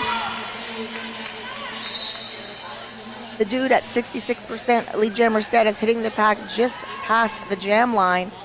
Getting hit out of bounds by Honey Badger. Honey Badger definitely living up to the name of Honey Badger. Honey Badger don't play and forces the cut. Power jam and our third 2-minute jam. Kali, the only jammer on the track, but we still have a minute and a half left in this jam. And just quickly, just to bring an update on what that official review was. So White requested a track cut on the jammer. The no call stands, so their official review was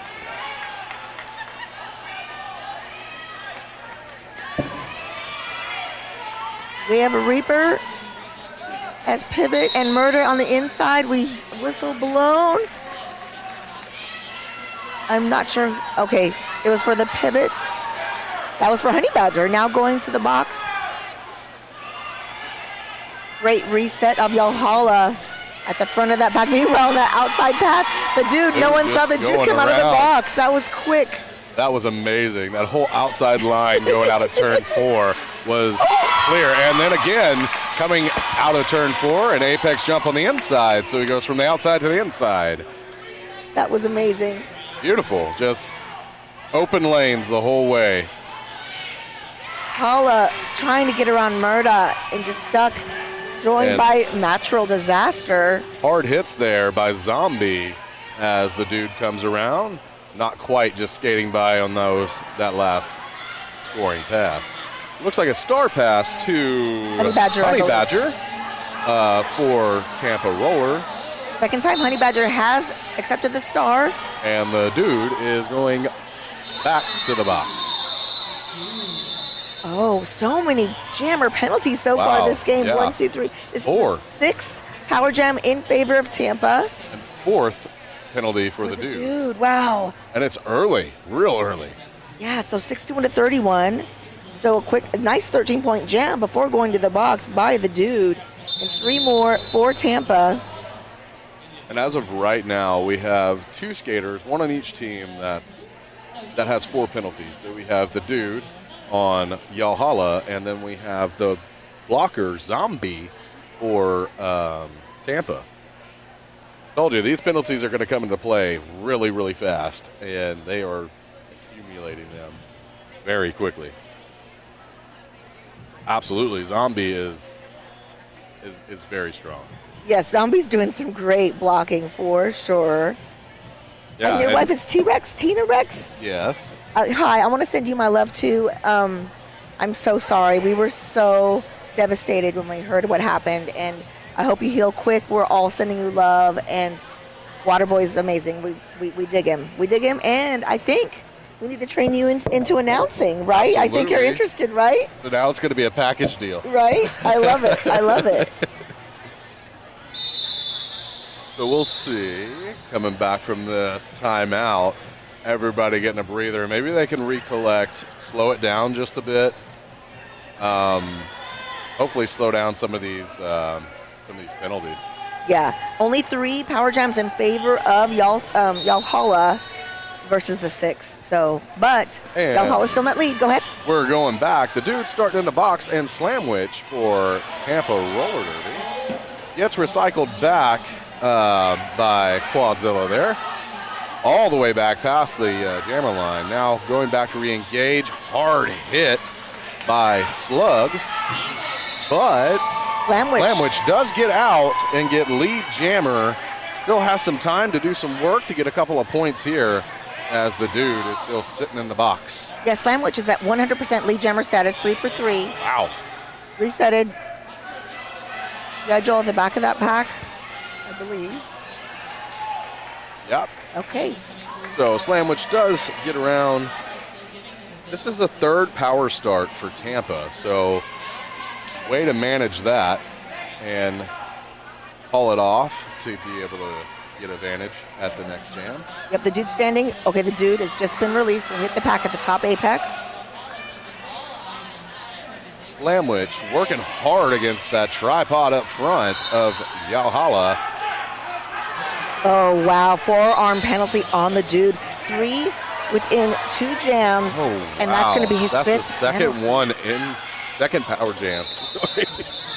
So, wow. So we'll have another power start. So the dude will start the second jam from the penalty box and the 3rd jam in a row because, of course, penalties. So that's actually 2 penalties. He's going to serve for 2 penalties. Oh, did he get in sub? No, he didn't. Illegal procedure. I don't know exactly what happened on that. Wow. So a cut track and illegal procedure. Costly. So 5 more for Slamwich, though. 36 to 61. I mean, and this is big here for the penalties looking at the dude because in the first game, or the game yesterday for Yalhalla, the dude was very, very effective, getting points, a lot of points for Yalhalla. So dangerous territory here. Oh, yeah, and then we had Reaper, last line of defense, really just still in play, still holding Phoenix. Phoenix is so strong, spinning out of there. Lead jammer is Phoenix. 4 of the last 5 lead jams have gone to Tampa Bay. Tampa Roller Derby. Okay, Phoenix, going down under Reaper, right back up. Working that 2-wall up front, trying to get out of play. Called, not quite there. Yeah, we have Natural Disaster holding everyone in play, but G.I. Joel being goated in the back of that pack. Honey Badger at the front of that tripod. There it is. That was some get work. that out of play call. Hard pushing by Phoenix there up the front of that pack. Great work by Phoenix. Phoenix again looking for a pack. Oh. Phoenix trying to sneak her by on that outside line. Doesn't get it. Phoenix is right. I'm right back under this tripod again. Look, I'm tired. Knocked out of bounds at turn 2. Resetting behind G.I. Joel. There it is. We had a star pass for Yalhalla. That is going to be Reaper. Reaper from Oklahoma, formerly of Austin Anarchy, and fresh on Yalhalla, forcing that call off. So we'll have 2 scoreless jams. 61 for Yalhalla, and 8 more for Tampa, taking them to 44 points. Closing that gap quickly. Oh, yeah. We have a 19 to 13 lead in the last 4 jams. Tampa taking advantage of all those jammer penalties we've just gone through. So 61 to 44. Absolutely a sled push there by Phoenix. Just absolute effort.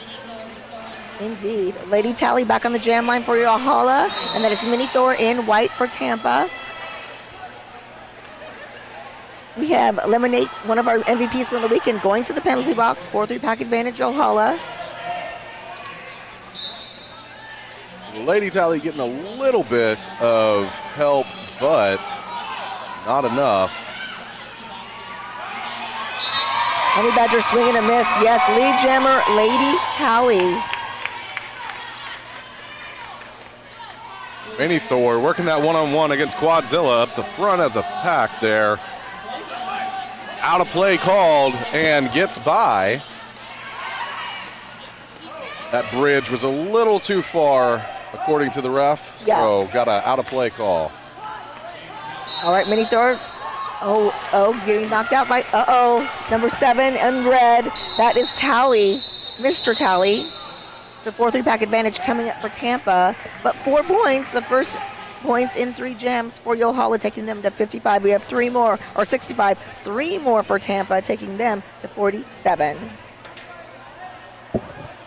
And this is one of our ad reads that we had was for the Metro Paul's Animal Hospital, doing all that wonderful work around the Dallas area. Oh yeah, 3 Metro locations. We love animals. More than people sometimes. Okay, Alpha Vixen again against Dr. Feelgood. Alpha Vixen is the lead jammer. That's 5 out of 7 lead jams going to Tampa. They definitely took advantage of that timeout, that last timeout, kind of slowed it down, getting back to the basics.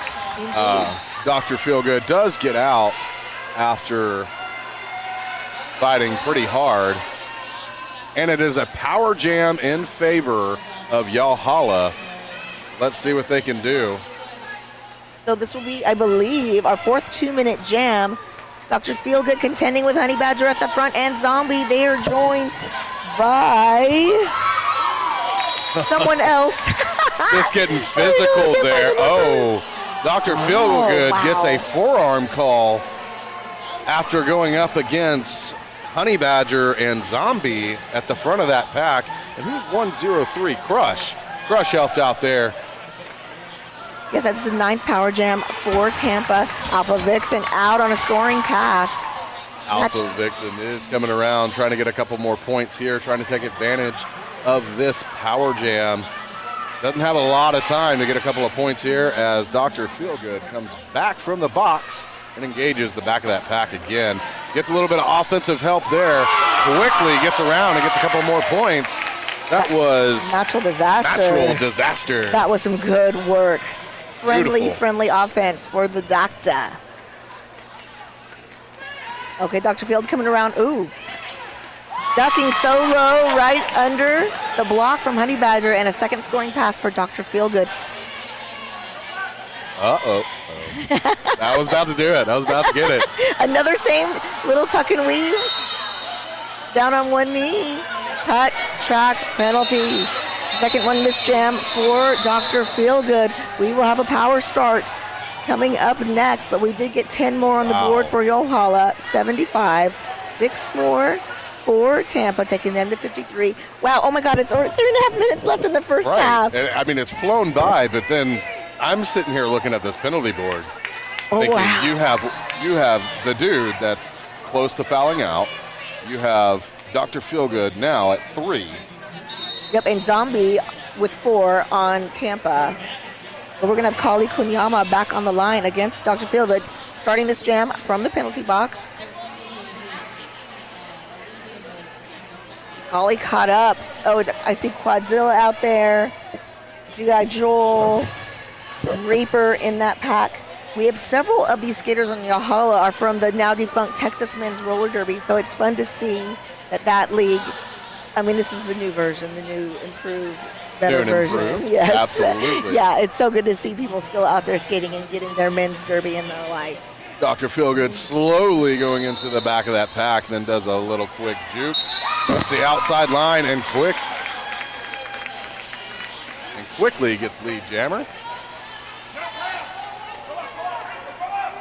All right, Kali getting caught up behind the Reaper and G.I. Joel. Woo. Shoulder-to-shoulder combat now. Oh, a great meetup at the front. Ollie looking for a little bit of help here. Oh, yeah, Eliminate trying to do offense, but it did not to no avail. And it Disaster Chief trying to help out a little bit there. Yep. Star pass to Bourbon. The second time Bourbon has accepted the star, is out on initial. It does force that call off. We have a scoreless jam for Tampa, but 8 more showing on the board. 83 for Yohala. We have a 30-point game. And quickly, just an ad read from Lam Lam's Loot Box. Bring some cuddly magic to life with Lam Lam's Loot Box. This skater-owned business specializes in handmade crocheted creations, each crafted with love and care to bring a touch of warmth and whimsy to your world. perfect if you're looking for the perfect gift, a cute collectible, or your next snuggly friend. Visit the Lamb Lambs Loot Box booth in Clover Cup's Vendor Village, and if you're not here, you're missing out. Great wheel dunk in the start for the second time for Yohala, caught up in the front. Slam, which may have, Murda, huge hit by Murda. Murda did go out of bounds. And Slam, which is smart enough to know, Hey, yes, 100% capitalize. lead, 100% lead jammer status for Slamwich. But waiting to be greedy, there's Murda at the back. Scapegoat also got out and is able to come around, but Slamwich quickly grabbing 4 points and calling it off before Scapegoat could grab any points on that one. Well, so we have a 26-point game, just over half a minute left on the period clock. Whew. That's exciting. We're going to have 4-3 pack advantage for Tampa. And we're going to have Phoenix back on the line for Tampa. And a timeout, team timeout. It's not, or I don't know, it's an official timeout. Thank you. There we go. We'll see what they have going on down there, what they're thinking. But let me tell you what's next on the docket. We have a very exciting championship game next. So it's going to be Montana, who are the darlings of this tournament, who have already played and lost to Dallas, our host. We'll be playing them again for the championship. More about that later. Violet Criminal jamming for Yohala against Phoenix. Violet Criminal is the lead jammer. Gets out very quickly, but not far behind is Phoenix. So we're looking to get a couple of points here and calling it off, and that is exactly what happened. The 0 for Tampa, and that was 4 more for Yohala, taking them to 87. Back to a 30-point game, and just 14 and a half minutes left for a little break. And we'll be back. In the meantime, tell us where you're watching from. We'd love to say hello. I'm Up and Tumble. And this is Waterboy. Yeah, you saw my stuff.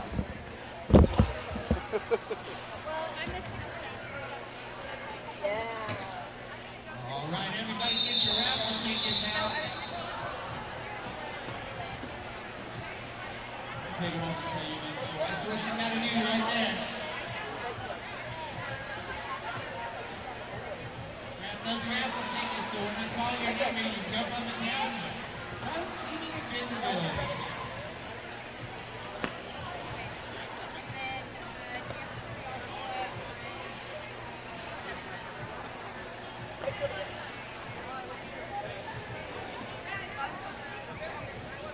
Yesterday, I think.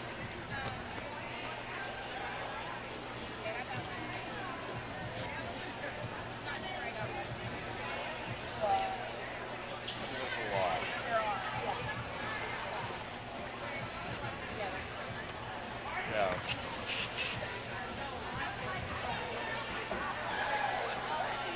Make sure you get your tickets ready.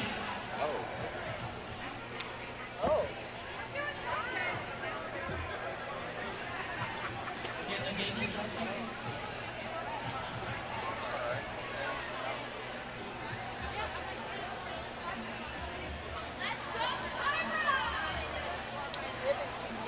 You want to drum me a ticket? First off, we got the jammer basket.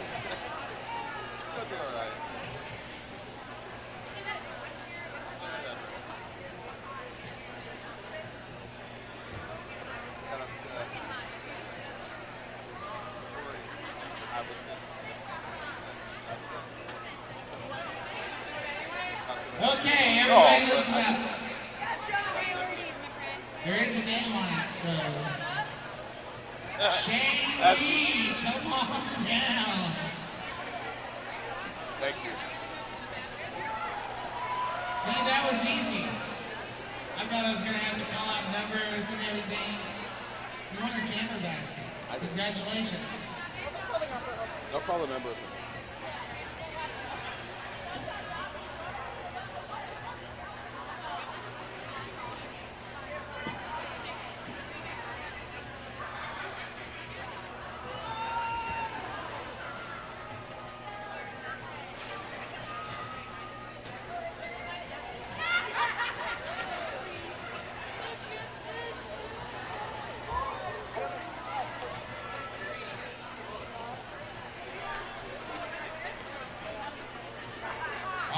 the Forever Fur Baby package. Who's excited about that? Y'all get louder now.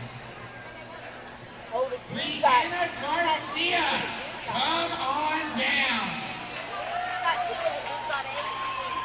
It's the power of the Pink Pony Club.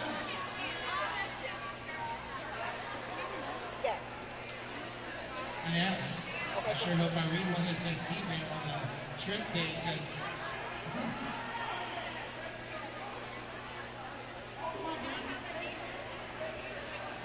you should have your skates on. You should have your skates on. Make sure it's the right ticket, guys.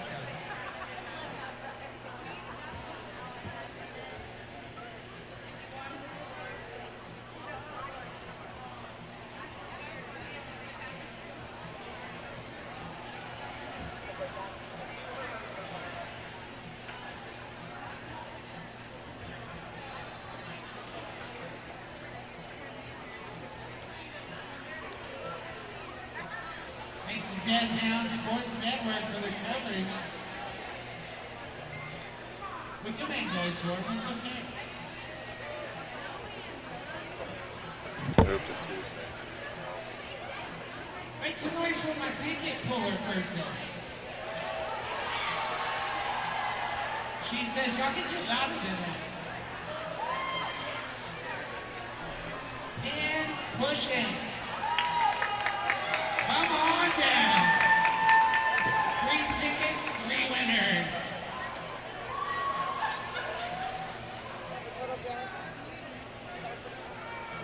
Lots of thanks to Death Hound Sports Network for the free coverage on the YouTube all weekend.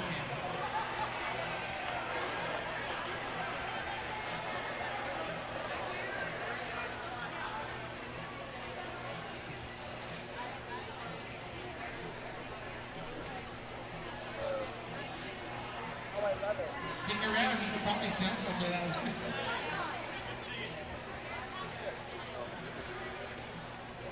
Domestic Superstar Package.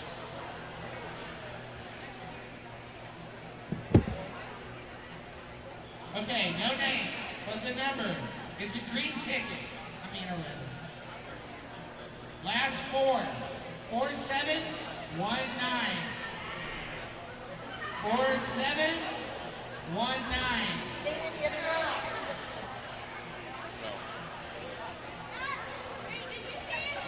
Somebody yelling? Come on down. God, I love it when people are here to win. You get a lot of stuff. I hope you brought a dolly or a wagon. And we might ought to start selling wagons at the merch booth.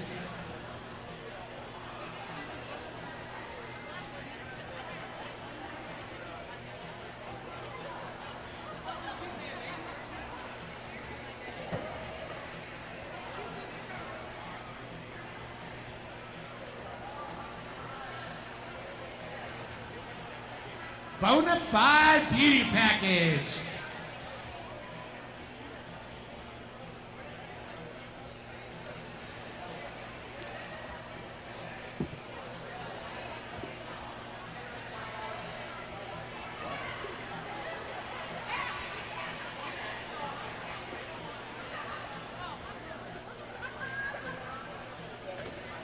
Okay. What package is it? Bonafide Beauty Package. Red ticket. Last 4. 4960. 4960. Yay!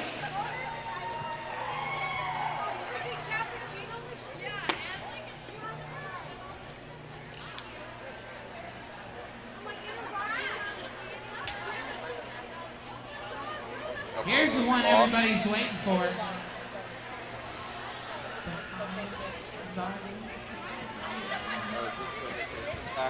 Vacation package, Rotan. I put all mine in there. Say my name.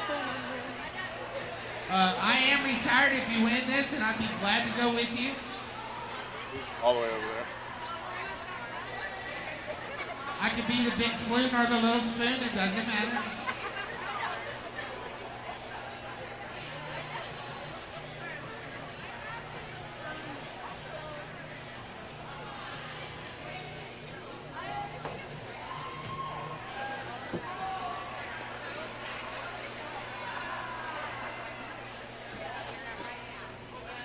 Water boy! Congratulations! Yeah! Run those stairs, boys! Oh, that's perfect! Oh my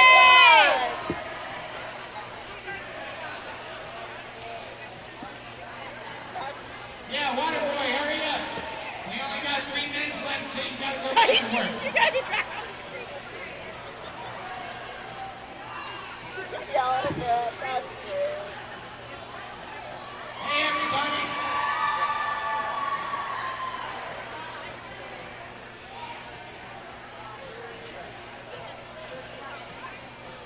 You make sure you tell Tina she's going to rotate.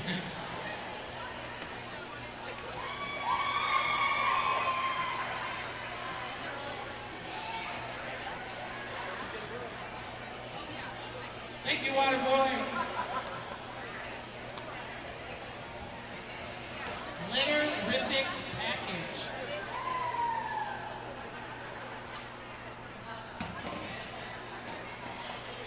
Oh, they're showing us.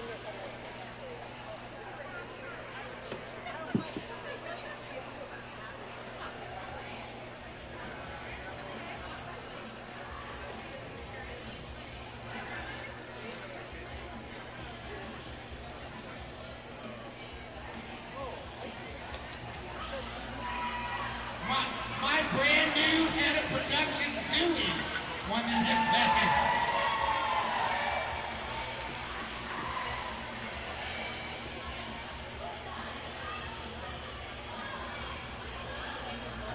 Better than mine.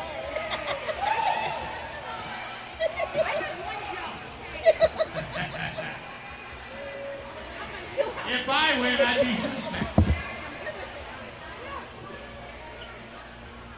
Yeah, you're Patty great. Dukes! Patty Dukes!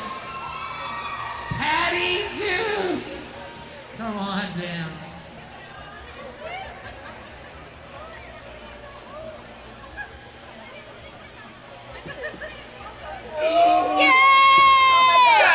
Your wife's gonna be so happy. She probably saw it all, right? I don't know if that. They just filmed it. Oh, yeah. Crafters, Oh, we can hear it. all right. Oh. Last one. Check your tickets. If you don't win, please put your tickets in the trash. We don't want to pick up tickets. And the last winner, Audrey. Audrey! All right, wifey. So if you didn't hear, we won a vacation to Roatan, by the way.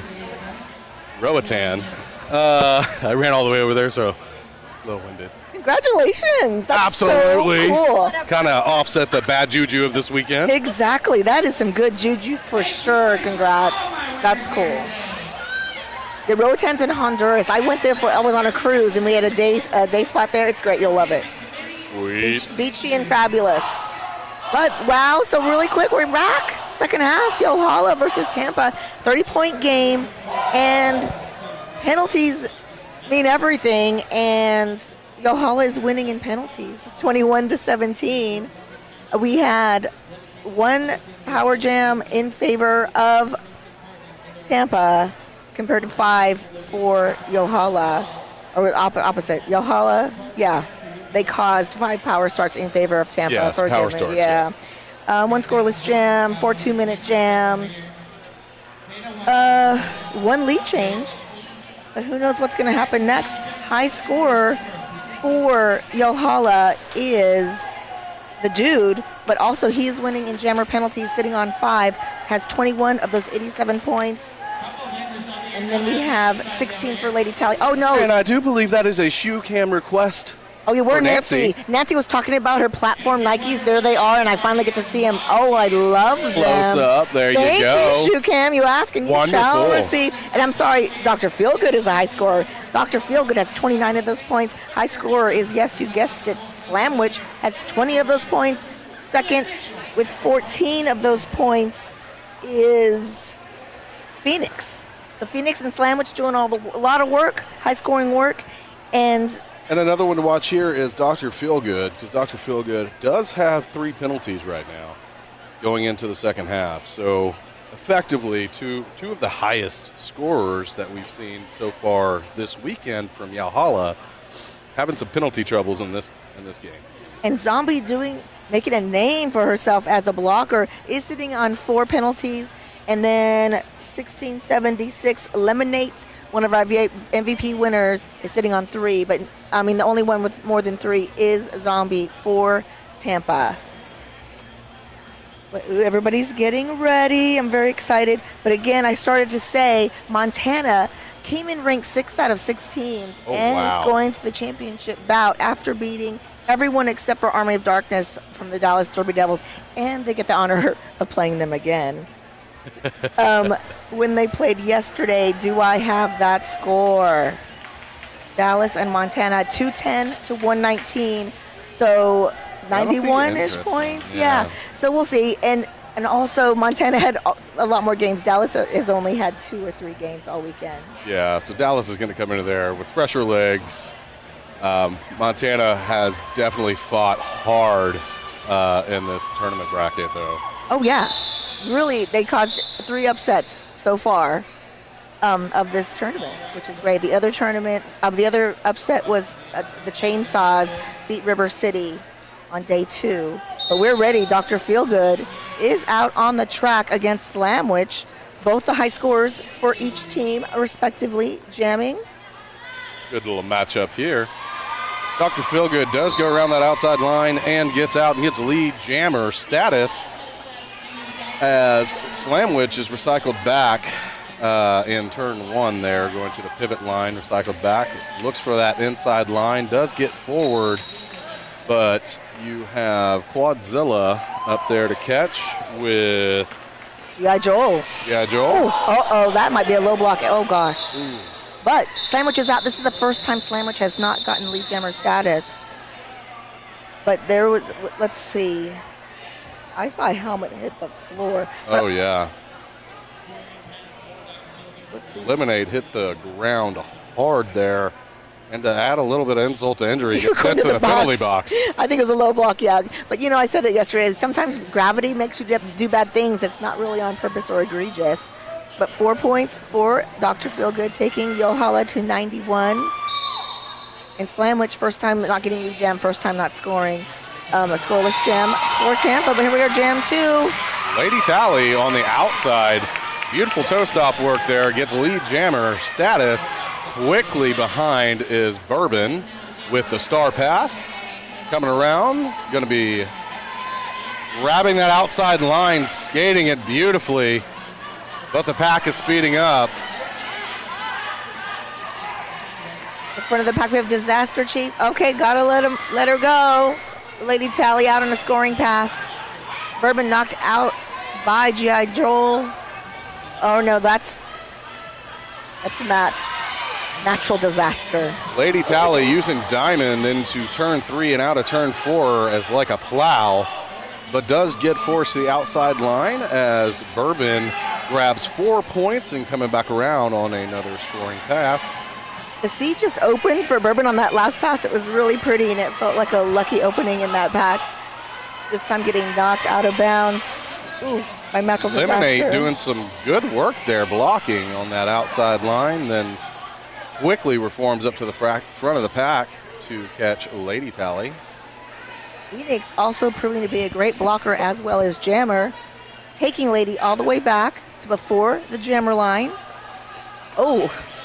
Good offense play there by, is that Diamond? Yes.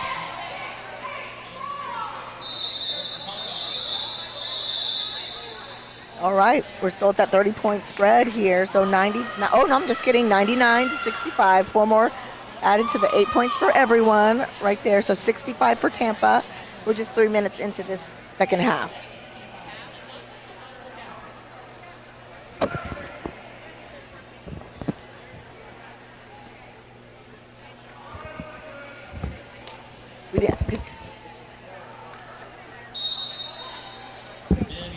Vinny Thor and Scapegoat. Scapegoat for Yohala accepted the start, or was started as jammer twice in the first. Vinny Thor has been jamming all weekend.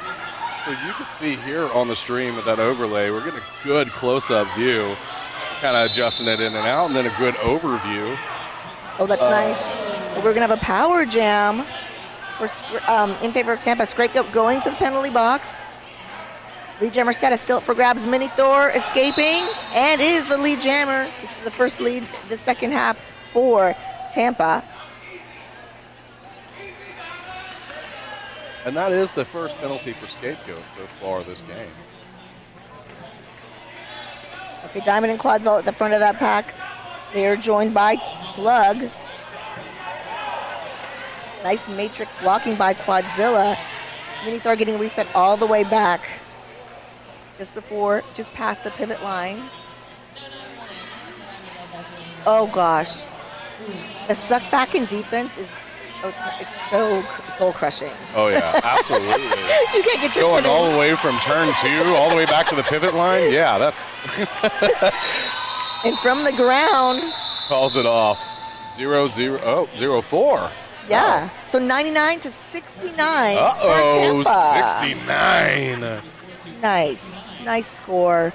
So 25 minutes left in this game. And, okay, we're going to have 4-3 pack advantage for Tampa.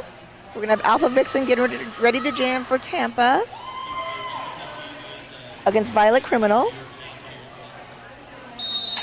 And they are off. Alpha Vixen caught up under Murda's hips. Right. And Violet Criminal getting a penalty, going to be a power jam in favor of Alpha Vixen there. 2 power jams in a row in favor of Tampa. And the Alpha Vixen does get lead jammer status. Pack's kind of stalled there going into turn 1. Murda also going to the penalty box, and this is the 12th power jam in favor of Tampa. Alpha Vixen through on a scoring pass. Yeah, Joel tried to catch a little bit after coming back from the penalty box, but not very effective as Alpha Vixen was able to navigate through. Violet back on the track. Out of behind Zombie. Violet working that inside line, does get past Lemonade to come around on that initial pass and force the call off. 7 points earned by Tampa. That takes them to 76. And just to add read, Goodfoot Skates. Goodfoot Skates in the DFW area's go-to spot for all things roller skating. Wheels, bearings, toe stops, cushions, socks, pads, and more. Need a quick fix? They'll also be on hand for expert skate repairs and assistance throughout the tournament. Thank you for Goodfoot Skates. And back to the action. What do we got, Muffin? We have Kali Kunyama jamming for Tampa against Tally. We do have 4-3 pack advantage. I believe that's G.I. Joel in the penalty box. Kali at the front of that pack under Diamond's blockage at the front and lead jammer. That's 3 leads in a row for Tampa Roller Derby.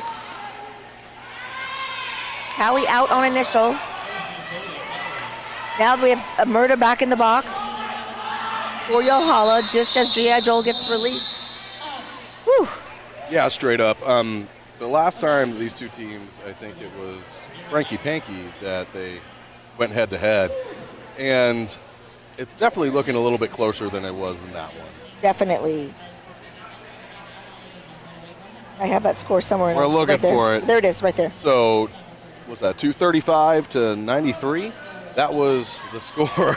So it's definitely a closer mashup. And, I mean, Tampa's doing a great job of forcing those penalties on Yohala. Indeed, and that's our second scoreless jam. So And Dr. Feelgood. yeah, that's 3 jams in a row for Yalhalla that scored this. Indeed. Okay, Slamwich out on initial. Will hit the pack. Ooh, at the same time that the Dr. Feelgood does, but Murder catching Slamwich at the front of the pack. Murder joined by Natural Disaster. Dr. Feelgood going out with that other blocker. Wow, Slamwich. I have to clap for that escape. Great move, and that is scoring pass for Slamwich. And we have another power jam in favor of Tampa. So another 2-minute jam as Dr. Feelgood will lose that lead jammer status. I believe it's our 5th 2-minute jam. Slamwich on 1 foot, inbound. Beautiful little toe stop work, backwards, 1 skate.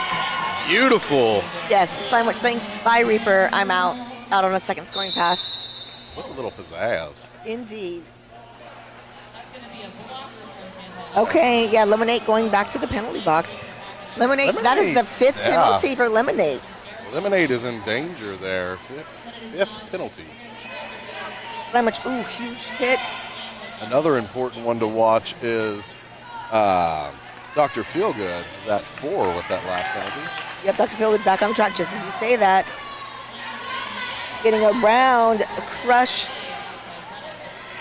And out, Murda again. Oh, Murda's lateral blocking is so amazing. And just staying inbounds on those tippy toes. Right. Murda, please never retire.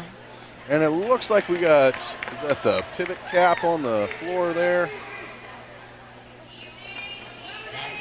Yeah, so that is the pivot cap on the floor coming out of turn 2.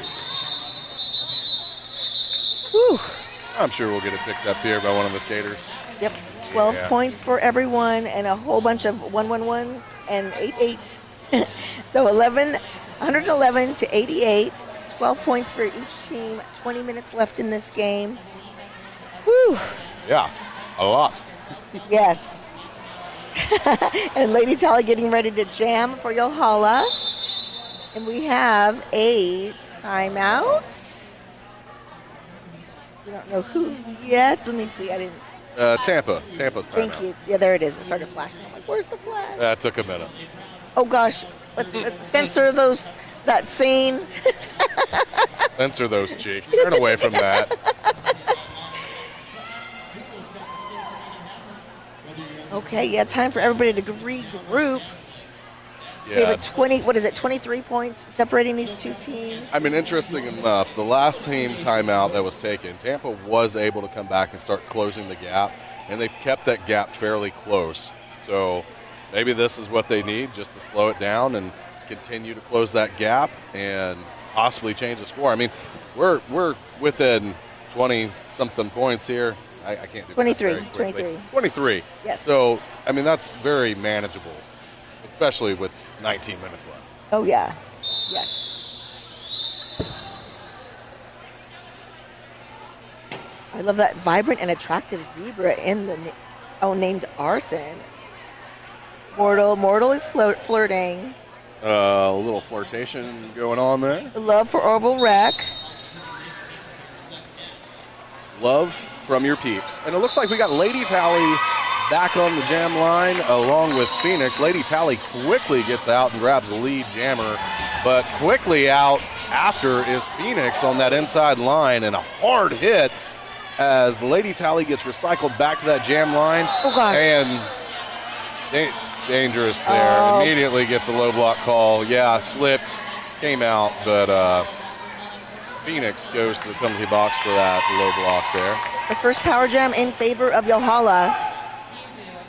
And you got a Lady Tally coming back around on this scoring pass. Hard hit. Does not get a call on it, though, and grabs 4 points. So that was legal contact by Lady Tally at the front of that pack. Zombie, nice little hit. Was getting goaded in the back, but managed to get a piece of Lady Tally. And then gets hit by the ghost blocker. Phantom blocker. Okay, Phoenix back on the track. Power jam over. Getting caught up under Quadzilla. And Slug is in there. Yeah. Number 12 is Slug. Yep, all right. High fives and a smile from Quadzilla. A close-up there on G.I. Joel's face. Yep, so 122, nice 11-2 jam in favor of Yohala. And Quadzilla. Yep. 2 more for Tampa and 11 more for Yohala. 18 minutes left in this game.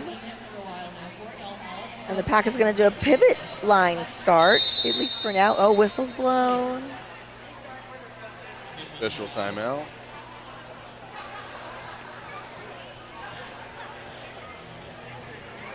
Let's see what else.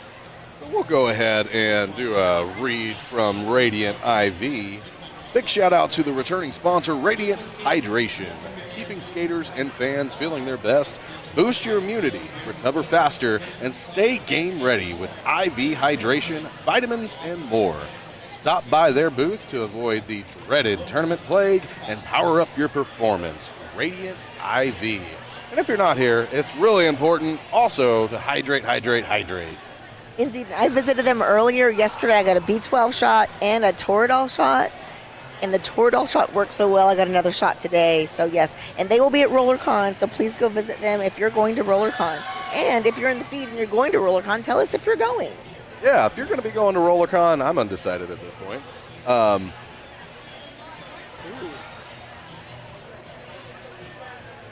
We have an update on the penalty. It's Phoenix. So that was the official review. We believe we're going to have another jammer penalty. Or is that from the, because Phoenix did go to the box during that last jam. I don't know if they're going right back. We'll find out soon enough. We'll find out. Yes. Look at the hugs. That's Reaper and Mini Thor hugging. Big hugs, always. They fight hard out there, but love each other. And the dude jamming for the first time this half. Of course, you know, the dude had very much penalty trouble in the first half and will be jamming for the first time this second half. Hopefully shook off all the bad juju. Hopefully. Yeah, we'll see. And a little, what was that? Skate cam? Would it go up, go down? Oh, they're stretching. Look at, oh, it's time for squats. Don't forget to do your squats. Squats. Squat cam is on. Oh my gosh, it's making me dizzy. It's going everywhere. Everyone's doing it. We'll do it. I'll do squats up here too. Yeah, we're doing it. We're doing it. Okay. What? Up. Squat. Up. Gotta keep warm. Gotta keep warm for announcing. It's really hard work up here.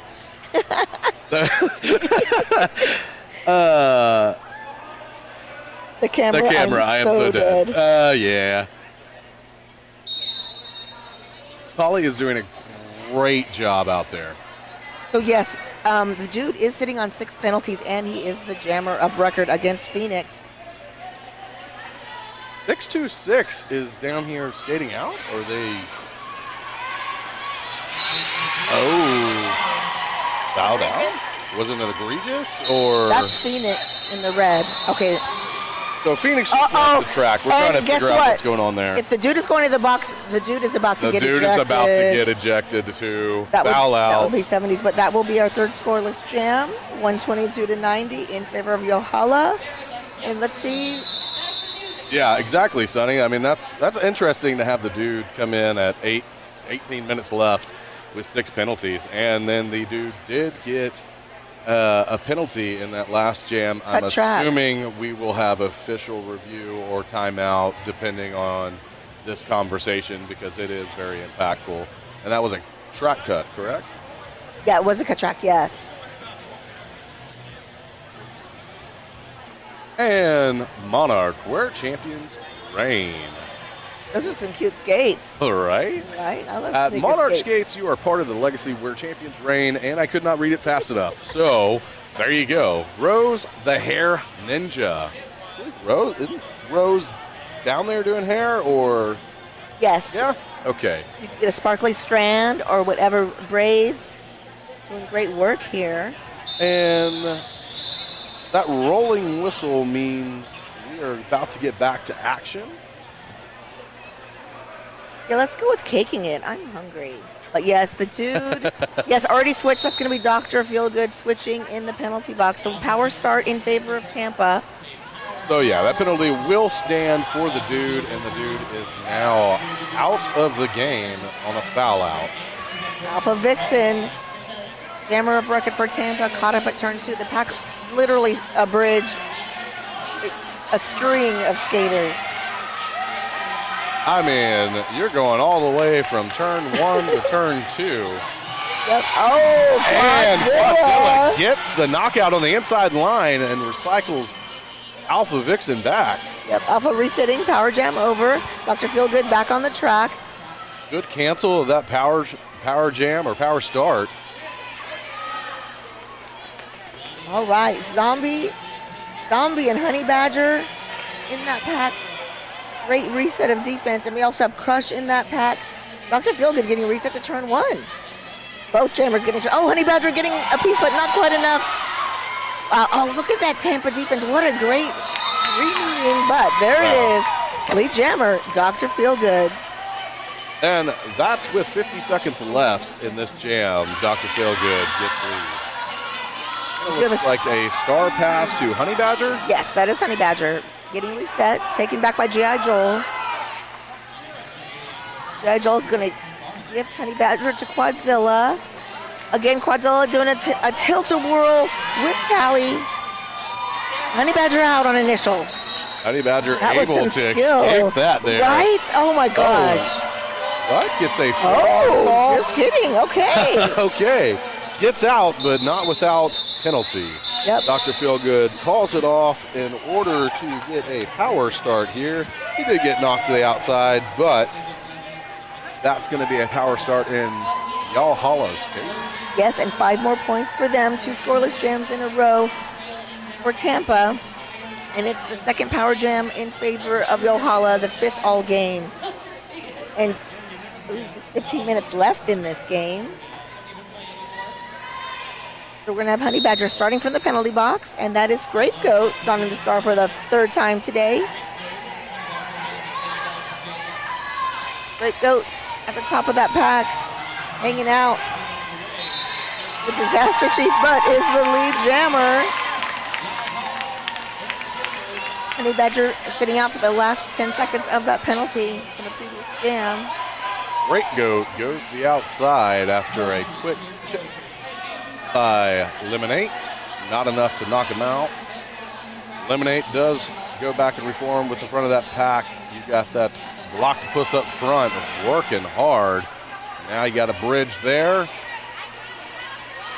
Scapegoat does get knocked out right at the exit of turn 2 and gets recycled back, but not too far. Scapegoat pushing hard against that 2-wall up front. Yeah, that's Inducing Pain and Disaster Chief. Now just Disaster Chief. Last line of defense. Still holding, still in play. There it is, gotta let him go. Got that out of play call. Oh, no, yep. Directional. Okay. There you go. All right, Scapegoat through on a scoring pass with the packet. Disaster Chief working a little hard at the front of that pack. He gets that directional call penalty. Yep. Lovely assist from Reaper.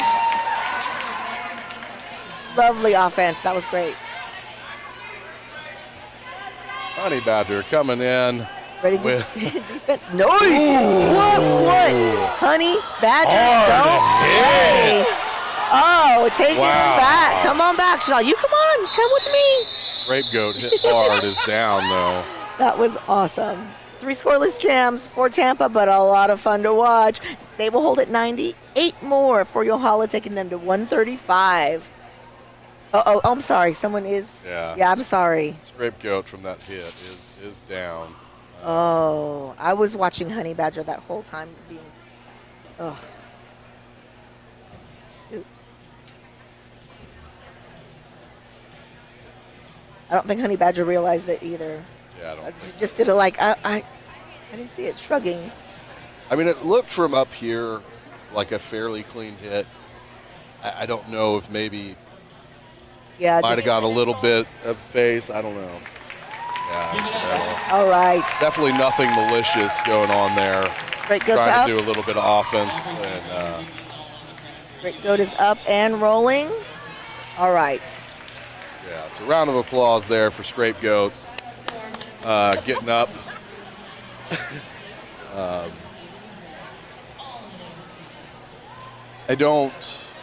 We'll see if there's any penalty assessed to Honey Badger there.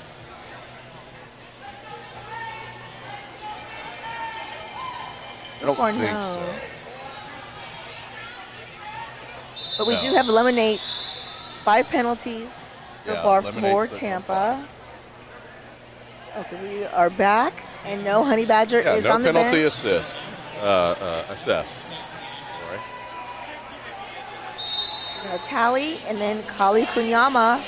Ali Kunyama up at the back of that pack, working against that tripod. Doesn't have a lot of place to go. Quadzilla bridging to help out. And Tally gets lead jammer fairly quickly. Working that outside line, dips around, wide open lane to grab those 4 points. Yeah, that was quick. Yeah, quick, no contact there coming out of turn 1 and 2. Diamond doing fierce blocking for Yohala at the back, taking Kali all the way back. And a quick pass by Tally again, second scoring pass. Interesting is Tampa hasn't had lead since jam number 5.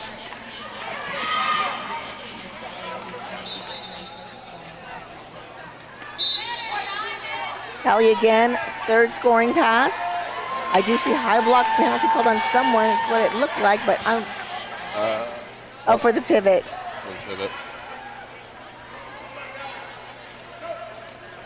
Trying to see who that is. Can't really see. Yeah, and Kali's still caught up in that initial pass. The tripod of pain right there. G.I. Joe, Bourbon. Diamond. So Kali does not have a pivot to pass off that helmet cover to. Meanwhile, wow, round the outside, fourth scoring pass for Tally. Again, round the outside. Round the outside. And that is that's the highest scoring gem of this game is 16.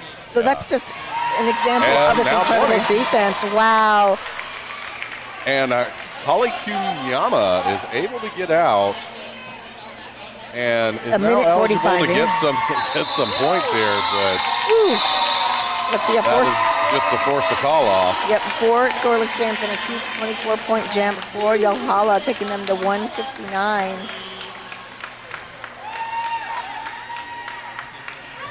Now's where you start seeing a lot of this conditioning and all of that coming into play in the second half. Yeah, we see a 46-0 run in the last 4 jams in favor of Yohala. And you see the penalties going up quickly for Tampa. Yeah, Zombie now at 5. 4-24, that's Bourbon. Violent Criminal on the jam line for Yohala and Slam Witch for Tampa. Violet Criminal working against that 2-wall. Does get out and get lead jammer. Coming around on the scoring pass. A little bit of help there coming in from the penalty box for Tampa is Bourbon. Which does allow Slamwich to get out and come around on this scoring pass. Forces the call off. Not able to get any points there for Tampa. And 3 for Yohala. Yep, so the 5th scoreless jam. Go ahead. Yeah, so Tampa hasn't scored since Jam 7, according to our wonderful producer, Scarlett. Lady Tally will be jamming against Mini Thor coming up. Jam number 13. Quadzilla trying to do some offense. Lady Tally stuck behind that jam line. Does find that line on the outside line. And just like husband and wife looking at that outside line, quickly going up it. Again, beautiful backwards one skate going into turn 1 by Lady Tally, grabbing 4 points and a forearm assessed to Mini Thor. So that's a power jam in favor of Yohala. 6 power jam in favor of Yohala all game. The 3rd this half. Another scoring pass for Lady Tally. Lady Tally Looks like again. Lady Tally's just showing off there a little bit. Pirouette after pirouette going through the pack. Yep. Oh gosh, we got a goat in the back. Oh, a quick flash of defense by Quadzilla. Lady Tally caught up under Bourbon and oh. Is it 424? Zombie? I don't know. Yes, it is Zombie up there. Yeah, you got 424. Wow. Ooh, hard hit by G.I. Joel to open up a lane, but Lady Tally was not able to capitalize on it. No, huge hit from Zombie. to another reset, but this is of the 5th scoring pass attempt. For Tally with a double axel to get out. Wow. Wheels around. I think that's Eric Honda for another scoring pass. And depending on if Lady Tally gets any more points here, this should be the highest scoring jam. Will tie her husband for the 24-point jam 2 jams ago. Oh, 24 points. 24 I thought it was is the 20. one, yeah. All right, 24 is the mark to meet. I don't think we're going to get here. 3 seconds to 1. Oh, Ooh, hard hit by Quadzilla. On mini 4. Wow. And one shy of that 24-point mark. But both the tallies have the 2 highest scoring jams, 24 points and 23. Wow. Yeah, 185 to 90, so more than doubling that score. Absolutely, of Tampa. Sonny. That footwork is clean. Sorry to cut you off there. Oh, you're Muffin. good. You're good. Oh, you were looking at the. I was looking at the chat. Work, yep. Yeah, Holla putting them to Y'all bed. putting them to bed. Yeah, Night, they kind night. of kicked on those afterburners here. So at first it looked like it was going to be a little bit closer than their last meeting, but I mean it's still going to be closer. But now you're starting to see that pull away, and again, you're seeing a lot of different things coming into play here. Skaters are getting tired, they're getting more penalties. Yalhalla has done a great job slowing it down and stopping the penalties that they had troubles with throughout the first half. Yeah, it was a 142-point difference the last time they met at Frankie Panky. So far, they have not beat that spread. Not yet. No. There's still 7 minutes to go. Yep. And Tampa is the one that's called this timeout. Definitely needed. They need to be able to get a breather, slow it down, control some of the things like they were doing in the first half to keep it close. Yes, but it is their last timeout, so 7.5 minutes left in this game. So there's that. A big thank you to our floor sweeper, all our volunteers doing hard work all weekend. Oh, look at Murda. Murda's ready, dancing and Getting it. jamming. Yep. So we're going to have Blakely in this next pack. Murda, Reaper, Dr. Feelgood hasn't jammed in 5 jams, but ready to go. And it looks like for Tampa, we've got Lemonade. Honey Badger. Yeah, Honey Badger. Trying to see. I know, from this view, at least from this view, I can't see. Can't really see from this 103, that should be Crush. At least we got a couple of them named out there. Oh, yeah. Oh, let's look at Johnny Peppers. About to give some stuff. Oh, starting the wave. He could have started The right wave. here. We'll bring it. If it comes all the way around, we will join the wave. Where are they? Oh, It was over at the fizzled out. Fender Village where we got the most people. You would figure that would be the strongest part of the wave. Right, send it back. It's coming back. It's coming back. Let's join. And woo! I mean, it's good to get the heart pumping, the blood moving. Oh, this is an official timeout. This is not a team timeout. Okay. They had it Oh, marked it as was a team flashing. timeout. Now they switched it over to an official timeout. Tampa now has 3 people with 5 penalties. That's Zombie, it's Bourbon, and still Lemonade. Yeah, and then no one with over 4, but Dr. Feelgood is sitting on 4, and Diamond is sitting on 4 penalties on Yalhalla. Oh, Induced Pain. Yeah, that's the one that I couldn't see was Induced Pain. Oh, thank you. Thank you, Straight Up, for helping out there to let us know what this lineup is. Straight up not having a good time. Aw, sorry. Straight Up not having a good time. That's the yeah, I don't know how much I can help you with that. We're trying to do our best announcing, but I mean, if your team is Tampa right now, yeah, I can understand. Well, yeah, Straight Up does know all of them, so definitely familiar with the team.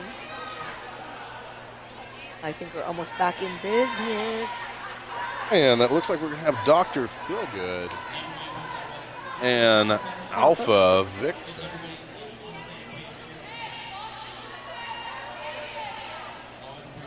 Third time this half for Alpha to jam. And as of right now, they're up on the pivot line. Well, started at the pivot line and then halfway through. Alpha Vixen working at the front of that pack. Hard hit from Reaper at the front of that pack on Alpha Vixen. Alpha Vixen says, nah, I'm going to hit you back. I'm the alpha here. Yeah. Dr. Feelgood does get out and get lead. Got a bunch of whistles. Zero getting assessed. And a little apex jump there. Yeah, one hand in. That's yep, that's in bounds. You can put a hand out of bounds. Star pass. See, was that Crush? Yes, it is Crush. Yes, that is Crush. All right, lovely assist from Murda at the back. Swing and a miss by Lemonade and a scoring pass, second scoring pass for Dr. Feelgood. Rush working against that tripod in the back, looking for a little bit of assistance there. Gets recycled back about 15 feet.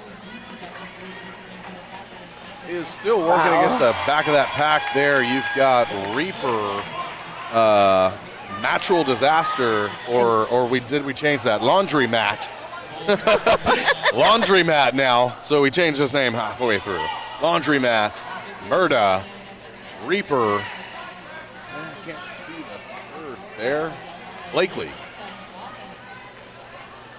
Yeah, Murda and Blakely really holding on. Alpha with a little assist around the outside, but a quick reset by Murda and Blakely. Good recycle there by Honey Badger on that inside line. Dr. Feelgood chilling. Chilling. He said, I can kill some time. Yep. Oh, wow. And then gets right through. Says, hey, and he does that really well, especially at the beginning of the jam or coming back in from the penalty box. He slow rolls it and then instantly turns on the jets. Because look what's over there. Look at that jump. Oh. Tried. Nice attempt. Swing and a miss, I think. And Dr. Feelgood's just going to call it off with 1 second left. Nice 60-point jam, but Yohala has reached the second century mark with 201. First points for Tampa since jam number 7. They have 94. 5 minutes, just over 5 minutes left in this game. There's shoe cam. Oh, those are pretty. Orange and flowery. Got a little pop in the back. Looks like stars. Nice little shoe cam going on there. Yep, indeed.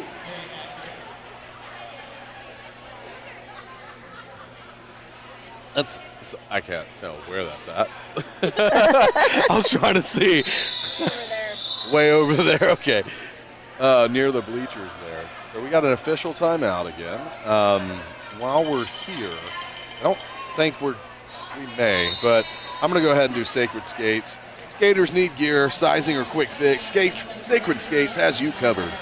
They bring boots, plates, wheels, and all the essentials. Plus on-site mounting, maintenance, and expert fitting. They've even swapped a kingpin mid-game to keep a skater rolling there. Stop by their booth to get geared up. And we have a power jam as I'm going through this. Yep, Tally getting a forearm penalty. So Kali Kunyama, lead jammer status up for grabs, but in the sad place right now is Kali. Ooh, nice assist from Honey Badger. Ooh. I mean, some great offensive work. Oh, Diamond. Oh, but lead jammer status has been named to Kali. Okay. Oh, but getting again behind. Again, with the zombie with the assist. And Kali going ahead and calling it while Yohala is still in the penalty box. Yep. That's Tally in the box. There you go. Another scoreless jam. We're looking at the treads now. Treads. That's what we have reverted to here at Clover Cup 2025, is looking at the treads of shoes. Oh, how funny. And Apple, that must have been Apple sitting in the bleachers. But we're going to have Slamwich on the jam line. Callie in the box standing, under 10 seconds left of that penalty. So Slamwich is getting recycled back, about to the pivot line. Yep, dealing with Laundromat, Murda, and Reaper. And through. And Tally is able to get through and get lead jammer status coming from the penalty box at the start of that jam. And then Slamwich is able to get around and coming around for a scoring pass here. That was a quick scoring pass for Tally. Already came back around again at turn number 3. And a couple of pirouettes there.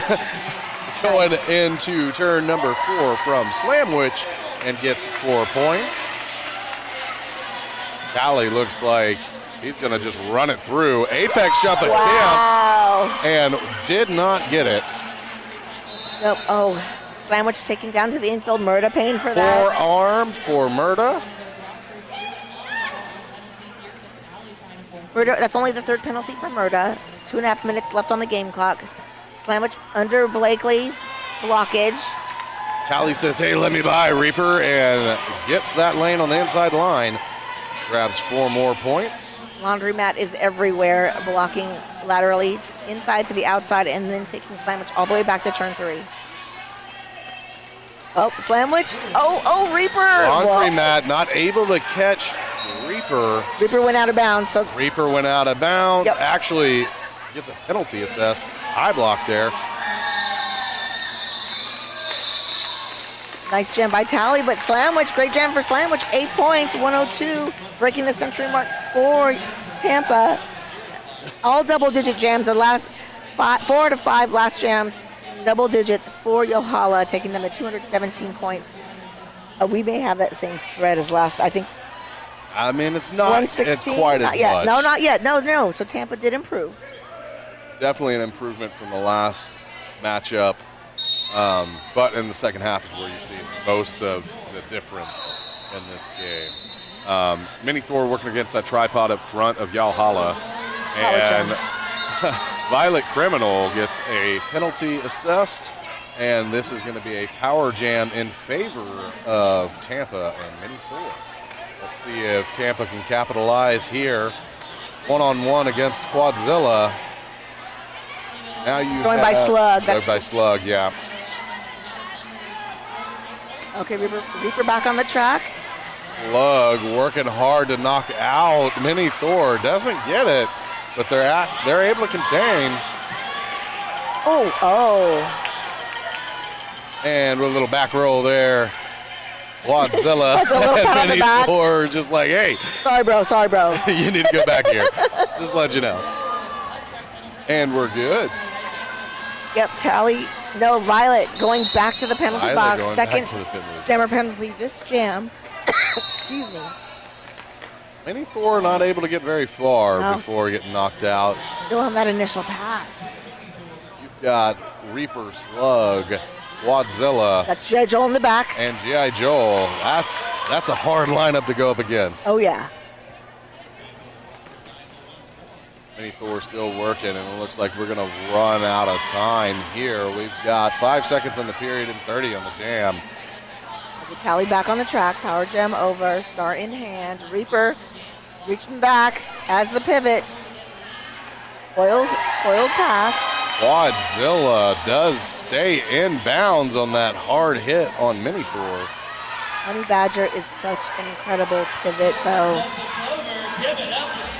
Okay, there's another pass failed. Honey Badger doing work. I mean, straight up, Honey Badger did a wonderful job Yep. That was throughout great. this whole game. What a good game. So unofficially, it's 217 to 102. So 115 point spread. So definitely beating they lost by 142 last time at Frankie Panky.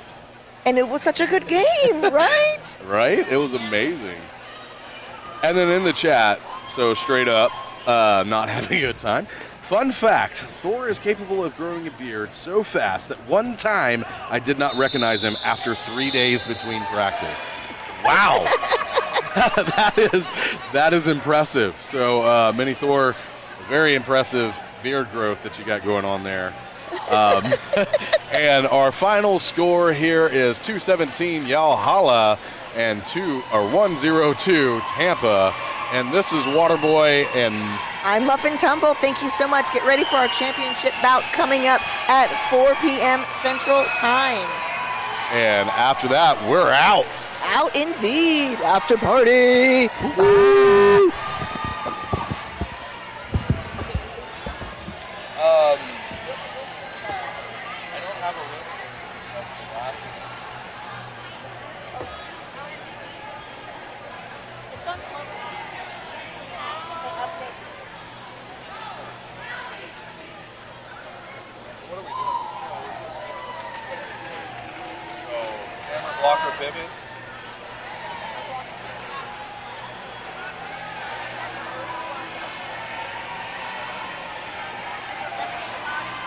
Before our teams, the 222 party, two picks and MVPs for you, and this goes to Mr. Wayne. For Rihanna, your victors, your MVP champion is going to be Lady Tally. Your MVP pivot is going to be Reaper. And your MVP blocker is going to be Murda. On the side of Tampa, your MVP jammer is going to be Oli Kunama. Your MVP pivot is going to be I did. Jordan. I got a vacation. I got a vacation on my vacation. When you guys Thank you, Star. photos of grabbing your stuff, you need to come to the bench and get your MVP token. Thank you all for joining us. We'll see you in just a little bit. The next game, the first and second place, taking place between the Dallas Derby Devils, Army of Darkness, and Montana. I've been Nikki Tumisaki. That was the last one, and our producer was Maybe.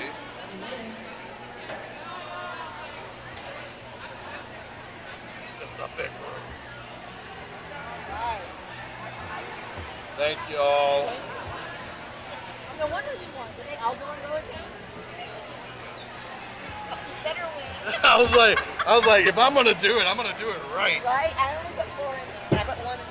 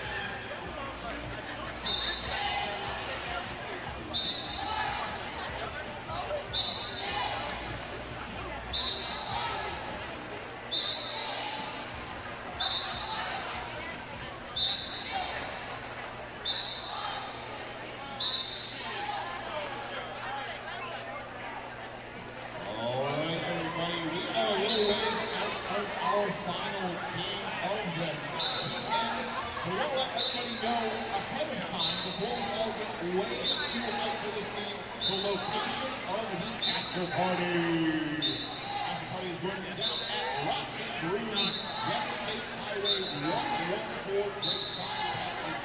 Just about a 20-minute drive from the arena here. Once again, that after party hanging out tonight, kicking off action as soon as the action ends tonight at Rock and Brews, West State Highway 114, Grapevine, Texas.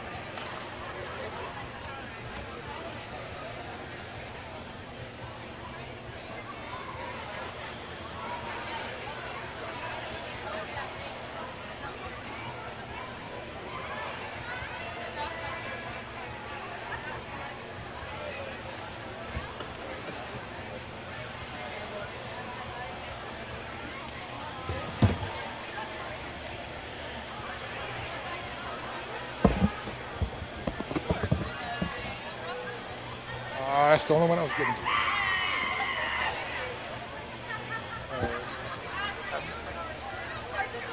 Oh, they're all she heard.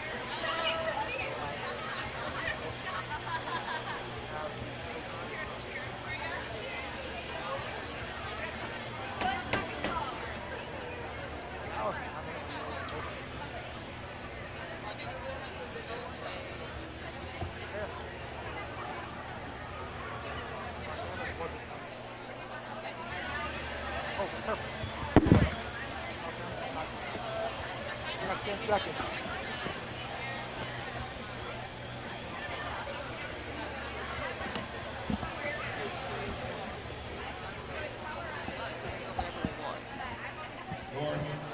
All right, everybody, welcome to the championship game of Clover Cup 2025 here from the Nitec Sports Center in North Richland Hills, Texas. Wrapping up an amazing weekend of Derby here in the Dallas-Fort Worth area. We are coming to a close of our championship game. Our gold and silver medals will be awarded. Who will win them? Will it be the host league Dallas Derby Devils Army of Darkness, or will it be Team Montana? We're going to find out shortly. My name's Pierre Armageddon. I am Loose Change, and we are joined by none other than our delightful Chloroform Cupcake, who is our production extraordinaire. Giving us all the awesome, juicy stats and notes and fun stuff to talk about while we're going to be talking about Derby for the next little while. So we're going to get started here in a minute, but we're going to go ahead and give you our rosters. Let's tell you who's playing in this game today, starting with the Dallas Derby Devils Army of Darkness. They are wearing black with white/black/red helmets and black pants. Starting off, number 02 is Coco. 113 Velocity Raptor. 1229 Juice Box. 21 is Crank Dat. 235 is Guillotine Grace. 313 is Lola Chola. 401 is Ramsey. 44 is Blazing Asian. 5501 Scare Bear. Number 8, Night Fury. Number 88, Eliminator. Number 9, Bailey Wheat. Number 918, Huckleberry Gin. 96 is Daisy Death Wish. And number 999 is Nancy. And for Team Montana that you will see out there skating in predominantly white with blue accents, we've got 0 Mulled Whiskey, 12 Foggy, 17 Texas Twister, 18 is O2 Tank, 22 Tough Love, 23 Sparta, 29 Danny DeFito, 306 is my new favorite human, is Stout. 36 is Double D, 362 Special K or Special Chaos, 37 is Rollin' Rogue, 44 Montucky Lucky, 468 Show Me Your Kitties, 49 is Party Crasher, and ending this is 605 Hammer. Both teams had a pretty clear and good path to getting here. Dallas, of course, won a couple as a top seed to make it here into the championship game. Montana was the big surprise in this tournament, scoring 2 upsets in the first couple of rounds to make their way here to the championship game. So it should be a very fun matchup between 2 very, very adept teams. Indeed, PR. We've got just moments to Derby and already starting us off strong with that shoe cam. Oh, yeah. That is our jam timer. That is the Ginger Ninja. Yeah. If you have not been paying attention to the shoe cam all weekend long, 90% of it has been Ginger. Yes, Ginger Ninja is the fashion shoe design. We are off and skating here. Jam number 1, Eliminator is the jammer for Dallas Sparta, jamming for Montana. And looks like Lee Jammer breaking through first. Oh, Eliminator is through, but it's not Lee Jammer. That did go to Sparta, who immediately called it off. So a quick nothing jam to get us started here, Luce. You know, a good 15 seconds might as well start it that way. So this is the second bout of the day for Team Montana. They wrapped up the win at the noon o'clock bout in order to advance to this championship. So that's gonna be interesting and play a part in how this whole thing unfolds. We've got Daisy Deathwish up there and on the line for Dallas Derby Devils, and Foggy for Team Montana. Foggy, I've spent a lot of time this weekend talking about Foggy, and frankly, it just gets better and better. She's such an incredibly impactful jammer. She was the one that was putting up so many points at the game earlier today. So just has this impeccable track awareness that you're seeing coming up against these final few blockers for Dallas. That is 5501. Scare Bear clears that pack, and Foggy's your lead jammer. Also, Daisy Deathwish making it through for the initial pass of both jammers scoring eligible. Foggy to the outside, now shifts to the inside. Meets up with the Dallas defense, goes ahead and calls it off.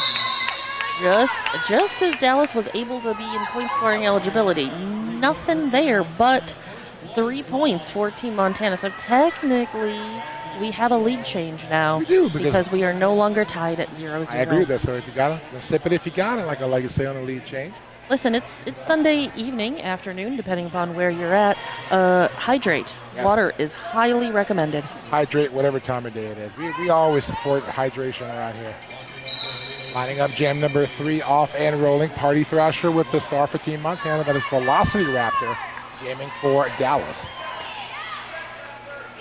Back moving through toward the pivot line. Party Thrasher pushing that Dallas ball up front, trying to spin around the block of Nancy.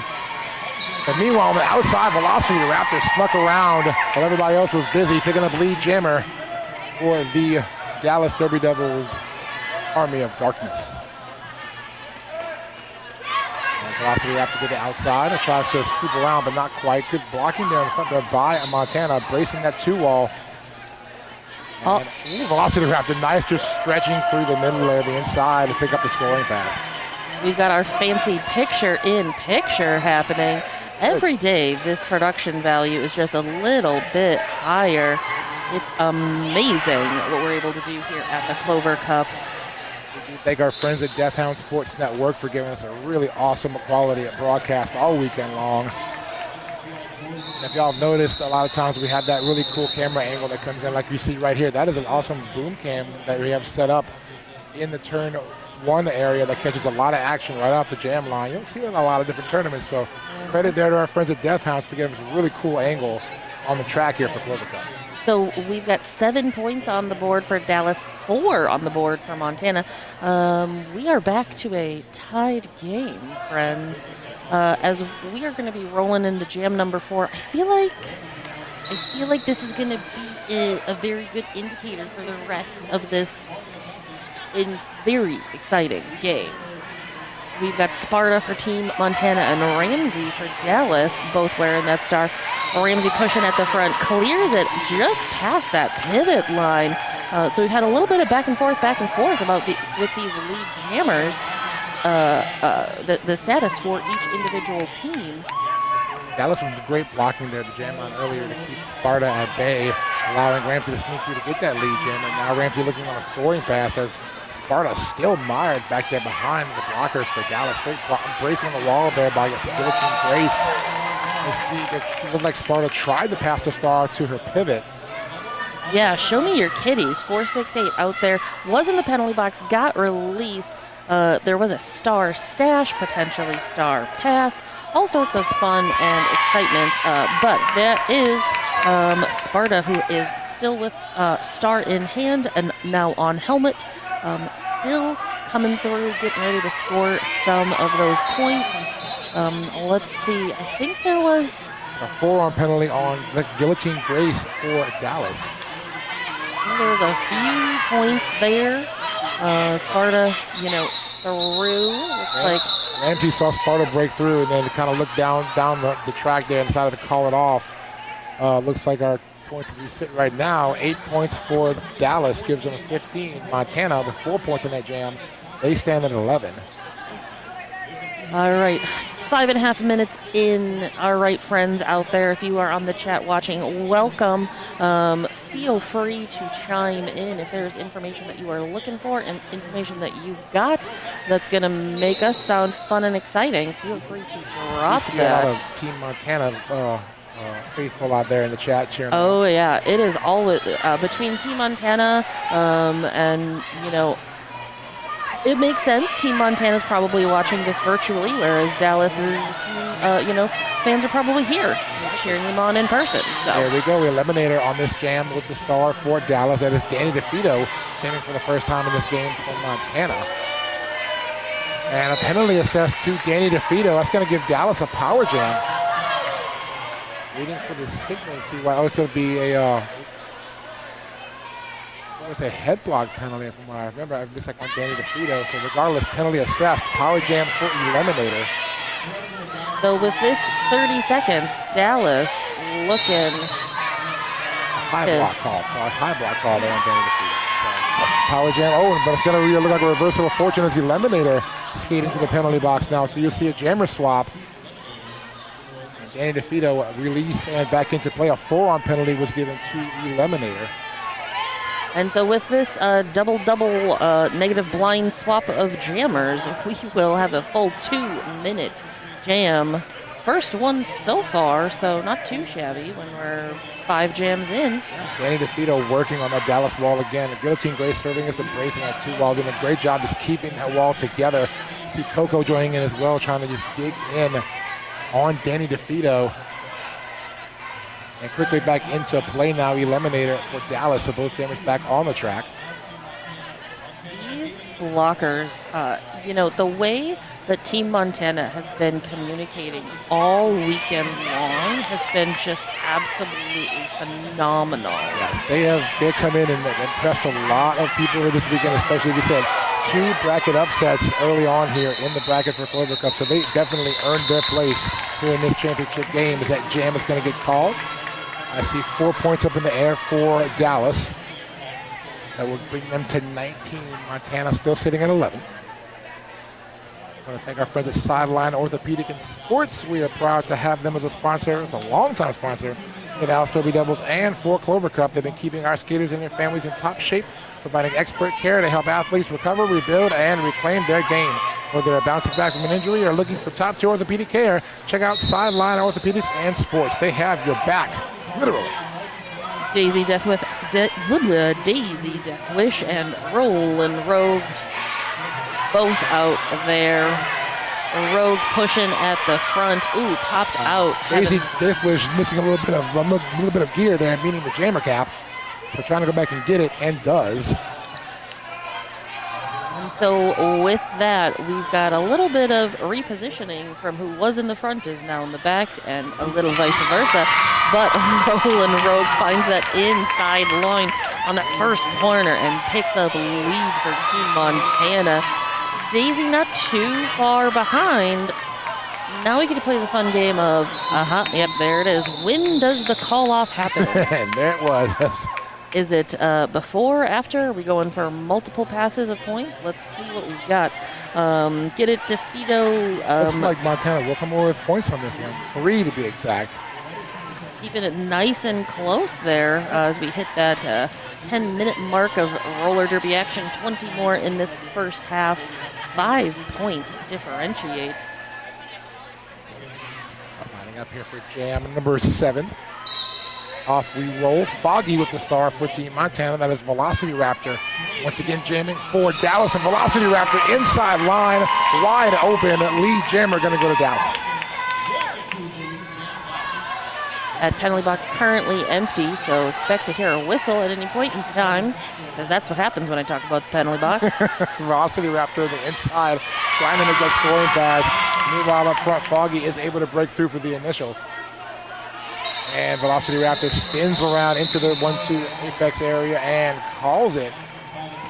See how many points were awarded. A full 4-point pass for Dallas. Gives them 23 now. Montana still at 14, but still lots of derby left here. 19:42 left on the game clock. We're looking at Ramsey going up against Hardy Thrasher as the cheers erupt from the crowd for Team Montana. I believe that was a Team Montana clap, clap, clap, clap, clap. Feel free to repeat it yourself at home if you were cheering for Team Montana. I mean, say it out loud. Cheer, yell it from the rooftops. Open up your patio window and scream it into the ether. Send those good vibes towards your favorite team. Speaking of Party Thrasher, Party Thrasher is out front and picks up lead jammer from Montana. Ramsey still kind of stuck around in that pack and able to finally break through with cap off. And that was going to get a call off there by Montana. Hardy Thrasher, smart, calling it off, putting 4 in that pocket.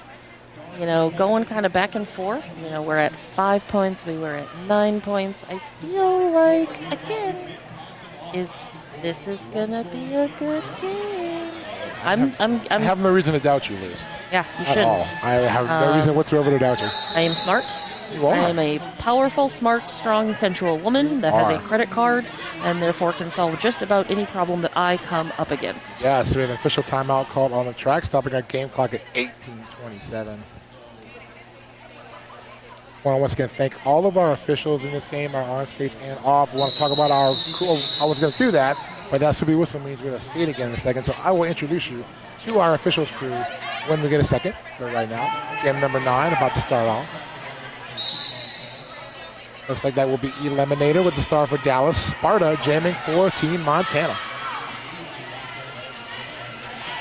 Back moving through turn number 1. Looks like Sparta almost through on the inside, but not quite a penalty. It's just a little forearm call on Sparta. So a power jam for Dallas. Eliminator is through and lead. When you're looking at that 5-point differential, it's not necessarily what you want to see from Team Montana this early. Yeah. Hopefully this is just a little bit of an anomaly.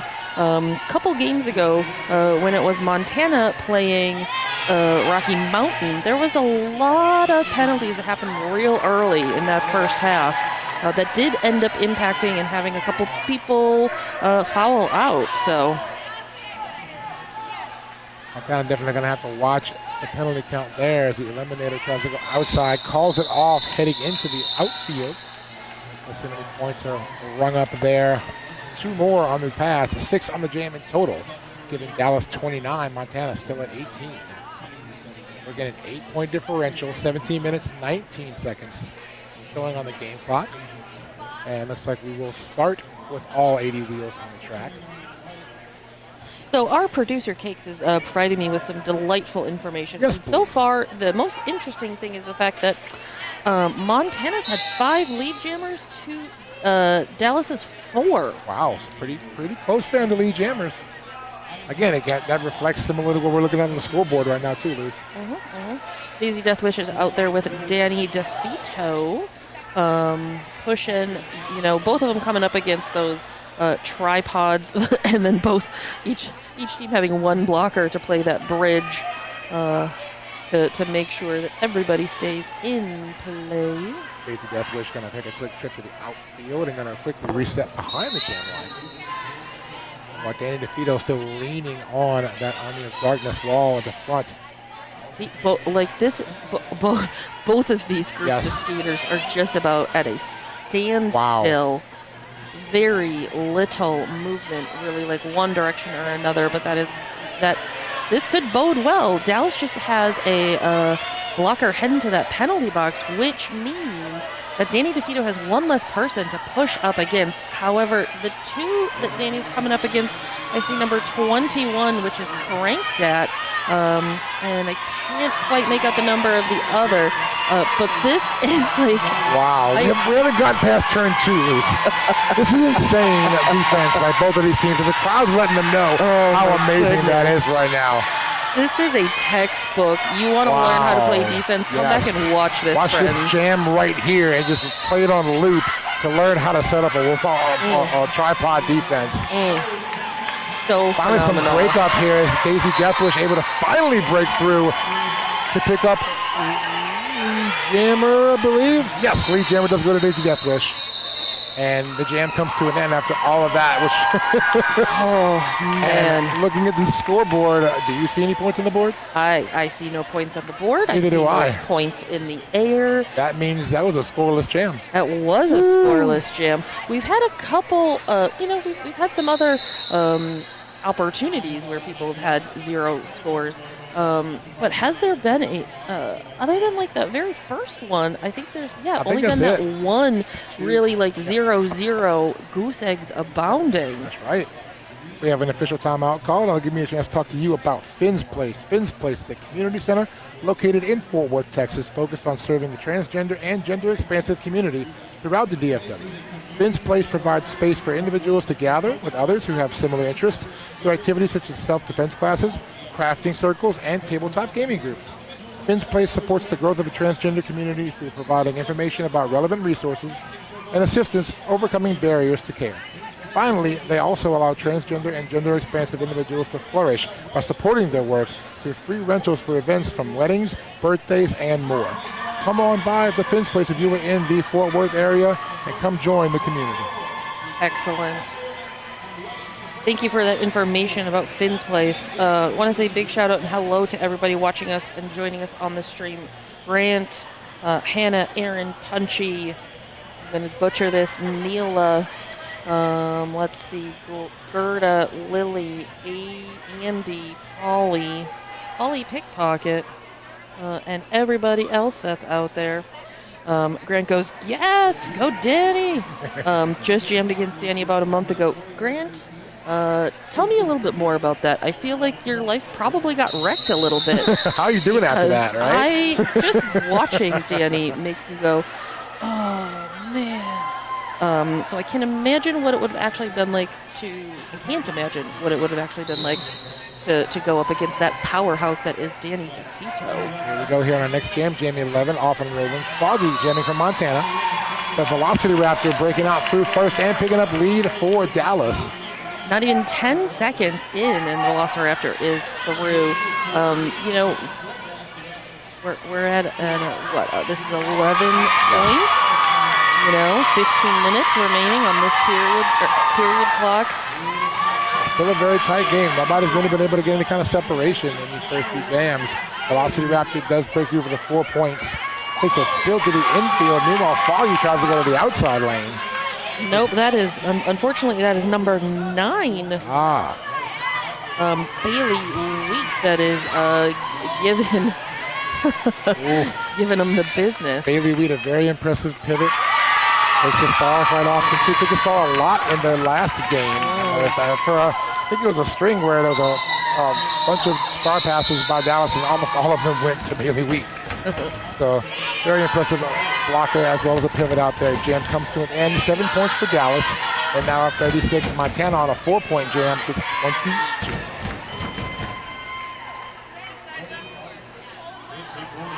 Looks like I see Ramsey out there with the star for Dallas. And I believe for Montana, that is... It is 4-0-1. Nope, sorry, that's Ramsey. That is Ramsey. Yeah, I'm looking at the wrong Montana person. has Roland Rogue out there jamming. After staring at colors and different colors all weekend long, sometimes my brain goes, you should look at that color instead, Luce. We also have teams here that have multiple same color patterns, so everything kind of blends together after a while. Ramsey just putting on the speed on the inside line, sprints through, picks up lead for Dallas. That pack still sitting in turn number 1 now as Ramsey looking for points. Spins through on the outer turn of turn 1, able to clear one last blocker, and does earn the 4-point pass. 4 more points, like you mentioned. Coming in to score on that second round. Last couple blockers at the top, but we do have a star pass for Team Montana going to Show Me Your Kitties. Every time, I love that name so much for so many reasons. So many reasons. I want Show Me Your Kitties to be my new best friend. Great job there on the back of the pack. Montana on their 18-02 tank trying to spring Kitties from that wall. But unable to do so. And yes, calling it off. That was, let's see, any points there for Montana? Yep. Yes, I am seeing some points in the air for both. 44 in total for Dallas, 8 that jam, 26 in total for Team Montana, 4. Hey, there's our friends Rich Mahogany and Captain Motor, and Johnny Pepper and Muffin Tumble. Hashtag team announcer. I know them. They're my friends. Well, they're my friends too. Look at all those beautiful folks in the crowd cheering us on as we get going. Party Thrasher and Eliminator. Party Thrasher knocked to the outside. Quickly going to reset back at the jam line. Eliminator through the inside lane. Picks up lead jammer for Dallas. Looks like Montana losing their pivot to the penalty box now with the Eliminator coming through on a scoring pass. Eliminator working furiously at the back of that pack, now pushing through. Oh, finds an outside lane, dodges the last blocker, completes the pass through for 4 points. That last blocker, number 306, Stout. I was getting some insight earlier to Stout's workout regiment because She is just so stinking strong. Yeah. And there's apparently a lot of cardio that happens, which makes sense. Oh, makes complete sense. The pack here, it looks like Party Thrasher working, trying to get around the block, and is able to continue, but yes, is able to continue for the initial pass. Oh, but a power jam now. Eliminator picking up a penalty there, Luce. Yeah, that's a forearm that's being assessed to Eliminator. So we've got that 30-second power jam for Party Thrasher. Team Montana, folks, like this is really kind of what we're looking for. We've got a little bit of offense there by number 36, Double D, to help break Party Thrasher through. And, as everybody resets, Party Thrasher coming back again, looking to have a little bit of help, being dragged back to that almost turn 2. But let's see what kind of offense Party Thrasher might be able to get as Eliminator has come back onto that track. Yeah, he's going to get called. We'll look at the points.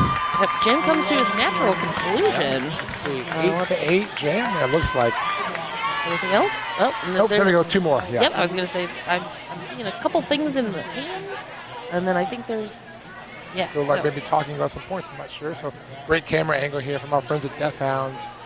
As a couple of our referees are discussing points, and looks like we have a timeout being called by Dallas. Indeed. So we've got Dallas at 54 to Montana's 34. That is a 20-point difference. Looking back at our chat, I see our buddy Senior Poo Poo says, ew, cardio is actually the worst. Listen, Senior Poo Poo, you and I can be best friends now because we agree on that.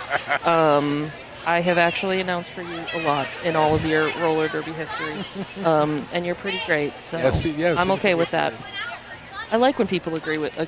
Exactly. That's always I would very much like to have a cardio sucks versus some other kind of this other type of exercise sucks matchup at RollerCon. Oh, that's got to be a RollerCon matchup. I know. Why has that not happened yet? I mean, part of it is I'm lazy. Let's be honest. Cardio versus leg day or something like that would be a good RollerCon.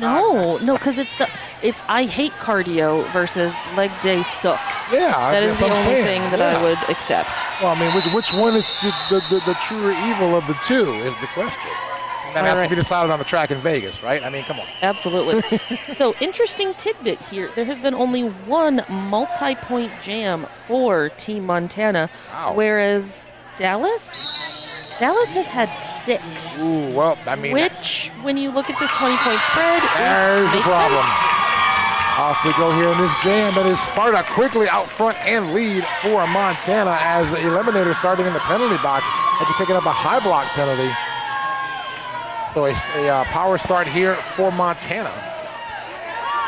Sparta just digging and leaning once again on that Dallas defense. That tripod trying to stay together.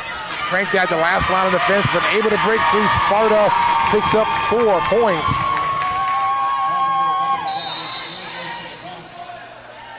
Okay. Just trying to get once again on the inside, out of the out. 2 blockers to beat there for Dallas. Able to skate around and will complete another 4-point scoring play. I was hearing a little bit of whistles, and I wasn't totally sure if that was Eliminator who was just recycling or Eliminator who was also going to the box, just recycling for Dallas. But there's some more whistles as Sparta decides to call off the jam after Eliminator was released. Yep. And looking at points, 12-point jam for Montana, and Luce, look at that gap closing a whole lot there. 8-point game now. Dallas 54, Montana 46. Under the 8-minute mark here in the first period. 8 minutes, 8 points. 8 something else just to keep the 8-string going? I don't know. I mean, why was scared? Why was 5 scared of 6? Because 7, 7, 8, 9. Yeah. Whatever it is. Bad joke, let's be honest. Here we go. Daisy Deathwish is the jammer for Dallas. Danny DeFito, the DD battle here for jammers. Dallas losing a blocker to the penalty box. I believe that is Bailey Wheat. Daisy Death with Wish having to recycle, but finds that outside line. Last blocker, number 36, Double D, doing their darndest. All the D's everywhere. Double D doing their darndest. Yep. Oh, don't ya know, them D's are just everywhere out on that track. Beautiful into that inside, cause havoc, yeah. Somebody divided by 0 because we're going backwards. Oh, beautiful track awareness. Yes. Honestly, for these blockers as well as these jammers, trying to make sure that they are skating as cleanly as possible. We don't really have a whole lot of people in penalty trouble. No, We've not got really. one person, though, that does have 4 already, and we're not even into the second half. So we'll see how that kind of continues to negotiate. And that is Danny DeFito through and lead jammer. That was a fight to get that lead jammer status. And finally, Danny DeFito able to skate through. That was almost a minute and a half. And Star pass by Dallas to crank that. Very quick star pass there. At this point in time, as that yep, there you go. It's like the time's either going to run out or we're going to have that called. Oh, I think I just saw 1 point in the air. Yeah, You 1 are point. correct. I mean, now it's a 7-point game. 54-47 Dallas with the lead. Yes, as Greta says, that's what we needed. You chip away a little bit here, a little bit there. It's a 7, like you said, PR, it's 7 points. That is 1 point at a time. At the end of the day, you really only need one more And now than it the looks other. like Dallas is calling an official review. So we'll figure out what that is. Once we get the details on that, we will let you know. I have zero knowledge as to what it is until someone tells me. We're kind of a little bit removed from the action out on the track, but we're going to get the information as soon as we do get it. Our awesome producer extraordinaire, Cakes, is going to help us out with that, and we will let you know what the info is. As we see Coach Quadzilla talking it up to his team during the stoppage here. While that's going on, let me introduce you to our officiating crew here for the game. Yes, please. Starting off with our on-skates officials led by Rough Draft, joined by Dread Hockey Ninja, Titanium, Nitro G, Pika, Ice Queen, and Gym Class Hero. Our NSO crew led by the birthday today for Rose Lambo. Happy birthday, Ro. Joined by Lollipopum, the Ginger Ninja, Tyrannosaurus Rex, Bacteriophage, Noodle, Derriere, Night Trotter, and the Doctor.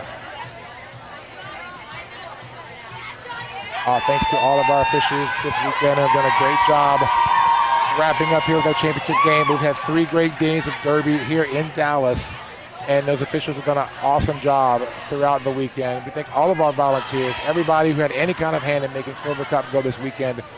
It takes a huge amount of people to make a tournament like this go, and everybody has a very important role in making that go. So we appreciate everybody who had any kind of hand, and we also appreciate our host league, Dallas Derby Devils, for having this tournament once again. Great event. I've been here many times to Clover Cup. It's one of my favorite tournaments that I come to almost every year, and there's a reason for that, because it's very well run, and it's a very exciting and fun tournament every year. So thank you very much, Triple D, for putting on Clover Cup once again. All right, so Lily Allen in the chat says the boots on the jam timer are everything. Lily, I really hope that you've been able to watch more games, and if you haven't, go back and rewatch. This is Ginger Ninja. Every single bout is a different, amazing set of heels. I could never pull that off. It's so fun to look at. They're so awesome. All the different designs of types of shoes that Ninja puts out there. I just imagine that Ninja drives around in basically like a semi-truck full of boxes of like these amazing boots and heels because every single bout it's something different and it's something impressive as more well, every glorious and glamorous than before. But talking about glorious and glamorous, Foggy through and your lead jammer for Team Montana. Velocity Raptor still breaks through, both in point scoring possibility. My hypothesis will be the jam will be called very quickly. There it is. It's like they heard you, Luce. I know. Good thing is they can't because we are on the stream and we have a separate dedicated house announcer. Exactly. So all of the things that we talk about here are not impacting gameplay in any possible. I'll tell you something right now, though. Those 3 points picked up in that last jam for Montana and Foggy have now made it a 4-point game.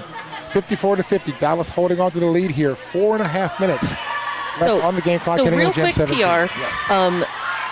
Team Montana has not been able to break the 2 jams in a row lead until the jam that we just had. Wow. So that is 3 jams in a row now. It's been a lot of back and forth, and breaking that streak, we've got Ramsey picking up a lead for Dallas. That is going to be rolling rogue with the star for Montana, trying to keep that momentum going in Montana's favor here.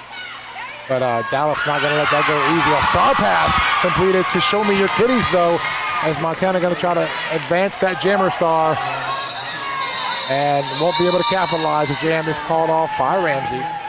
So real quick, so the Dallas official review, I don't know if we're going to get information or not. We're still waiting for it, but I will tell you this. It was not awarded. There is no plus sign. It means that it didn't impact gameplay. Nothing changed. No. But I am being told that Dallas was requesting a contact with downed skater penalty. As you can see, that was not. It wasn't upheld. So no penalties awarded. Off we roll here with jam number 18, Daisy Deathwish jamming for Dallas. Party Thrasher with the star from Montana. And Party Thrasher just digging in, once again getting mired in that sad place in the Dallas wall. Meanwhile, a penalty picked up by Daisy Deathwish. That's going to give Montana a power jam, and right now, that is exactly what Montana needs. That track cut call was assessed to Daisy Deathwish. Party Thrasher now on the power jam. Trying to get some help now from the defense, from the blockers, trying to open some lanes up there for Party Thrasher, but Dallas quickly going to reform. Great job here by Dallas, trying to get right back out in front of Party Thrasher. All right, so Party Thrasher has the jammer cap in hand. Trying to edge anywhere around the Dallas defense, but instead has to hand off the star. So new jammer of record for Montana coming to you shortly. That is number 18, O2 Tank. Yes, O2 Tank. Very impressive earlier on this weekend. All weekend, really, but especially earlier this weekend, but not quite on this time. Track cut call on O2 Tank. Power jam once again now for Dallas. Daisy Deathwish back into the fray. Getting reset and going to recycle into the turn 1-2 middle area. Now looking for some kind of egress here, but Montana trying to lock Daisy down and run this jam a little bit further to get the jammer out of the box. Oh my goodness, that was some beautiful footwork. And not to be outdone, Dallas does a star pass as well to number 1229 Juice Box. So with this, Juice trying to get through the back of that pack. Penalty assessed to Montana in that pack. Meanwhile, we see O2 Tank back out into the fray, so Juice Box running through for the 4-point pass. And the jam will come to its natural conclusion. And a 4-point jam for Dallas gives them 61, keeping Montana off the board. So Dallas trying to edge the lead up a little bit more now, back up to 11. This one goes to 11. 1 minute 10 remaining on this period clock in this first half. Dallas at 61, Montana at 50, 11 points. Team Montana. Love the chats in the house for Team Montana. Absolutely. We're loving Foggy. 4 points is nothing. You got that right. 11 points is nothing. But it is nothing for nobody right now because Velociraptor just picked up a lead. So we're going to get to see some points, hopefully, on that board. Velociraptor working in the back of that brace 2 wall set up in the back by Montana. Well, great work up front as well for the Dallas defense, locking in on Sparta. Montana will lose a blocker to the box. Look at that great picture-in-picture coverage we got here. Look at that fight going on there. Look at just that effort in the pack. Sparta just trying to break through, finally does for that initial pass. That was a great angle brought to us there in the picture-in-picture. That was Lola Chola and Nancy, who were those 2 final blockers that were given the business. Wow, and that loose change is going to bring us to our halftime. Woo! What an exciting first half here. Lots of great action here. Very close game. Dallas Derby Devils, Army of Darkness at 65. Team Montana at 50. Remember, this is the championship game, so one of these two teams is going to skate away with the gold, and the other will skate away with the silver. But regardless, we have a great game here, and an exciting second half seems to be coming for our way as well. Indeed. We do want to encourage people to stick around afterwards. The stream, you may not hear us anymore, but you will eventually see and hear all of the awards that will be happening after the end of this second bout. So don't go too far if you want to hear all about who's picking up what and other things that we've got planned. So we will see you probably in about 12 minutes or so. So this is a great opportunity. Go get a snack, go to the bathroom. Pet your cats for me. Tell them that. Tell them I love them. Tell them we love them. Give everybody a little scritch. Tell them that they're good babies, and we will see you soon. Back in a minute. Or a few.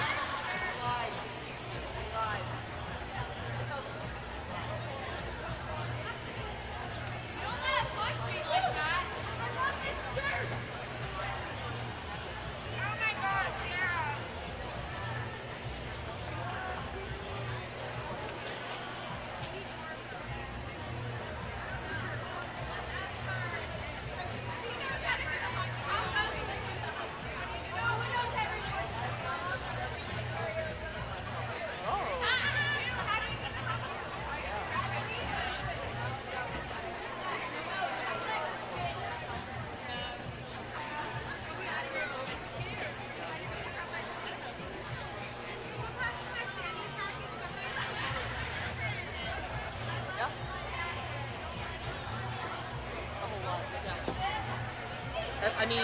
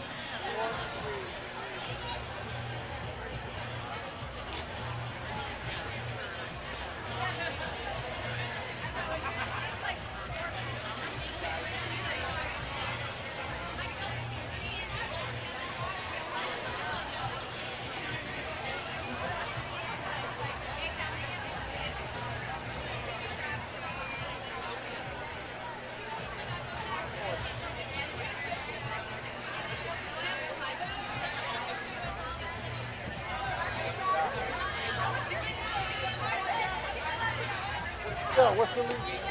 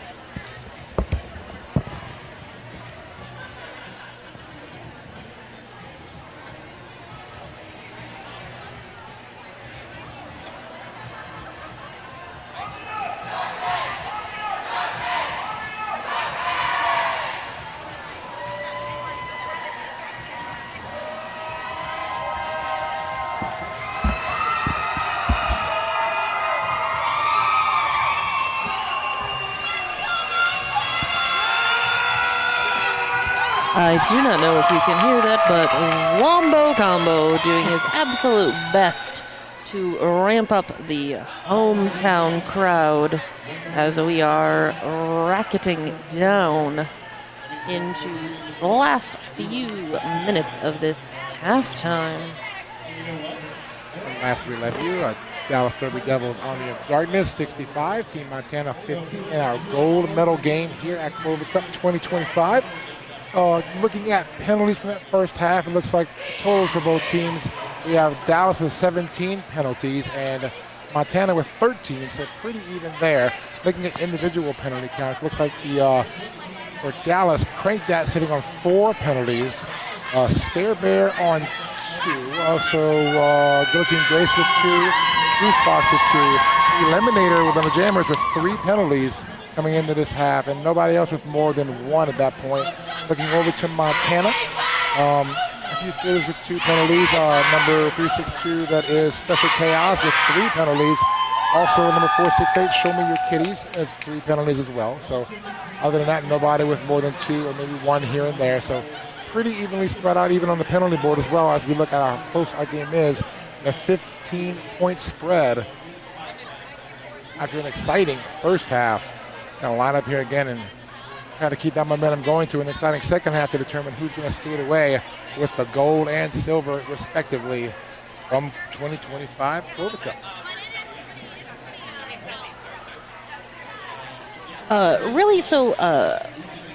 Cakes is an absolutely magnificent producer, yes, and gives us so much good information. And really, the most important thing, it's been so close. You know, there's been 8 scoreless jams. There's been 10 versus 8 lead jammers awarded. There's been 3 and 4 power jams. There's been 2 and 3 star passes for each of the teams. The only difference, really, are the multi-pass jams, where Dallas has the opportunity, when they're doing it, it's 6 times versus the only 2 times, where you're getting more than just those couple of points at a time. And frankly, that's realistically where those 15 points are coming from when you look at this differential between Montana and Dallas. Indeed, we're off and rolling here for our second half. Eliminator jamming for Dallas, Sparta for Montana. Nice and fast there. Quickly, and looks like a 0-0 jam, and it is. Yep, so Sparta got out first, was not lead. Eliminator not too close after, fairly close after, picked up lead and then called it basically right away. We kind of started the way we started in the first half. We had a very quick nothing jam as well, so this is repeated, might as well, right? So I do love some good hit it and quit it roller derby. Did that so fast, Eliminator said, hey, I'll stay out there and do it again. So Eliminator going to jam for Dallas once more. Foggy taking the star for Montana. Foggy on the outside gets denied clearance to the outside lane. That was courtesy of Bailey Wheat. Dallas having their last blocker come back from the penalty box. So everybody's ready to party on that track. But Eliminator makes way and is your lead. But Foggy is real fast on those heels, looking to make some points, putting some speed on. Let's see. Are we going to have, oh yes. Both jammers make it to that pack, picking up 4 points. Let's see some, and Foggy is in the lead, so we've got some additional point scoring opportunities. Eliminator coming up, getting stymied at the front of the pack with Foggy. Bailey Wheat with a great clear out block in the front of that pack there to free up Eliminator to make that pass. Eliminator able to get through, so 8 points in total, with Foggy still stuck behind. That is, what is that, 2-3-5, which is Guillotine Grace. We come to a standstill now as our defenses try to get set for the jammers. Now as Eliminator reaching the back of the pack. Guillotine Grace tried to do a bit of a shirt whip there to allow Bailey Wheat to get around. Does make it as the jam comes to an end. So points were picked up by Dallas. A 15-point jam in total for them. Brings them to 80. So a big jam to start us off here in jam number 2. Montana picks up 8 points. They're at 58. So opening up a little bit more of a bigger of a lead here than we've had in the past few jams in the first half. So Dallas coming out strong here. So that's 16-point jam, highest point scoring jam so far in this game. Previous, it was a 12-point and a 10-point for Eliminator. So Eliminator just upping that number for herself a little bit. We have Party Thrasher jamming this time for Montana and Daisy Deathwish with the star for Dallas. Party Thrasher on that inside trying to just ever so gently get around, but not quite. It was shuffled back to the middle by the Dallas defense. There is nothing gentle about these strong, powerful athletes doing what they love to do best. But that is a forearm penalty being assessed to Daisy Deathwish, which means that Party Thrasher has not only the opportunity to still pick up lead, but a 30-second power jam. There is that lead. So this is exactly what Team Montana wants to have happen. And when you add in the fact that both teams do have Wow. Beautiful footwork there by Party Thrasher, hopping the 1 foot to get around and make that scoring pass. That was very impressive. that was a little bit nerve-wracking. I wasn't sure if they were going to stay in or not. The angle on that was perfect from the camera angle coming down. So you saw that right in front of you if you're watching the stream here. And now Party Thrasher trying to make it in the back of that field, but Daisy Deathwish pushing through, sledding in the front. Yep, double D is the last line of defense. Wow. Great balance there. Party Thrasher able to continue through the pack, picks up the points and calls it. So a good jam there for Montana. They add 8 points to their score. They're at 66 and 80 still for the Dallas Derby Devils Army of Darkness.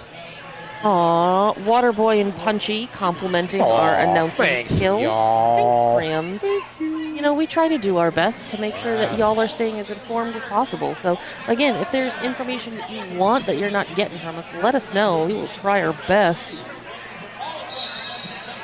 Get it to you, and here we go. Velocity Raptor regaining for Dallas. Montana counters with a rolling Rogue.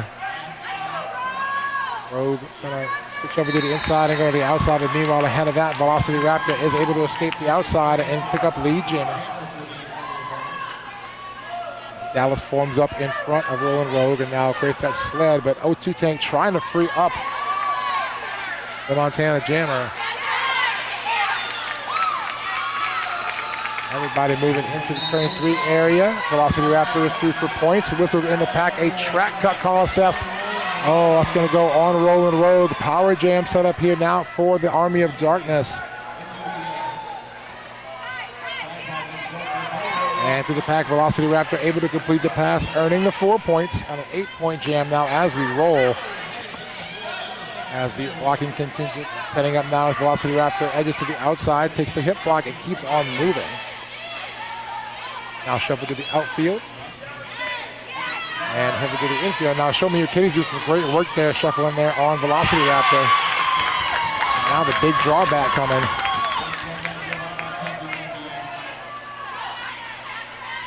Everybody's still in that backstretch area heading towards the team. Now we're going backwards a little bit more as Velocity Raptor able to scoop to the outside, does complete the pass, bringing up the 4 points. That is 12 so far this jam for Dallas. We do have Rollin' Rogue out of that penalty box, pushing at the front, looking to make a name. But Rolling Rogue does, or at least was trying to make a star pass, I believe, but did not complete it. Not totally sure, because Show Me Your Kitties seemed to be fairly far away. I think it was just a star stash. It might have been a stash. I don't know if But the honestly- scoreboard might have maybe tried to anticipate something. Not sure. I can't say for sure. Listen, there's unfortunately, the roller derby hive mind still hasn't kicked in. So I'm not totally sure what every single person that's skating is thinking in the exact moment. I really wish. I need somebody to get on that. It would make our job so much easier, wouldn't it? It would. It really would. But that was a big 16-point frankly, jam it there would, for Dallas, so yeah. It would make our jobs null and void, but I would be okay with that. I'm okay with that, I guess. If it means good action for a game and a good relation of the game, I'd take it. Exactly. Ramsey and Sparta. Wow. Ramsey just pushes at that front, picks up a lead so quickly. Have somewhere to be. It is not right here, right now. Sneaky. So Sparta has the jammer cap in hand. It looked like there was a star pass, but like sneaky times, you never really know. And just goes to that inside, jukes to the outside. Woo! That was a 4-point pickup there by Ramsey. Both of these jammers are point scoring eligible. Oh, but it's going to get called off. Oh, no, it's it will not. Ramsey picking up a penalty. Going to head to that penalty box. Power jam situation for Montana. I believe. Love or when no, I'm wrong. let's see. Well, maybe not. We might have a jammer swap here. Both jammers picking up penalties in that second they're loose. We're going to spring Ramsey out of the box right now as Sparta takes a seat, but should not be there long. As Ramsey back into the action. Fighting to the inside, sorry.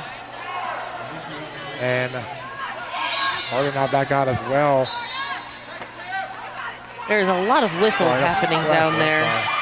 I'm trying to figure out how if it's just one person or if it's 17 people that are getting assessed penalties. I don't know anymore. Coming around the pack here, looking for some more points. Both jammers, Ramsey looking to the outside, able to complete the pass, clears for the 4 points. Meanwhile, Dallas just surging on the jammer from Montana, pushing that through. And Sparta able to finally break through and pick up the 4 points. That will do it for jam number 6. All right, Let's let's see about our points. see how this smoke clears. We've got some sort of timeout. Oh, an official timeout. That will Yep, stop that our sounds game about clock. right. 20 minutes and 26 seconds, and that will allow me to talk about our friends at Concussion Roller Derby. We are beyond excited to welcome Concussion Roller Derby out of Oregon, USA as a Clover Cup sponsor. They are known for their grit, determination, and hard work. Concussion embodies the true spirit of roller derby. And in 2025, they will be taking it to the next level as they host the MRDA Men's Roller Derby Association Championships, where we expect nothing less than intense high-level competition. Huge thanks to Concussion for their support, and we can't wait to see the action they bring to the Derby season. I watched, so a couple weekends ago, actually it was last weekend? Time means no different. Time makes no matter. I don't know what's going on. Time is an abstract. Yeah, let's be real. It Be is. real. It's a whole bunch of wibbly wobbliness. So Concussion hosted Salem Slam not too long ago, either last weekend or the weekend before. And so I got to watch some of my MRDA friends hit each other, and it was so great. It was fun. I'm sure it was. I'm super excited to see what and how their champs and everything rolls out. So that's going to be a good time. If you were around for the previous game right before this, that was one of the MRDA games. That was Yahala versus the Tampa Death Rollers. You know, never say no to more roller derby. No, I am a fan. Let's get it. Wherever I can get it in, I will get it in. I am a fan. I want to watch the derby, and that's what we've been watching all weekend long here at Clover Cup. I do want to give a shout out to all of our skaters, our officials, our fans, and volunteers who have traveled to be here this weekend. Multiple areas, multiple states, multiple regions, I'm sure represented here. I can name a few of them to you, but it won't be all of them. Montana, Texas, Florida, Virginia, Colorado, Arkansas, California, Oklahoma, Missouri, Tennessee, North Carolina, Kansas, Oregon, New York, Georgia, Nevada, Minnesota, Louisiana, and a whole lot of other places. There's definitely Wisconsin as And well. Wisconsin as well. And I can roll off a whole bunch if I had time to really think about it. But I know. thank you to everybody who came from near and far here tonight, Texas, North Richland Hills, for Clover Cup all weekend long. We thank everybody, again, who had any kind of hand in making this event go. It takes so many people to make Clover Cup a success, and all of you had a hand in this. Thank you all very much. For all of those folks out there who maybe can't hear it, there is the Team Montana stomp happening. So please know that your team, if you are cheering for Team Montana, it is going well, and they have the crowd behind them as we have Eliminator and Foggy on the line. Foggy did pick up lead, but it did go out of bounds after obtaining lead jammer status. So Foggy is lead jammer, but does get passed up by Eliminator. Yep. Smart. When you've got a fast jammer like Eliminator coming up not too far behind you and your lead and stuck behind that wall of Dallas blockers, you say, no thank you, let's try this again. Stop, and we're going to just stop and do it all over again. I just do this over again. So a 0-0 jam. Score remains 112-74. Dallas on top of Montana. 19 minutes, 41 seconds. Showing on our game clock here in our second period. Championship game wrapping us up here this weekend. And off we go. Eliminator keeping it out there for Dallas this time, but Party Thrasher will be the Montana jammer. Eliminator trying to get past, but coming up against that tough love as that final blocker is lead. Eliminator now looking for points with everybody back hanging around the jam line. Party Thrasher with jammer cap in hand. Puts a hand down on the outside. Oh, and is going to be sent to the penalty box. That's going to mean a power jam for Dallas. Forearm call on Party Thrasher. So Dallas now skating on a power jam. Eliminator already putting up 4 points, looking for more. As Dallas now rushes the pack. And Team Montana says, cool, we're going to take you with us then. Let's do our best to get some speed going. But Dallas, jammer gets through, picks up a couple more points before calling it off. I will say, I do feel like I have said the phrase, Eliminator is your lead jammer, many times already. And I believe you are correct. We've got 18 and a half more minutes. I feel like I should start keeping track. Maybe it's something we should do. Thanks for all of the love from the stream, folks that are chatting. Super appreciate it. Everybody is just, you are so right. Zombear, everybody's doing such an awesome job. All the refs, all the officiating crews, the announcing team, all of our volunteers, our medics, our DJ, our photographers. This is a group effort, and Dallas Derby Devils, while not only playing are also hosting, should not be forgotten in that giant, massive thank you. Off we roll here, jam number 8. That is Daisy Deathwish jamming for Dallas. Party Thrasher with the star for Montana. Both teams again setting up those tripod defenses. And Party Thrasher trying to roll off to the outside. Meanwhile, Daisy Deathwish trying to push through the inside. Almost gets through, but great job there by Show Me Your Kitties to close the door on the outside. You see right in front of you, courtesy of our awesome camera angle from our friends at Death Hound Sports Network. Daisy Deathwish now sledding on that wall. Same thing in the back of that pack. Party Thrasher just stuck. Great wall work. Scare Bear bracing that 2-wall. Whistle blows in the pack. Going to be a track cutting call on Daisy Deathwish. Big power jam opportunity here for Team Montana. That was some amazing drawback, and then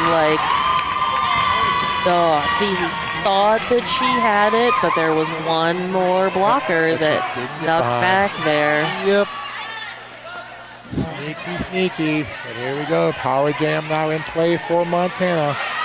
Party Thrasher dancing around on the toe stops, trying to find a spot to get around. It's very determined Dallas defense. Tough love being shown some love in that chat, saying, let's go, yeah, tough. Party Thrasher trying to edge around, not getting some help there to break up the pack from a Special Chaos. But right back with 3 formed in front. Dallas sticking with the defense as long as they could, but there goes Party Thrasher. The jam is going to come to an end. The Montana did get the 4 points. That is a well-deserved and fought after 4 points. 16 minutes remain on that period clock. So plenty of time left, and Dallas at 120 and Montana at 78. 42 points difference. Dallas starting to kind of increase that lead slowly but surely. Team Montana doing their best to kind of stem the tides, so to speak. Raptor with the star for Dallas picks up lead. Roland Rogue is the jammer for Montana. And Roland Rogue trying to break through the inside with cap in hand, has to reset. Meanwhile, Velocity Raptor looking for points on a scoring pass. Again, Montana trying to get that drop by set up. Coco tries to play a little wall buster. And Velocity Raptor is able to clear the last blocker for 4 points. Pack moving through here to turn number 3, Rolling Rogue. Knocked to the outfield. And Velocity Raptor now coming up on the back of the pack. Takes a bump down and spill courtesy of Mauled Whiskey. Dallas doing a great job in reforming those pack walls so quickly and so efficiently to hold back Rollin' Rogue, whereas you have the Team Montana walls being a little bit more fluid. I was going to say fluid. You read my mind there. In what they're looking for and looking to do. One of the things that I've been watching with Team Montana is they really communicate so well together. Yes. And if they can keep that person, there's just like there's no getting through. But you know, every so often you kind of find that crack and you're able to exploit it. And you know, I mean, same goes for the Dallas walls as well. When you see that tripod at the front, just holding. Yeah, Montana's wall's a little bit looser, but still firm in the sense that they're not giving. They're loose as far as structure, but firm as far as stance, if that makes any kind of sense. Yep. 11 points in that jam for Dallas, bringing them to 131-4 for Team Montana at 82 now. A good jammer matchup here. I see that is Sparta with the star for Montana, and that is Ramsey jamming for Dallas. Team Montana starting with a 4-3 pack disadvantage as they've got one blocker in that penalty box. Ramsey around the outside, clear path to lead jammer status. Fast pickup as Ramsey also then comes in looking for some points. Whistle-blowing penalty assessed to crank that for the Army of Darkness. Ramsey around that ever so famous outside, picking up a 4-point pass.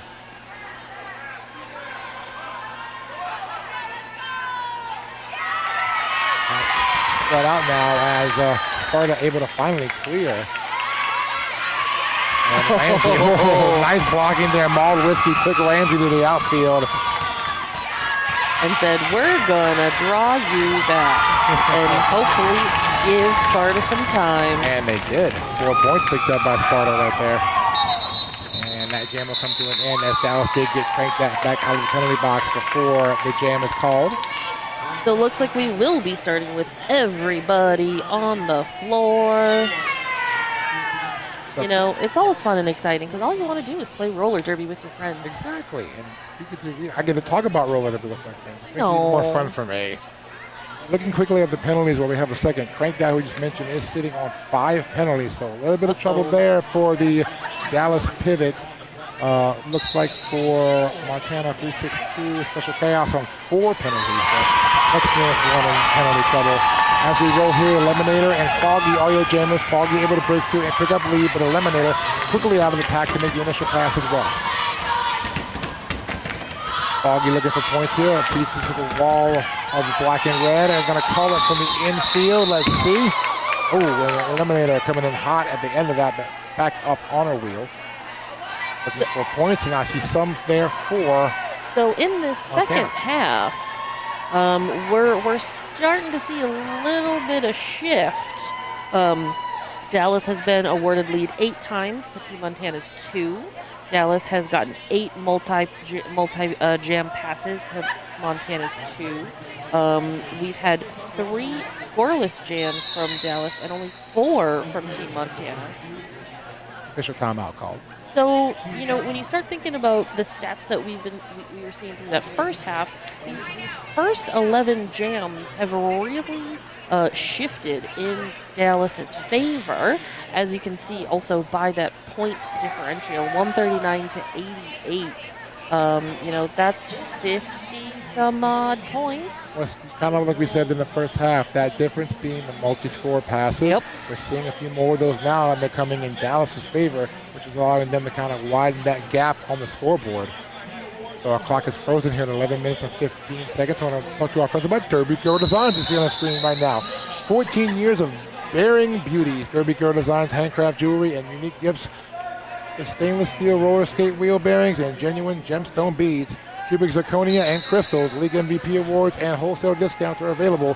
Save 15% with the coupon Clover Cup at DerbyGirlDesigns.com. That's right, friends. Even if you're not at Clover Cup, you can still use that code online and get a discount.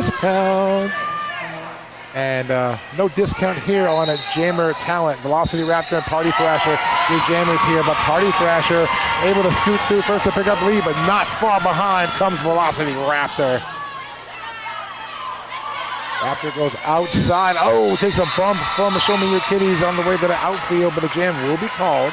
Well, I'm seeing, is that 2 or 3 apiece? Two. It's like 2 for Montana, not 3 for Dallas. I was going to say, there were fingers. Yeah, I saw Nice. fingers. Couldn't count how many, but I saw them fingers in there. 3-2 jam. Dallas 142, Montana 90. 10 minutes, 22 seconds to go here in our championship game of Clover Cup 2025. Lauren Winter says, I'm in love with Team Montana. What a beautiful crew.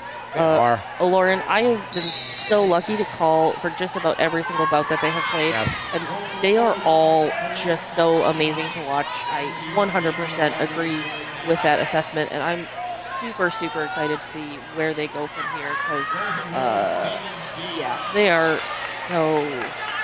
They're my favorites. They're my new favorites. They are. They're an amazing team to watch, and they've done so well here this weekend. Like we said, 2 upsets earlier on in the bracket play to get them here. They have. And you're seeing right now why they've earned their spot here in this championship game. Ramsey jamming here in Jam 13 for Dallas. Roland Rogue is the Montana jammer. That is a very spread out pack as it collapses back in on itself. Penalty assessed in the pack. We've multiplayer block. Gonna go against for Montana, I believe, picked that up. Ramsey does earn lead jammer now for Dallas. Ramsey now creeping up slowly to the back of that pack. Gonna see what they're gonna do here. Goes to the outside. Ramsey gonna take a spill to the outfield. Ramsey getting some love online from Lamb Lamb's Loot Box. Also one of the sponsors of the 2025 Clover Cup. That's right. And sledding on that front wall. As Roland Rogue as the jam comes to an end. And 3 points more tallied up for Dallas, giving them 145. Montana still at 90. But a lot of time, not a whole lot of time, but 8 minutes and 40 seconds. As that clock now starts to become a little bit more of an enemy for Montana. I mean, so we've got a 55 points, that what started as 15 at halftime has expanded to 55 now. Like you said, we've got 8.5 minutes left. Time management becomes super, super important. We've got lots of timeouts still available and everything to be utilized. But we've got Danny DeFito and Eliminator out there. Okay, so Eliminator number 1, already your lead jammer. We know that. Show Me Your Kitties, currently jammer of note for Team Montana since there was that star pass. Eliminator working around in the middle of that pack, trying to get through the inside, able to dodge across a couple of blockers and earn those 4 points. And to the inside, Show Me Your Kitties, able to make that pass for points as well. 4 points picked up there for Montana. Eliminator bobbing and weaving in the back, finding an outside lane free and clear.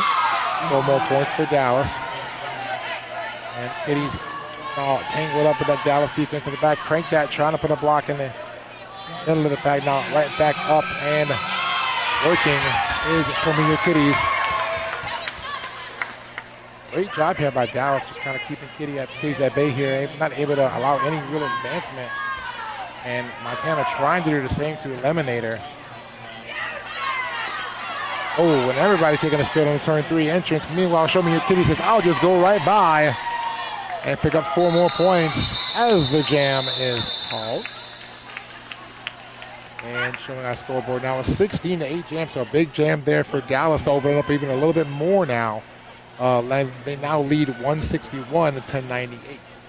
You know how when you're driving and you're like, oh, why is there so much traffic? And you're like, oh, there's an accident because there's like those Gawker slowdowns.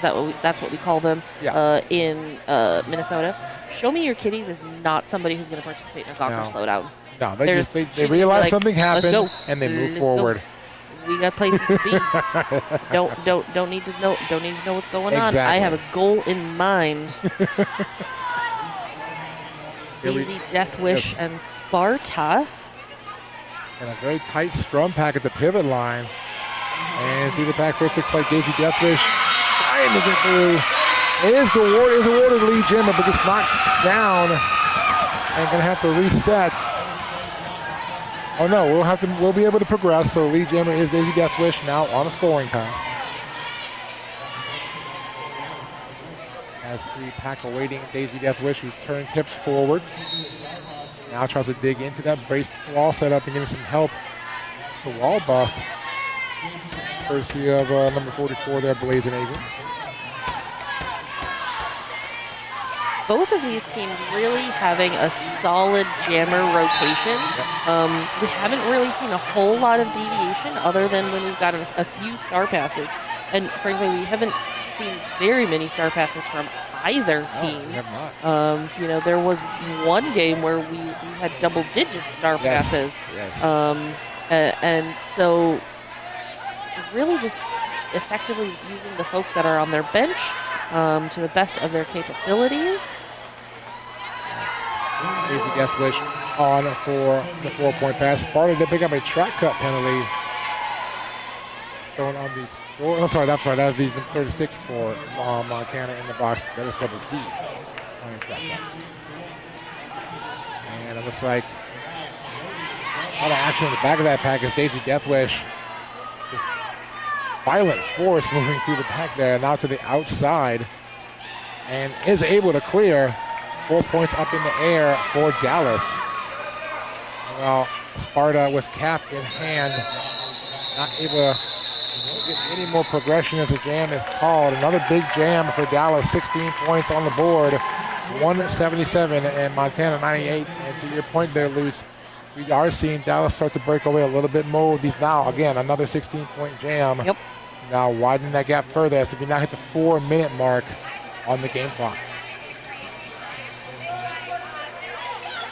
Team Montana still getting a lot of love in the chat, saying for those Dallas Derby Devils. Thanks everybody for joining us as we take down into the last 3 minutes and some odd seconds. Velocity Raptor picking up a lead for Dallas. Coming up on the rest of that pack, looking to put some more points on the board, but does collide with that tripod of blockers for Team Montana. Meanwhile, we've got Foggy, who is just stuck. Once again, here we are on a very, very familiar spot. Two really good tripods and two blockers in the middle trying to play bridge. We've seen that a whole lot in this game. But we've also seen a track get assessed to Foggy.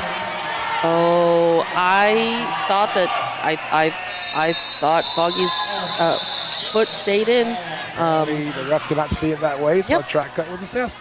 I am glad that I am not an official anymore. I should say I used to be one.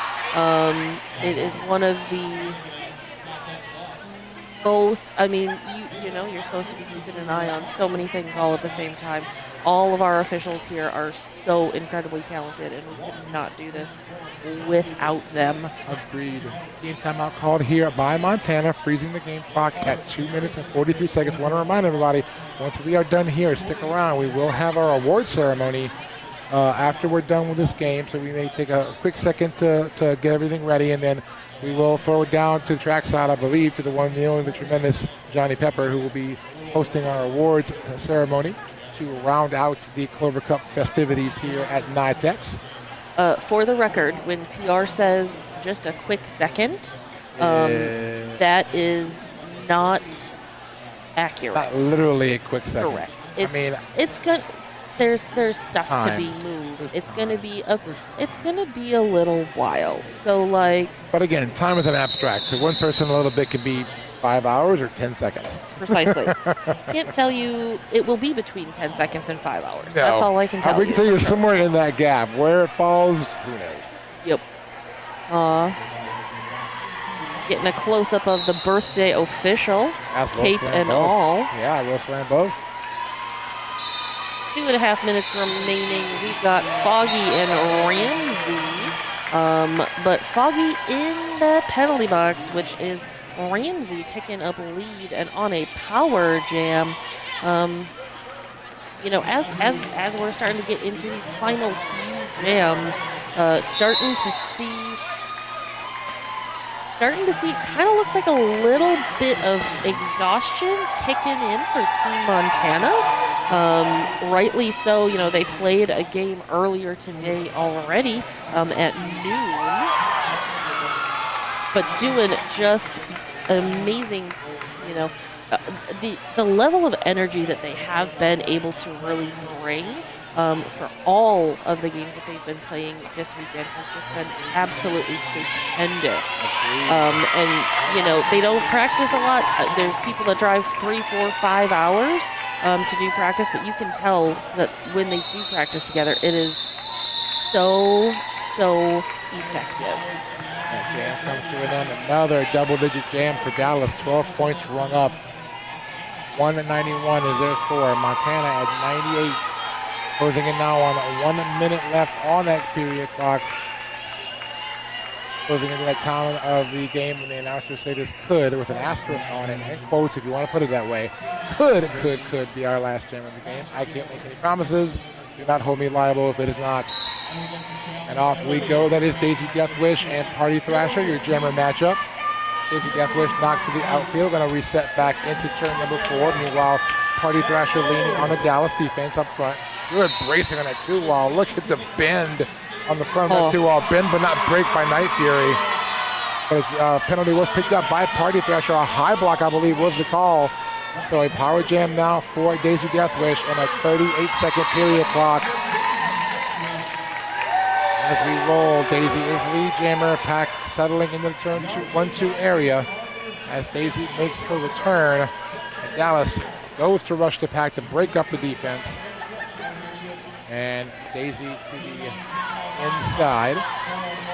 Dallas has got one goat back there, so they can spread themselves out, but do need to reform pretty quickly to make sure there's no out of play calls being assessed. Party Thrasher back on the track, star in hand, hoping to cause a little confusion. Oh, but that is Daisy Deathwish calling it off as that period clock has expired. It looks like right now, Luce, we have an unofficial final, waiting for that final to be made official by our awesome official crew. So, barring anything unforeseen, it seems like the Clover Cup Championship will remain here in the Dallas-Fort Worth area. But we will find out officially in a second and let you know. But great game by both teams. Very impressive work out there on the track, whether it be jammers, blockers, positioning, everything. And that is your whistle, and that is your final. Your 2025 Clover Cup gold medal champions will be the Dallas Derby Devils Army of Darkness, picking up the victory 197. Montana taking the silver here with 98. It has been an absolute pleasure to spend all weekend with y'all and watching this amazing derby that has been happening here in North Richland, Texas. Thank you so much, everybody, for being so great on the chat. It's been just a blast.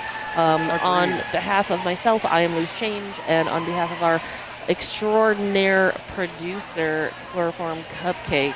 The Armageddon over here. We've had a blast. It's been an awesome time, Luce. Yeah. Thank you as well. So stick around. We'll come back with our awards ceremony. So if you want to watch that, come on back in a little bit. We will be ready for that. So with that, we will bid you adieu. Thank you once again for tuning in to Clover Cup 2024, wherever you may be in the Derbyverse. It's been a pleasure, and we will see you next time. But coming up next will be our awards ceremony.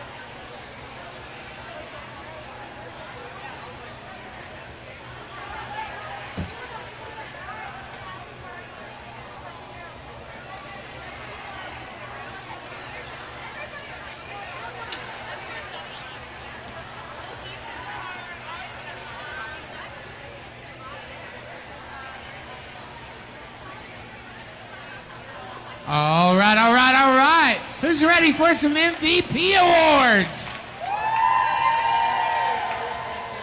We're going to start with the MRDA bracket. The tournament MVP pivot, Mr. Tally.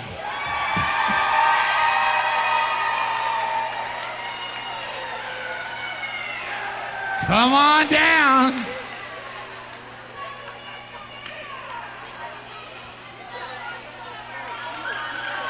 Yay.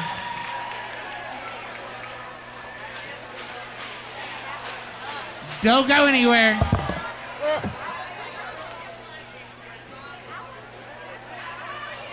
MRDA MVP blocker for Clover Cup 2025, Elimon.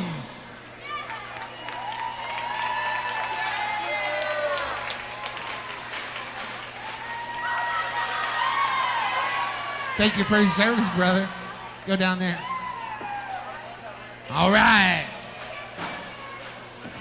MVP Jammer, MRDA Clover Cup 2025, had a game with 92 points. Freight Train.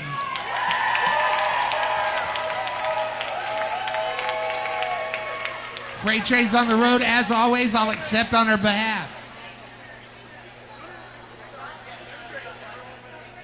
Absolutely.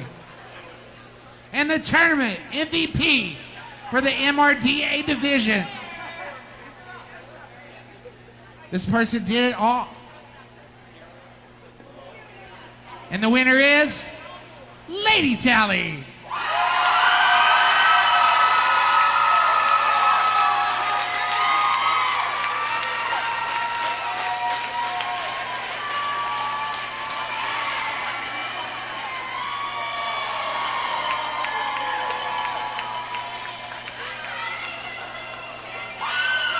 Make some noise for my MVPs.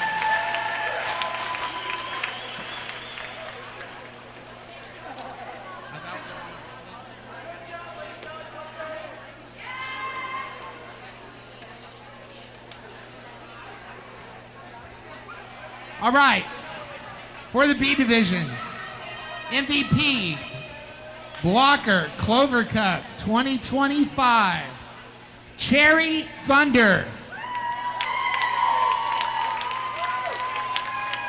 Is Cherry here? I don't know.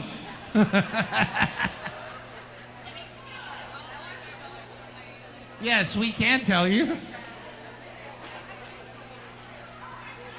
I was making schedules for announcers. I didn't get to call any games this weekend. It's for Yellow Rose. Yeah, they're all gone. I'll call Mastermind and let him know. For MVP Pivot 2025 Clover Cup, it's Violet Viking.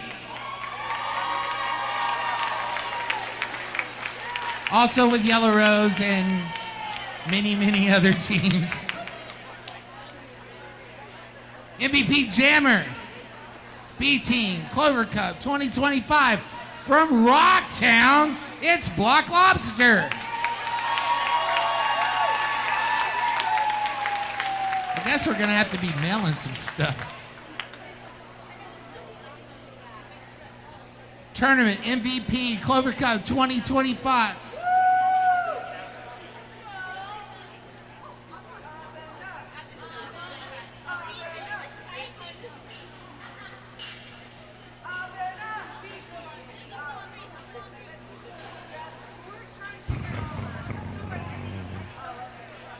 From Rocktown, teacher a lesson.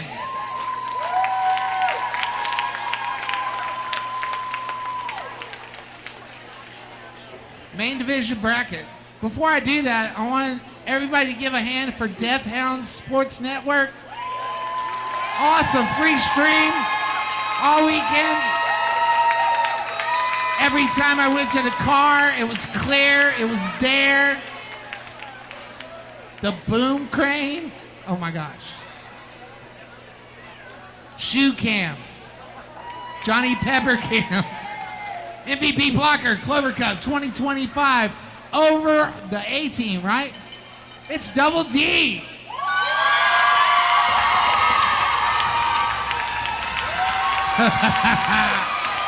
Oh, yeah.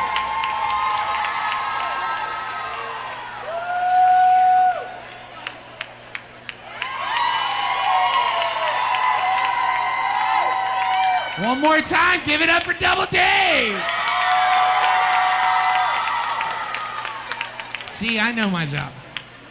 MVP pivot of Clover Cup 2025 in the main division. It's Bailey Wheat.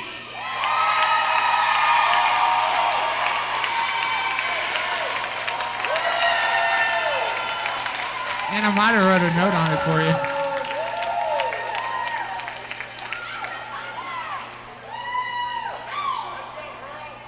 MVP Jammer, Clover Cup 2025, Sparta!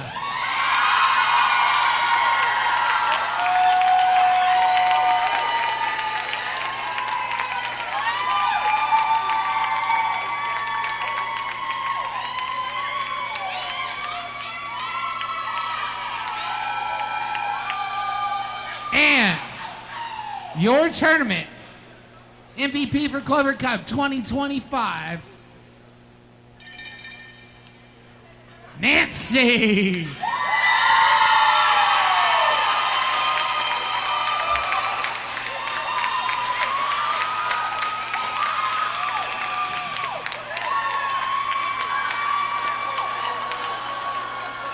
There's a commercial for Crown Awards right there. They will not break.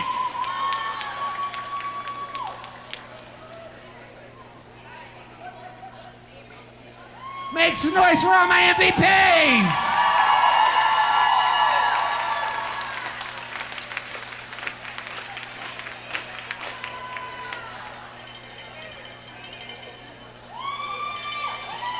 And now, the individual award, the medals for the teams.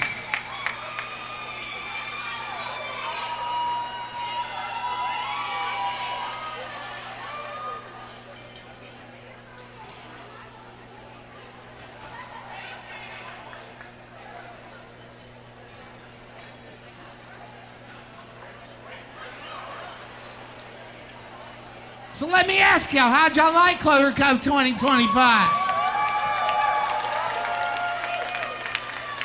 I'm so blessed to be here once again.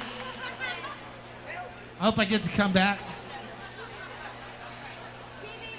I do want to thank all our sponsors and vendors, all the volunteers that helped put it together, our photographers, our videographers, Hit Squad TV, Deaf Hound Sports Network, all our other photographers. Big pepper love for all of y'all. Every volunteer, the people that come out here at midnight to lay this track. I love each and every one of y'all. Third place, Tampa. All right.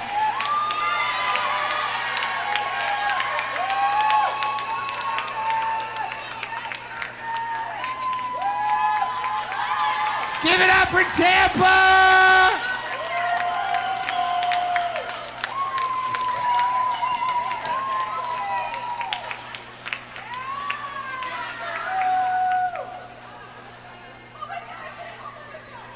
In second place in the MRDA division, from Austin, Texas, Austin Anarchy.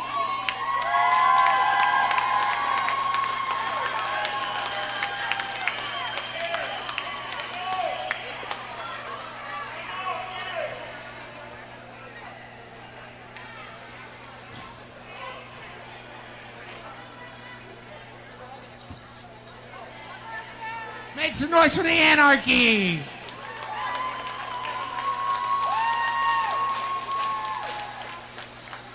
And winning the MRDA division for Clover Cup 2025.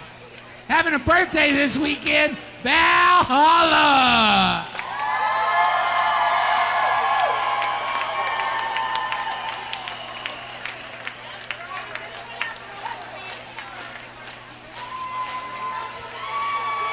Never gets tired giving you medals, Reaper.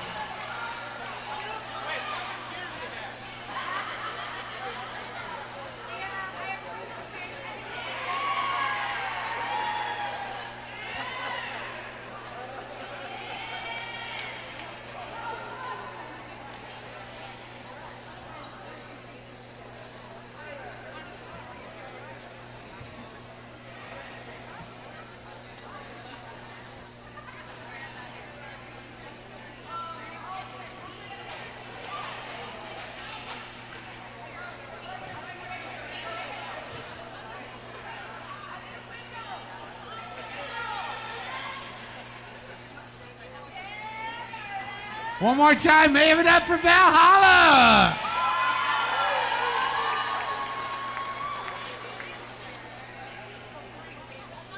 All right. For our B team division, third place. I hope they're watching at Bohemios. It's Yellow Rose.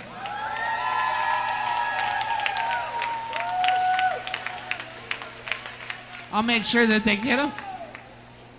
I guess I gotta make a trip to Rosenberg.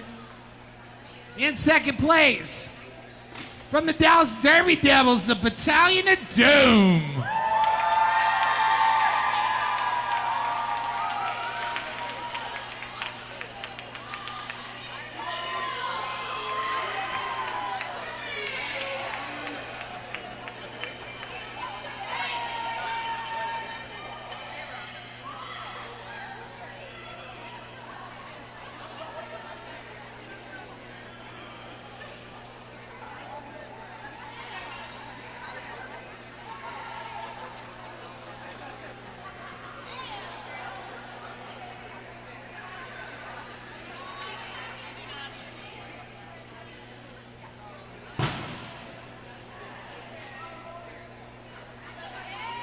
One more time, give it up for the Battalion of Doom. And in first place in the B division, Clover Cup 2025. From Little Rock, Arkansas, it's Rocktown. Got any Rocktown skaters here yet? I'm not driving to Arkansas. Yes, we'll get it to you, I promise. A division, third place.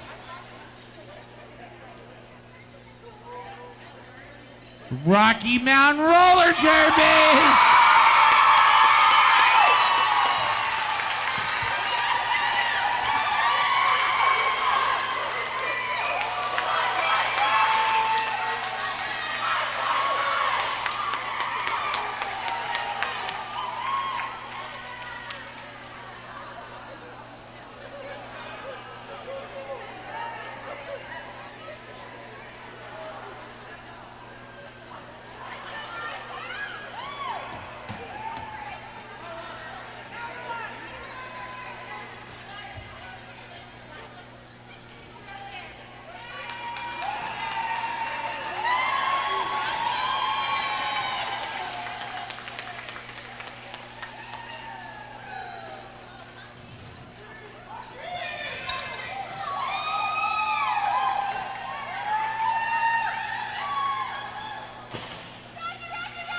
In second place,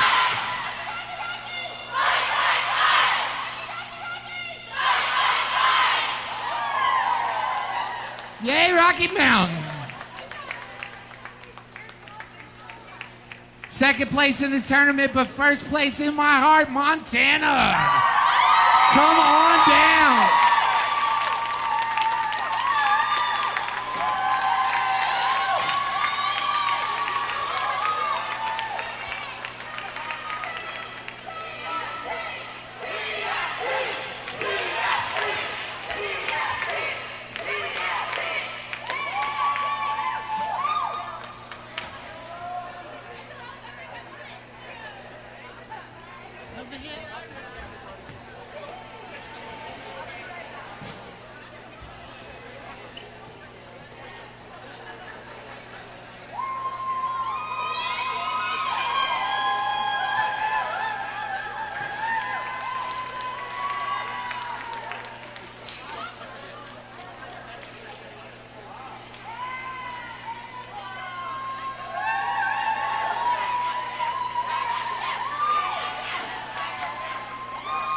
One more time, make some noise for Montana.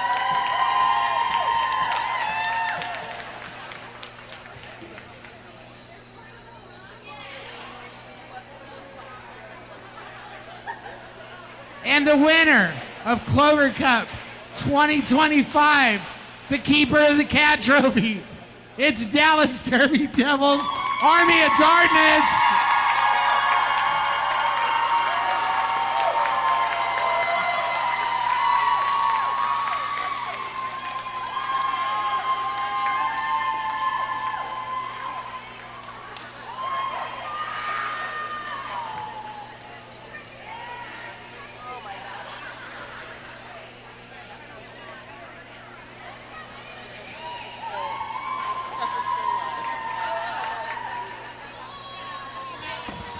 Congratulations to Dallas, the winner of this year's 2025 Clover Cup.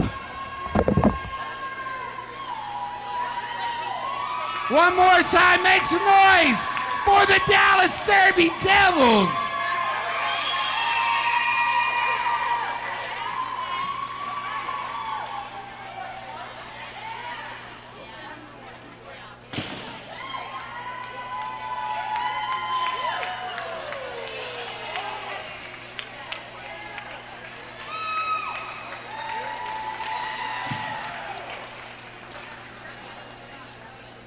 On behalf of my co-THA, Shady Hawkins, we want to thank the Dallas Derby Devils for picking us to be your THAs.